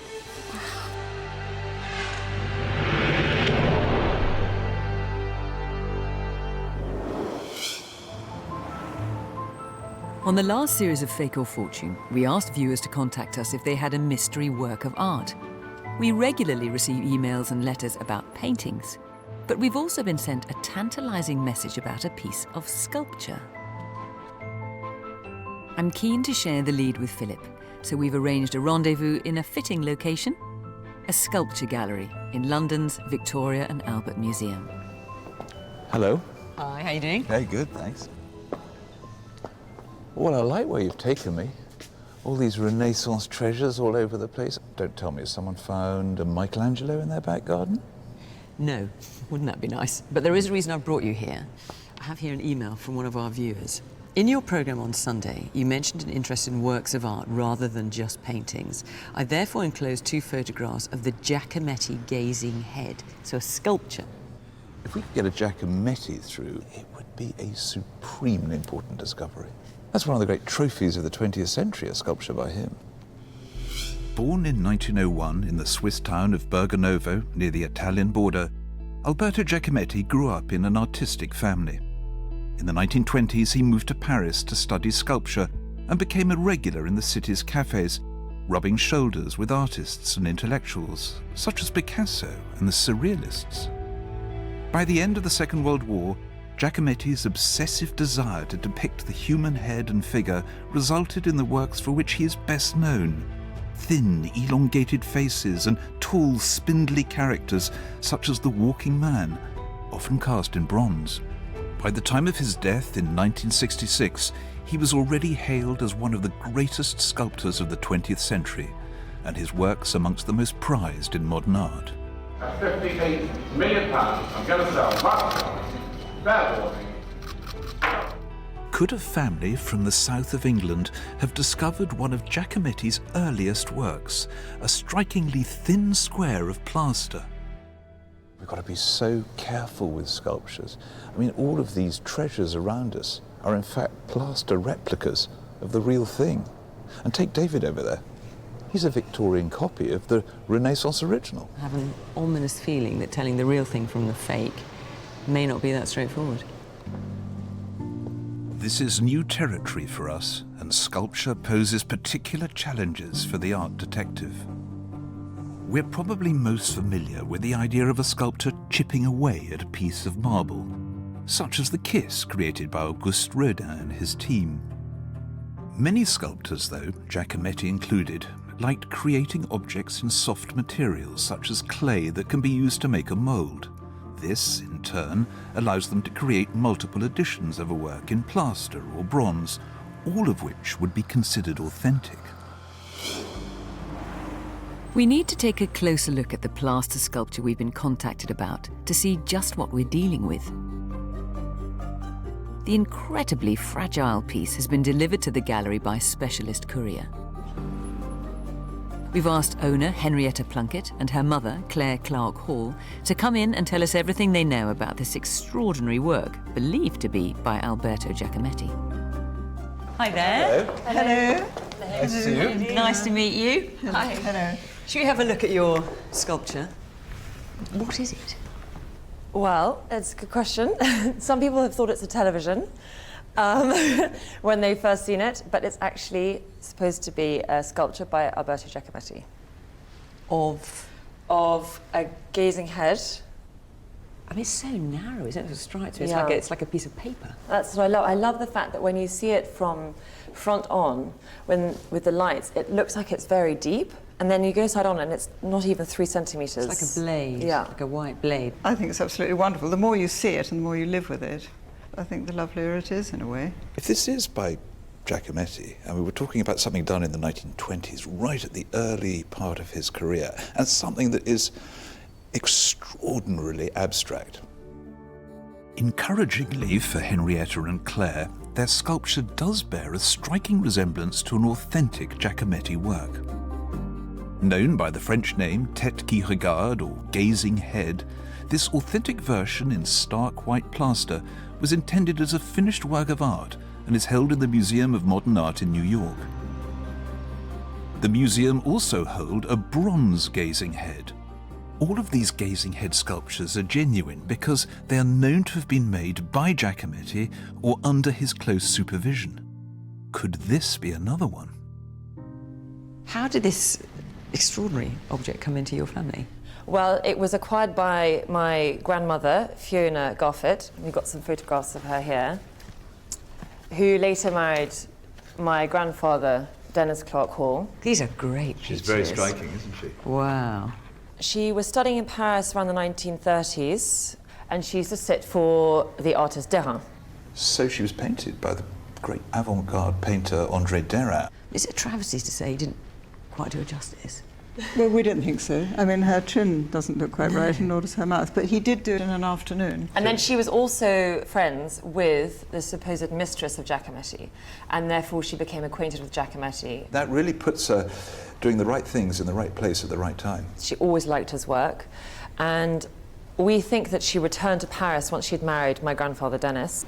There's a photograph of him here. Right. And he was an architect. That's when we believe that they went back together to acquire this piece. We know that she wanted to get the bronze, but couldn't stretch to the bronze, so got the plaster instead.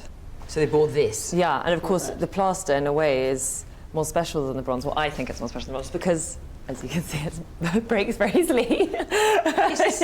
What's all this at the back here? I wasn't quite sure when the right moment would be to mention. It looks, it's been through the wars. Yeah, it has. That was the cat knocked it over. Yeah. Knocked it off the mantelpiece. When it smashed into a million pieces, my grandfather just took it and sort of put a whole load of polyfiller and covered it in some paint.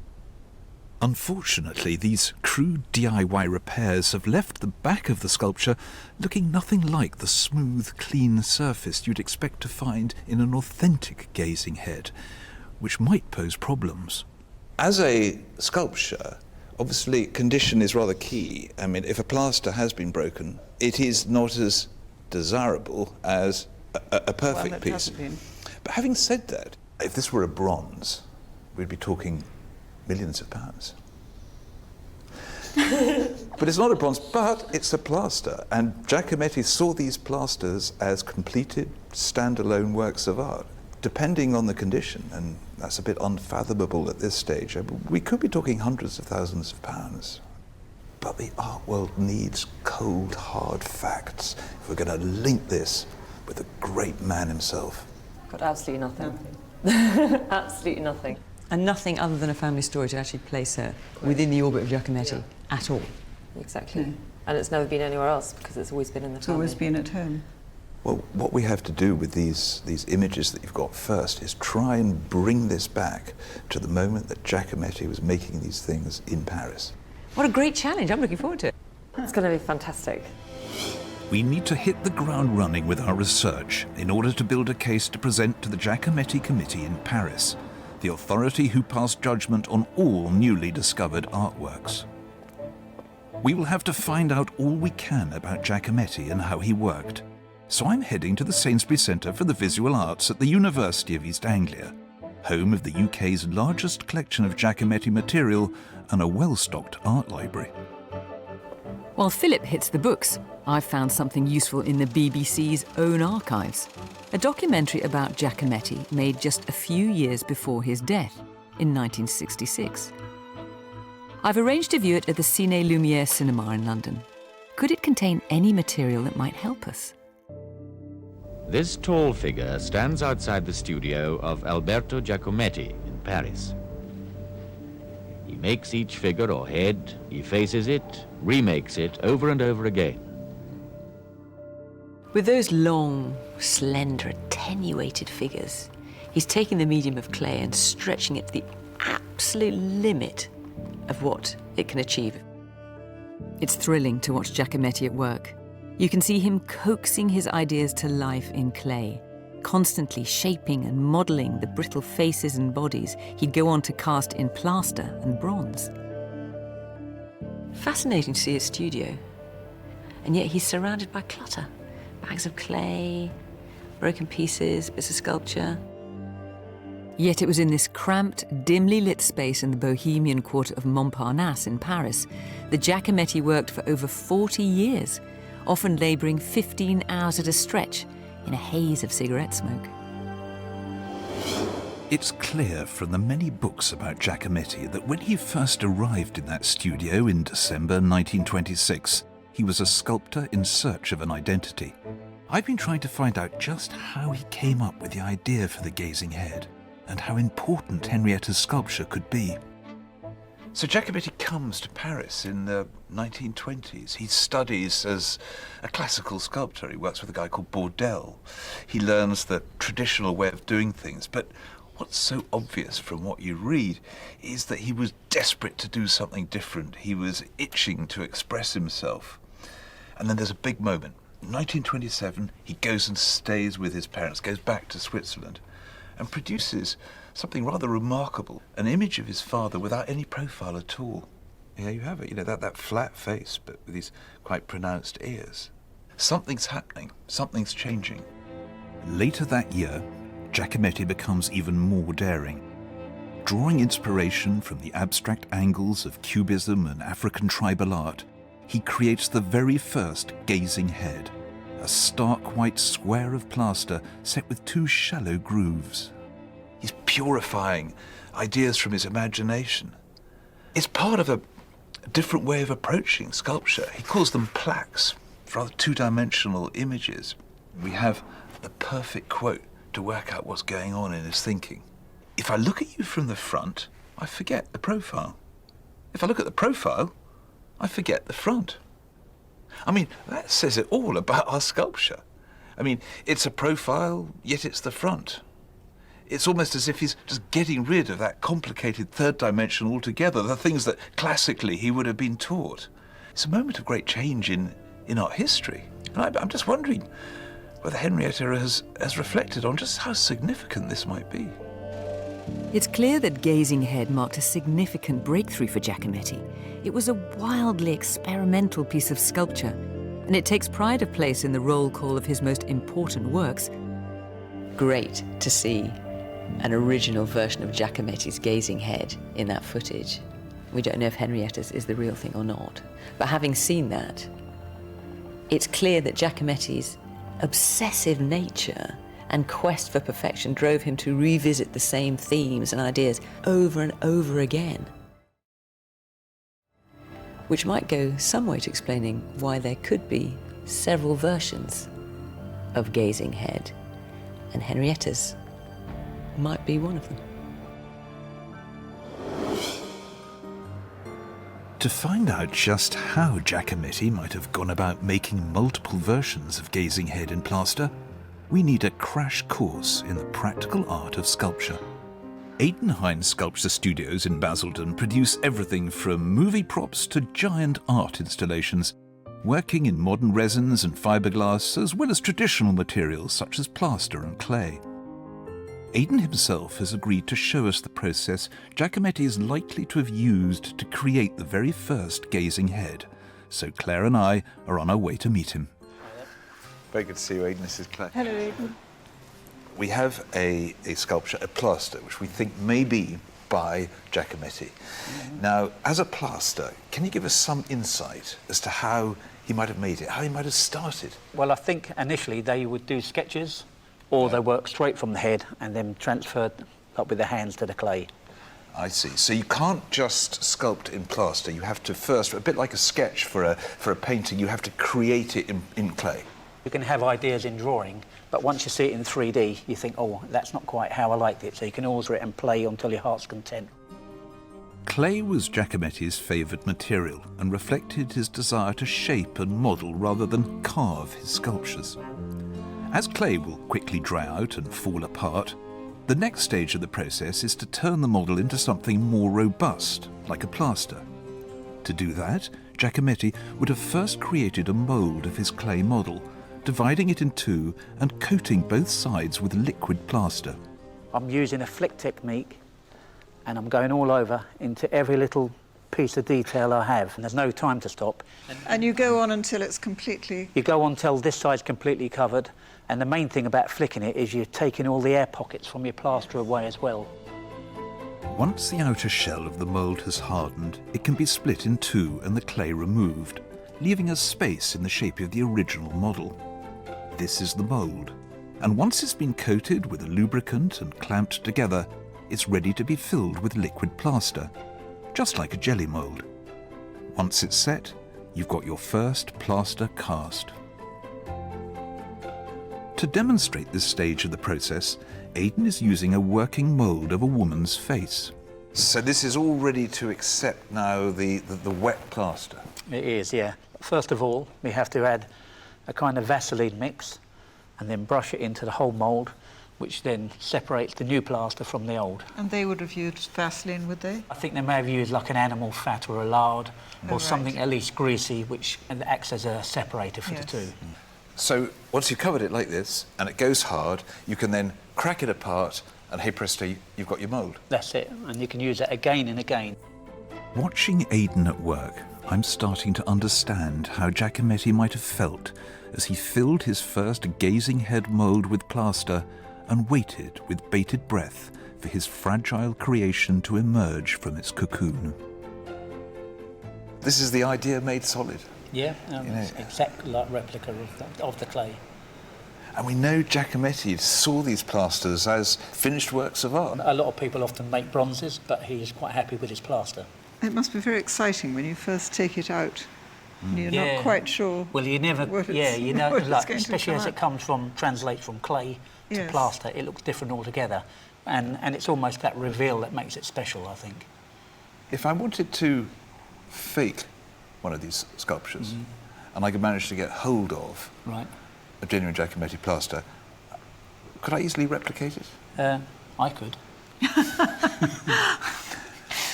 Not really what we want to hear, and I'm sure you wouldn't.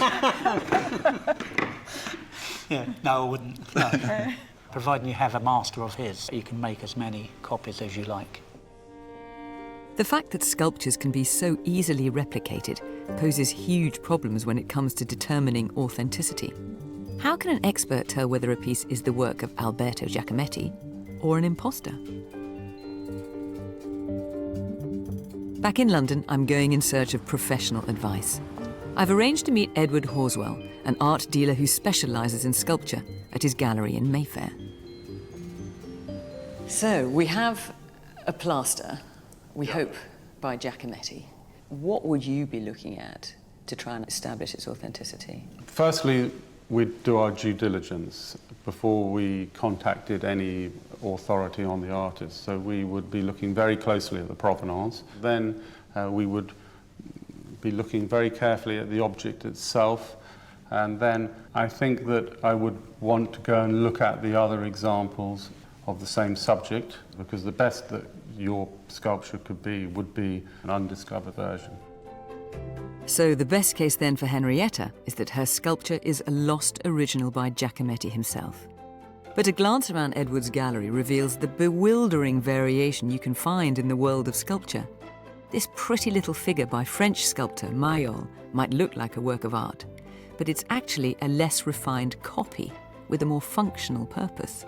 Because the artist's final plaster original was very delicate, the first thing the foundry would do, they would cast another plaster, which they would give to the workman so that they knew how to finish off the bronze, because they didn't want to give them the artist's original because they might knock it over on the workbench. So there'd be a sort of working plaster.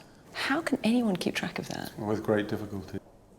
When it comes to whether our plaster is genuine or not, what do you think our options are? Well, I think it's one of three things. Firstly, it's an original plaster made by Giacometti. Secondly, it could be a plaster made at the foundry from an original plaster of Giacometti's. Or thirdly, it's a fraudulent recreation made to deceive. How difficult is it for the Giacometti committee to establish a real Giacometti from one that isn't? I think it's getting harder and harder. In the old days, we were dealing with flea market fakes. Nowadays, we're dealing with much more sophisticated forgeries where people are fabricating provenance. So the task is getting harder and harder. If Edward's advice wasn't sobering enough, we also have to deal with the fact that Henrietta's sculpture has been badly damaged at some point in its life and then crudely restored. I've asked Derek Pullen, formerly head of sculpture conservation at the Tate Gallery, to carry out a technical examination of Henrietta's gazing head. Now a freelance sculpture specialist, Derek has over 30 years of expertise and is often called in to investigate mystery works. So, Derek, what are we dealing with here? Well, it certainly looks like a Giacometti, but what stage in the process of making a Giacometti this piece is, I'm not sure. It seems to be plaster. Certainly, if we look at the underside here, that's raw plaster there. I'm catching a sort of gloss on those yellow areas, which suggests that they might be shellac, which is used to seal plaster, partly to stop it getting dirty, but partly so that a mould can be taken off the plaster. So you can infer from that shellac that this might be part of a process, moving from one type of object to another. This could be at the beginning of the making of the Giacometti sculpture, or it could have been a plaster that was cast from a mould somewhere along the line, perhaps when they were making a bronze. The crude repairs carried out by Henrietta's grandfather in the late 1960s, after the incident with the cat, are plain to see. But is there anything else going on beneath the surface? The whole object, apart from areas that we can see here, is covered with, what, a later paint? It's covered with, I think, white emulsion. That's not surprising. It's quite normal for people to paint them, unfortunately. For a start, it covers up some of the damage at first sight. One way to test the credibility of Henrietta's sculpture is to measure it. The dimensions of other authentic gazing head sculptures are well documented. How does this version compare? 40.6.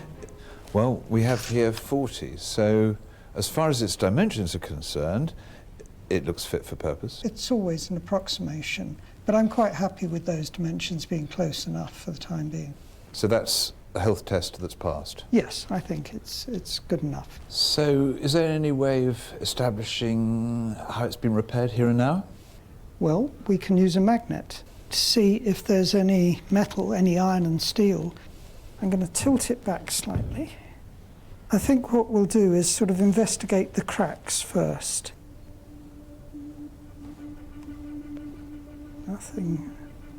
Nothing along that line. But I'm getting a sense, yeah, there's something here. Yes. And it gets stronger there where the plaster is a little thinner. Well, what might be beneath? Well, it's quite common, especially in older repairs, to put some metal reinforcements to connect the two broken parts. One has to ask the question, who would go to the trouble if this were a fake to repair it in that way? Whoever did it was taking it very seriously. If Henrietta's sculpture was the subject of a much earlier and more sophisticated repair than her grandfather's DIY job, this could provide crucial evidence of its age. It should be over 80 years old if it was bought by Fiona Garfit and Dennis Clark Hall after they married in 1936. But can we find any proof that they encountered Giacometti around this time? I've been looking into their early lives in search of clues. Born in 1910, Dennis Clark Hall was a successful architect who made his name with a bold, modernist design for a secondary school in 1937. He moved in artistic circles helping to renovate a studio in Cassis in the south of France, frequented by Picasso and the English art collector Roland Penrose, a keen supporter of the Surrealists and of Alberto Giacometti. The most promising lead we have to go on, though, is the family story that Fiona may have crossed paths with Giacometti when she was studying in Paris in the 1930s. Hi there. Hi, Fiona. I've arranged to meet Henrietta in Montparnasse to try and piece together more information about her grandmother's time in Paris. And I want to share a discovery I've made in the audio archives of the British Library. Remarkably, I found an interview with your grandfather, with Dennis Clark Hall, really? which was done as part of a collection of interviews with great architects of the time. Yeah. And he is talking about his experiences here in Paris. So I thought your grandfather, through his interview, could be our guide to Paris. Amazing. Well, I've never even knew he'd done it, and I've certainly never heard it. Well, let me play some of it for you. We had this sort of marvellous time wandering around Paris. Fiona took me to the Louvre one time. Suddenly realised what painting's all about. She used to go, when she wanted a bit of money, she'd model for somebody. Darren took a fancy to her, and he painted masses of her. Anyway, she had this studio in Paris, just opposite the Dome, in the Rue de la Grande Chaumière, and she was attending this art school in Grande Chaumière. And this is it. This is the Académie de la Grande Chaumière, where your grandmother studied. So let's go and have a look. Great. Founded in 1904, the Académie de la Grande Chaumière offered painting and sculpture classes to aspiring artists. So, Henny, come with me through here. I just want to show you what's going on in this room. As you can see, they're just preparing for a life class here. And this is where, in the 1930s, your grandmother came to study. How amazing. And 10 years before that, this is where Giacometti studied. No, they both studied here. Yes. It's a wonderful coincidence to think that they were both here at some point in Exactly. their lives. And just as you can see everyone getting ready here for a life drawing class, it would have been just the same for your grandmother and for Giacometti. People getting their stools down, arranging their easels, the model up there on the stage with a little heater to keep the model keep her warm. Yes. Like Fiona Garfit, Giacometti was drawn to Paris by the prospect of learning from the greats, such as influential French sculptor Antoine Bourdelle. He attended classes at the Academy between 1922 and 1925, but just a few years later he was tearing up the rule book in pursuit of something far more radical. This is what he said about gazing head. I began by wanting to make from memory exactly what I'd seen of the model. I started well enough by analysing the figure, with the legs, the head, the arms, but it all seemed wrong. To get nearer to my idea, I had to sacrifice more and more, to reduce it, leave the head off, the arms, everything. All that remained of the figure was this plaque. That's what he calls it, a plaque, which is a perfect name for It's it. a perfect description, isn't it? Because it really is, because it's so thin, it's just like that. It's a pared down form, and his interpretation of what he saw there on the stage back in the 1920s. While Fiona and Henrietta continue their research in Paris, I'm at the Sainsbury's Centre for the Visual Arts in East Anglia. I've arranged to meet curator Calvin Winner, guardian of the treasures that the Sainsbury family acquired from Giacometti, such as this portrait of his brother, Diego, seated. I want to find out how British visitors to Paris, like the Sainsburys and Fiona and Dennis before them, might have gone about buying a Giacometti work. Given that we lack crucial paperwork about how this sculpture may have got into the family, can you give me some idea of what might happen if you wanted to buy a work by Giacometti? There are various options. I mean, you could go to a gallery like Pierre Léaube, was a very well-known dealer. Who represented He represented Giacometti at the time. If you had an introduction to Giacometti himself in perhaps one of the cafes of Paris, and then Giacometti may take you to his studio. So it could have been a bohemian moment here. You knock into the artist at the bar and you go back home and buy a piece of art from him. It's certainly possible, and it's not unusual for that to happen. The casual nature of so many of these exchanges in the art world of the 1930s can make it extremely difficult to establish a clear provenance for an artwork. We know that Giacometti exhibited his first gazing head plaster at the fashionable Jean Boucher Gallery in Paris in June 1929, and that this piece was snapped up by Charles and Marie-Laure de Nouailles, patrons of the Surrealist art group. But how many more did he make? And could Henrietta's piece be another version of this breakthrough sculpture? What I'd love to do, Calvin, is show you our image and get your response to it. Right. It certainly looks very reminiscent of Giacometti's work from the late 1920s. The forms are reduced down to their sort of essential elements. So, just give you an idea, if we could prove that this was a gazing head by Giacometti, how significant would it be? I think that to discover plasters is always very interesting. They're incredibly friable and fragile, so they don't always survive. For this to suddenly appear is very, very interesting. So would it be true to say that if we could attach the magic name Giacometti to this, that it's the sort of piece that would find a place in an esteemed collection like the Sainsbury Centre? If the provenance is right and we can attach Giacometti's name to it, I'm sure we'd find room for it. Back in Paris, Henrietta and I are continuing the hunt for any points at which Fiona and Dennis might have crossed paths with Giacometti during the 1930s. A period Dennis evokes in colourful detail. We had this sort of marvellous time wandering around Paris and finding things. There was 70 francs to the pound, and you had a three-course meal and a quarter bottle of wine for 5 francs. So you could really sort of do quite well. Paris was a haven for artists, writers and musicians. It was a world where you might find yourself rubbing shoulders with Picasso or Hemingway in the Dome Cafe. Henny, I wanted to bring you here to this cafe restaurant called the Dome because it plays an important part in the story of your sculpture and the visits that your grandfather made here to Paris to visit your grandmother. So have a listen to this. Used to meet people in the Dome and got friendly with things. I remember sitting at a table, couldn't understand a word he said because I couldn't speak French, chatting away with Giacometti and all these sort of people were there. So your grandfather was sitting at a table, maybe even this table, who knows, with your grandmother. With some chap he couldn't understand. With some chap he couldn't understand because he was talking in French. He was sitting with Giacometti. How incredible. So this is the evidence that your grandfather and grandmother met Giacometti and they hung out with it. And I presume they were friends. I presume your grandmother was friends with him. They were sharing a table. They must have known each other reasonably well. So imagine what it was like here.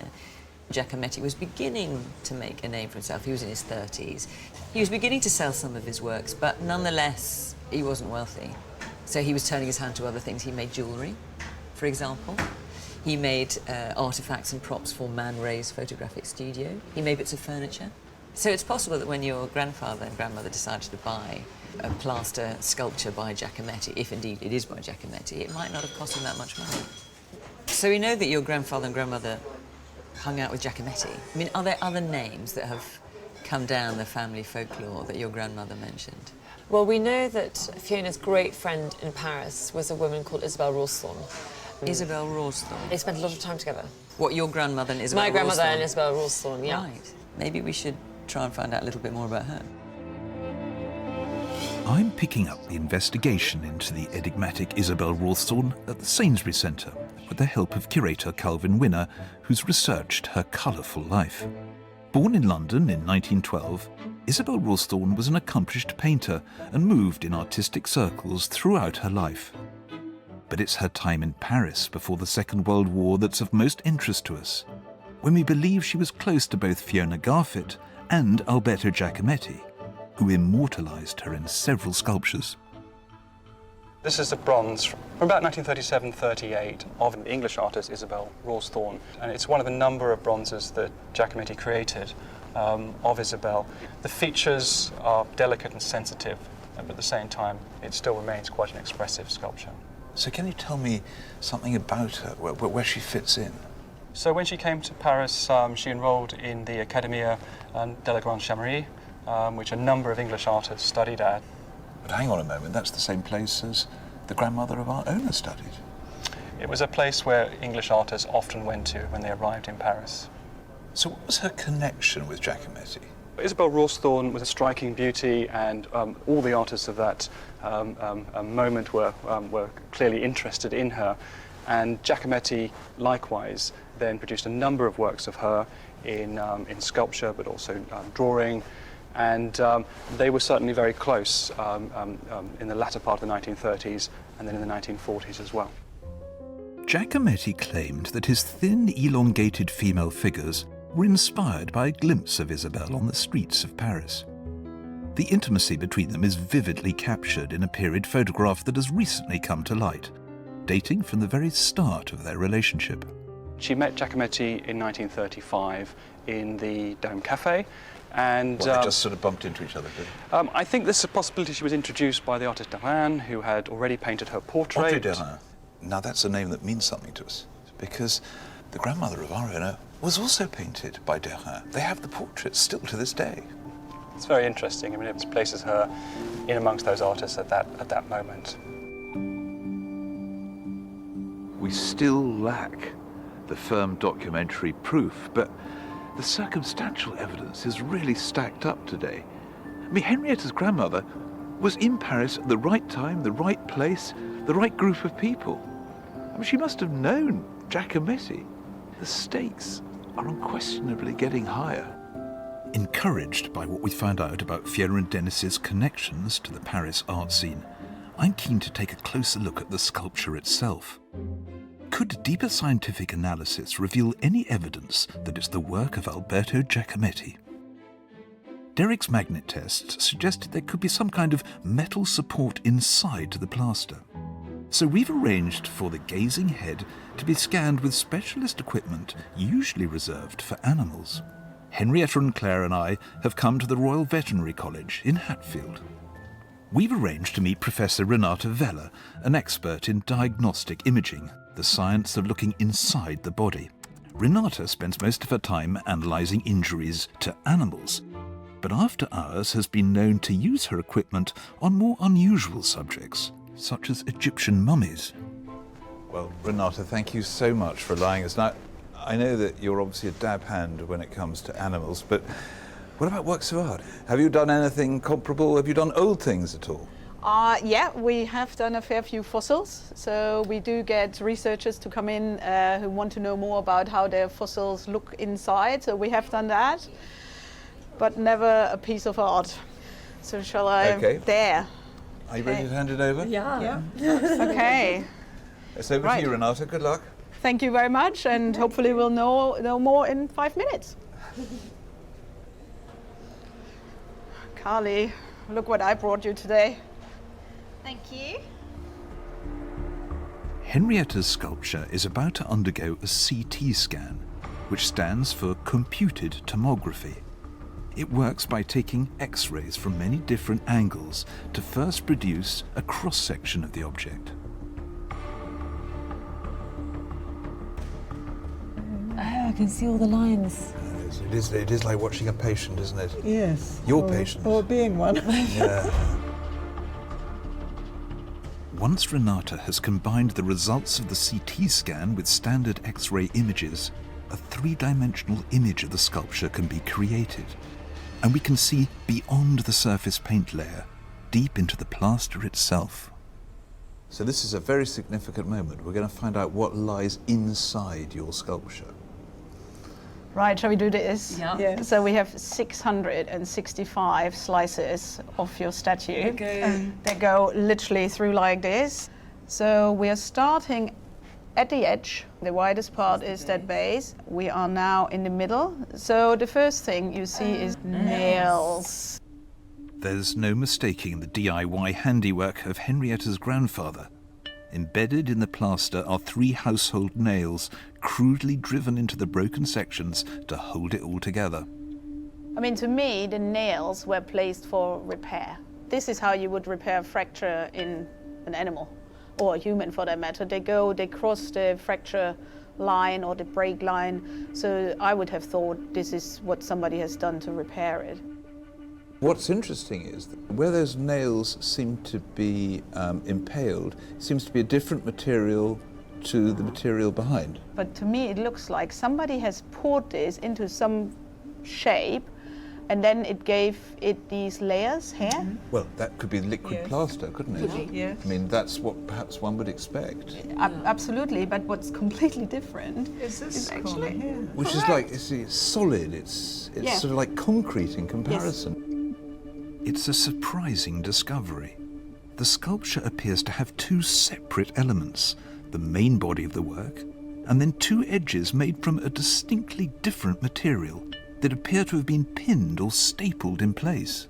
Well, if we go over here to where those pins are, they are very superficial and they're right at the border between the main structure and that extra bit on the outside. There's some real surprises here. There's more going on than I was expecting. With so many puzzling aspects to Henrietta's sculpture, could it be the work of someone other than Alberto Giacometti? Research online reveals the alarming extent to which Giacometti has been the target of forgers, and I've travelled to the German city of Stuttgart to find out about a scandal that rocked the art world. In 2001, a district attorney in Switzerland notified the Stuttgart police about a number of fake bronzes changing hands for millions of euros. It was the beginning of the most audacious Giacometti forgery case ever seen. I've arranged to meet retired investigator Wolfgang Schönleber to find out how it was carried out. Guten Tag. Hello, nice to meet you. So these are the forgeries? These are the faked bronzes. Wow, look at those. If you don't know Giacometti, they're quite convincing. It's Giacometti, but not so... Not so fine. No, of course not. For almost 10 years, a gang of forgers churned out fake Giacomettis in both bronze and plaster, devising an ingenious false provenance to explain the origins of their work, a book called Diego's Revenge that purported to tell the story of Giacometti's brother, Diego, and his secret stash of previously unseen sculptures. Die Täter verwendeten gefälschte Echtheitszertifikate und verwendeten auch fantasievolle Geschichten und Legenden, wie etwa in dem Buch Diegos Rache dann beschrieben. It's brilliantly simple in a way. Write a book, a biography of Giacometti's brother, call it Diego's Revenge, claim that the brother inherited hundreds of statues, and suddenly you have a new stash of work by Alberto Giacometti. The ringleaders of the gang were finally arrested in 2009. When Wolfgang's team raided the gang's warehouse in Mainz, they were stunned by what they found. There's so many of them.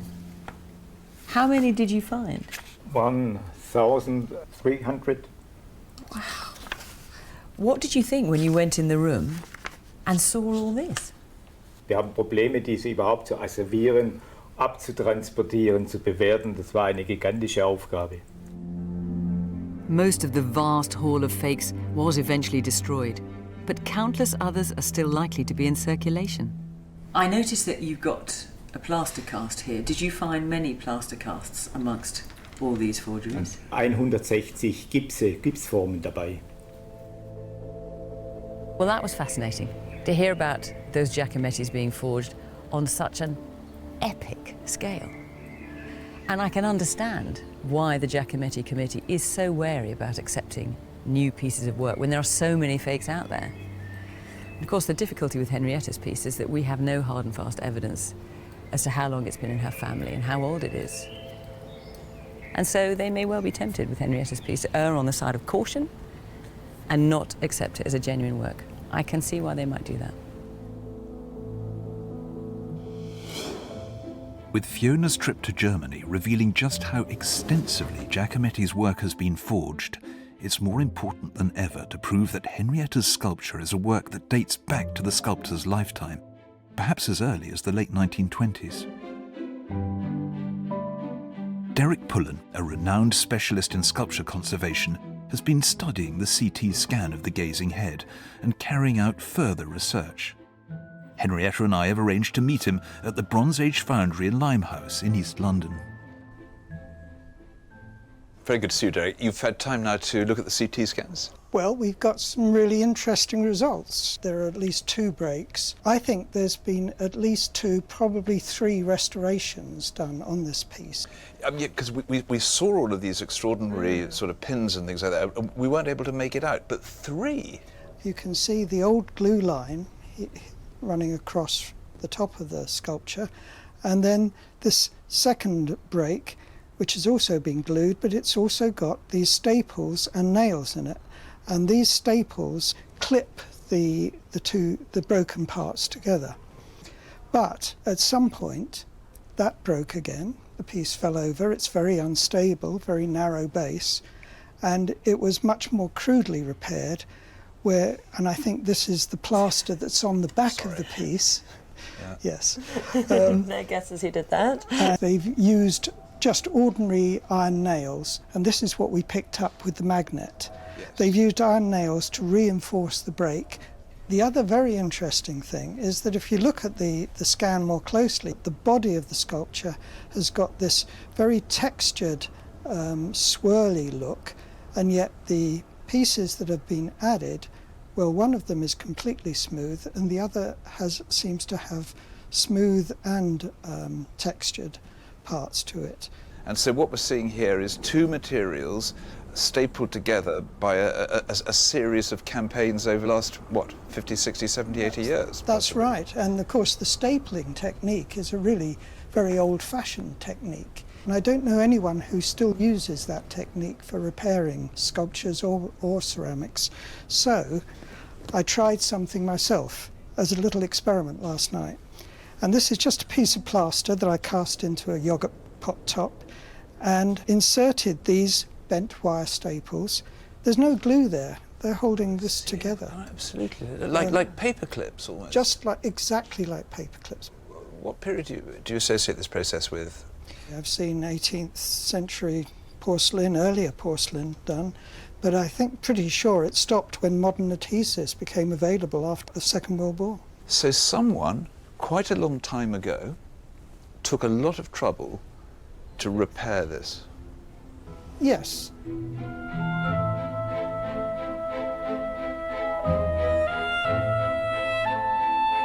It seems likely that the sculpture was at some point damaged and then professionally restored, perhaps in a foundry during a bronze-making process, with new pieces cast in plaster to replace fragments that had been broken beyond repair.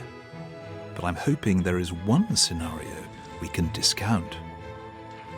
So Derek, asking you to put yourself into the mind of a forger, which I obviously know is an alien prospect for you, but could you imagine one going through this intricate process that you've just explained to us? It's just too convoluted a process to invent all these steps and then cover them up and try and pass the piece off as original.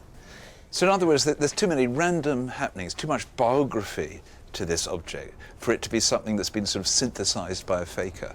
My feeling is that at some early point in its existence, that Giacometti or Giacometti's studio was involved. How good are your instincts? Excellent, of course. But you've handled a lot, haven't you? I've looked at a lot of Giacometti's. Do you get a sense that we are close to the man himself, to Giacometti?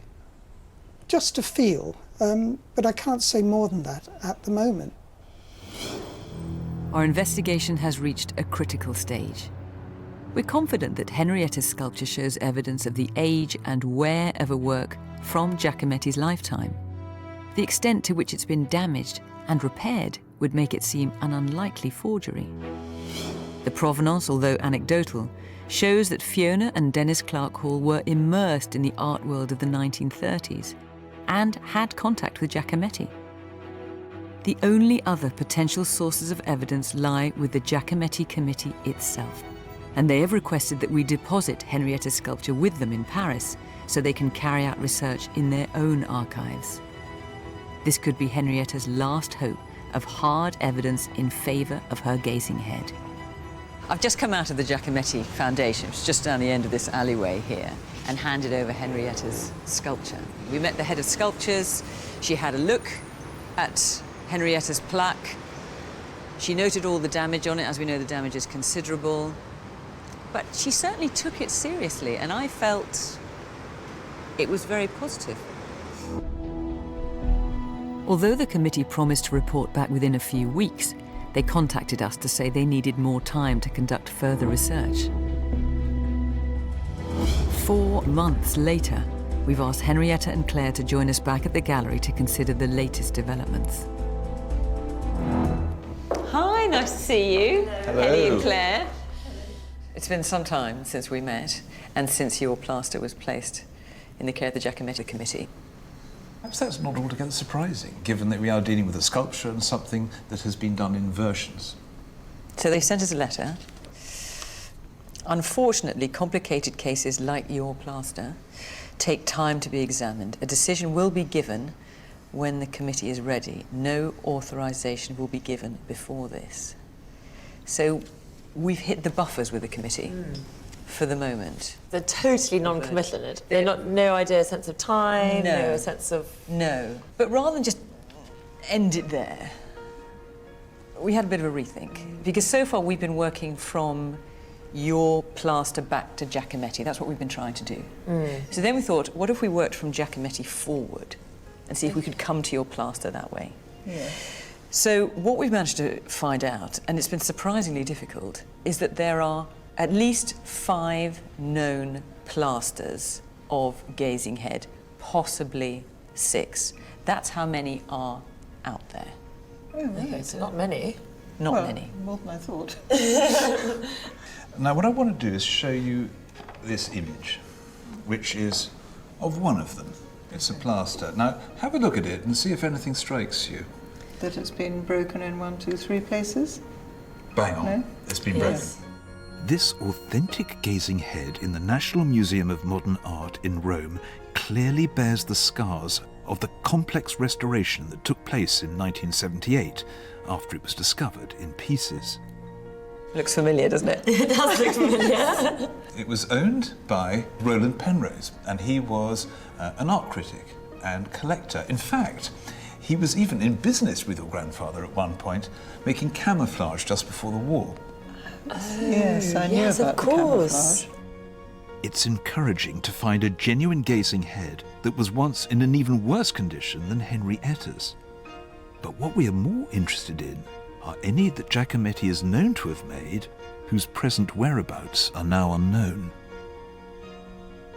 Have a look at this.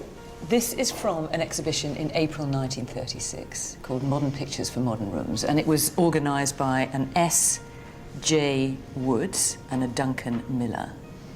And in this exhibition was for sale an Alberto Giacometti Tête qui regarde, so gazing head like yours. It was a plaster, and it was sold for £22, which is about, in today's money, £1,000. Oh my goodness. But there's something else rather intriguing, because later in that year, possibly the same sculpture, in fact it seems quite likely, was exhibited at a place called the International Surrealist Exhibition. And here, if you cast your eye down... Yeah, head with looks. Head which looks, so gazing head. Yeah. Lent by S. John Woods, Esquire, London. Sidney John Woods trained as an artist and graphic designer and had a passion for abstract art. In the 1930s, he knew people in the same social circles as Fiona and Dennis Clark Hall.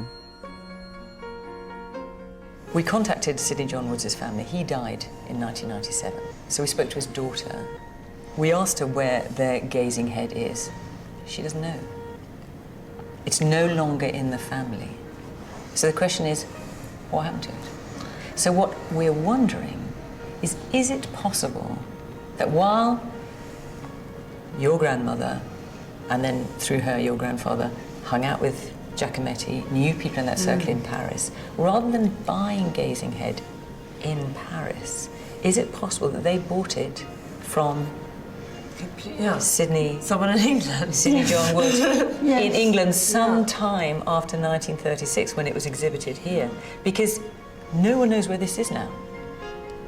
Because we knew that she'd met Giacometti, it just seemed to be the natural connection that she'd therefore acquired it in Paris. But of course, It isn't necessarily the fact. I mean, she could easily have acquired it over here. We don't know that she didn't. So we have a tantalising provenance gap with another sculpture that could be yours. But this missing link in the provenance is something that, tragically, so far has eluded us. Yes. But probably not forever. To be continued. Well, I said at the beginning this would be difficult, and it has been difficult. We've never tackled sculpture before, and it's been astonishingly hard to find out information about Giacometti's gazing heads and the plaster versions in particular. But let's remember what we started with. I mean, no real provenance to speak of, covered with household paint, knocked over by the cat. I can't help feeling we got warmer. And my guess is, you know, we'll get there on this. After further weeks of research, the Giacometti Committee disclosed their provisional findings. They believe Henrietta's sculpture was once an original gazing head sculpture created by Alberto Giacometti for exhibition. Unfortunately, though, the damage that Henrietta's piece has sustained might be too great. It may no longer be possible to accept it as a genuine work.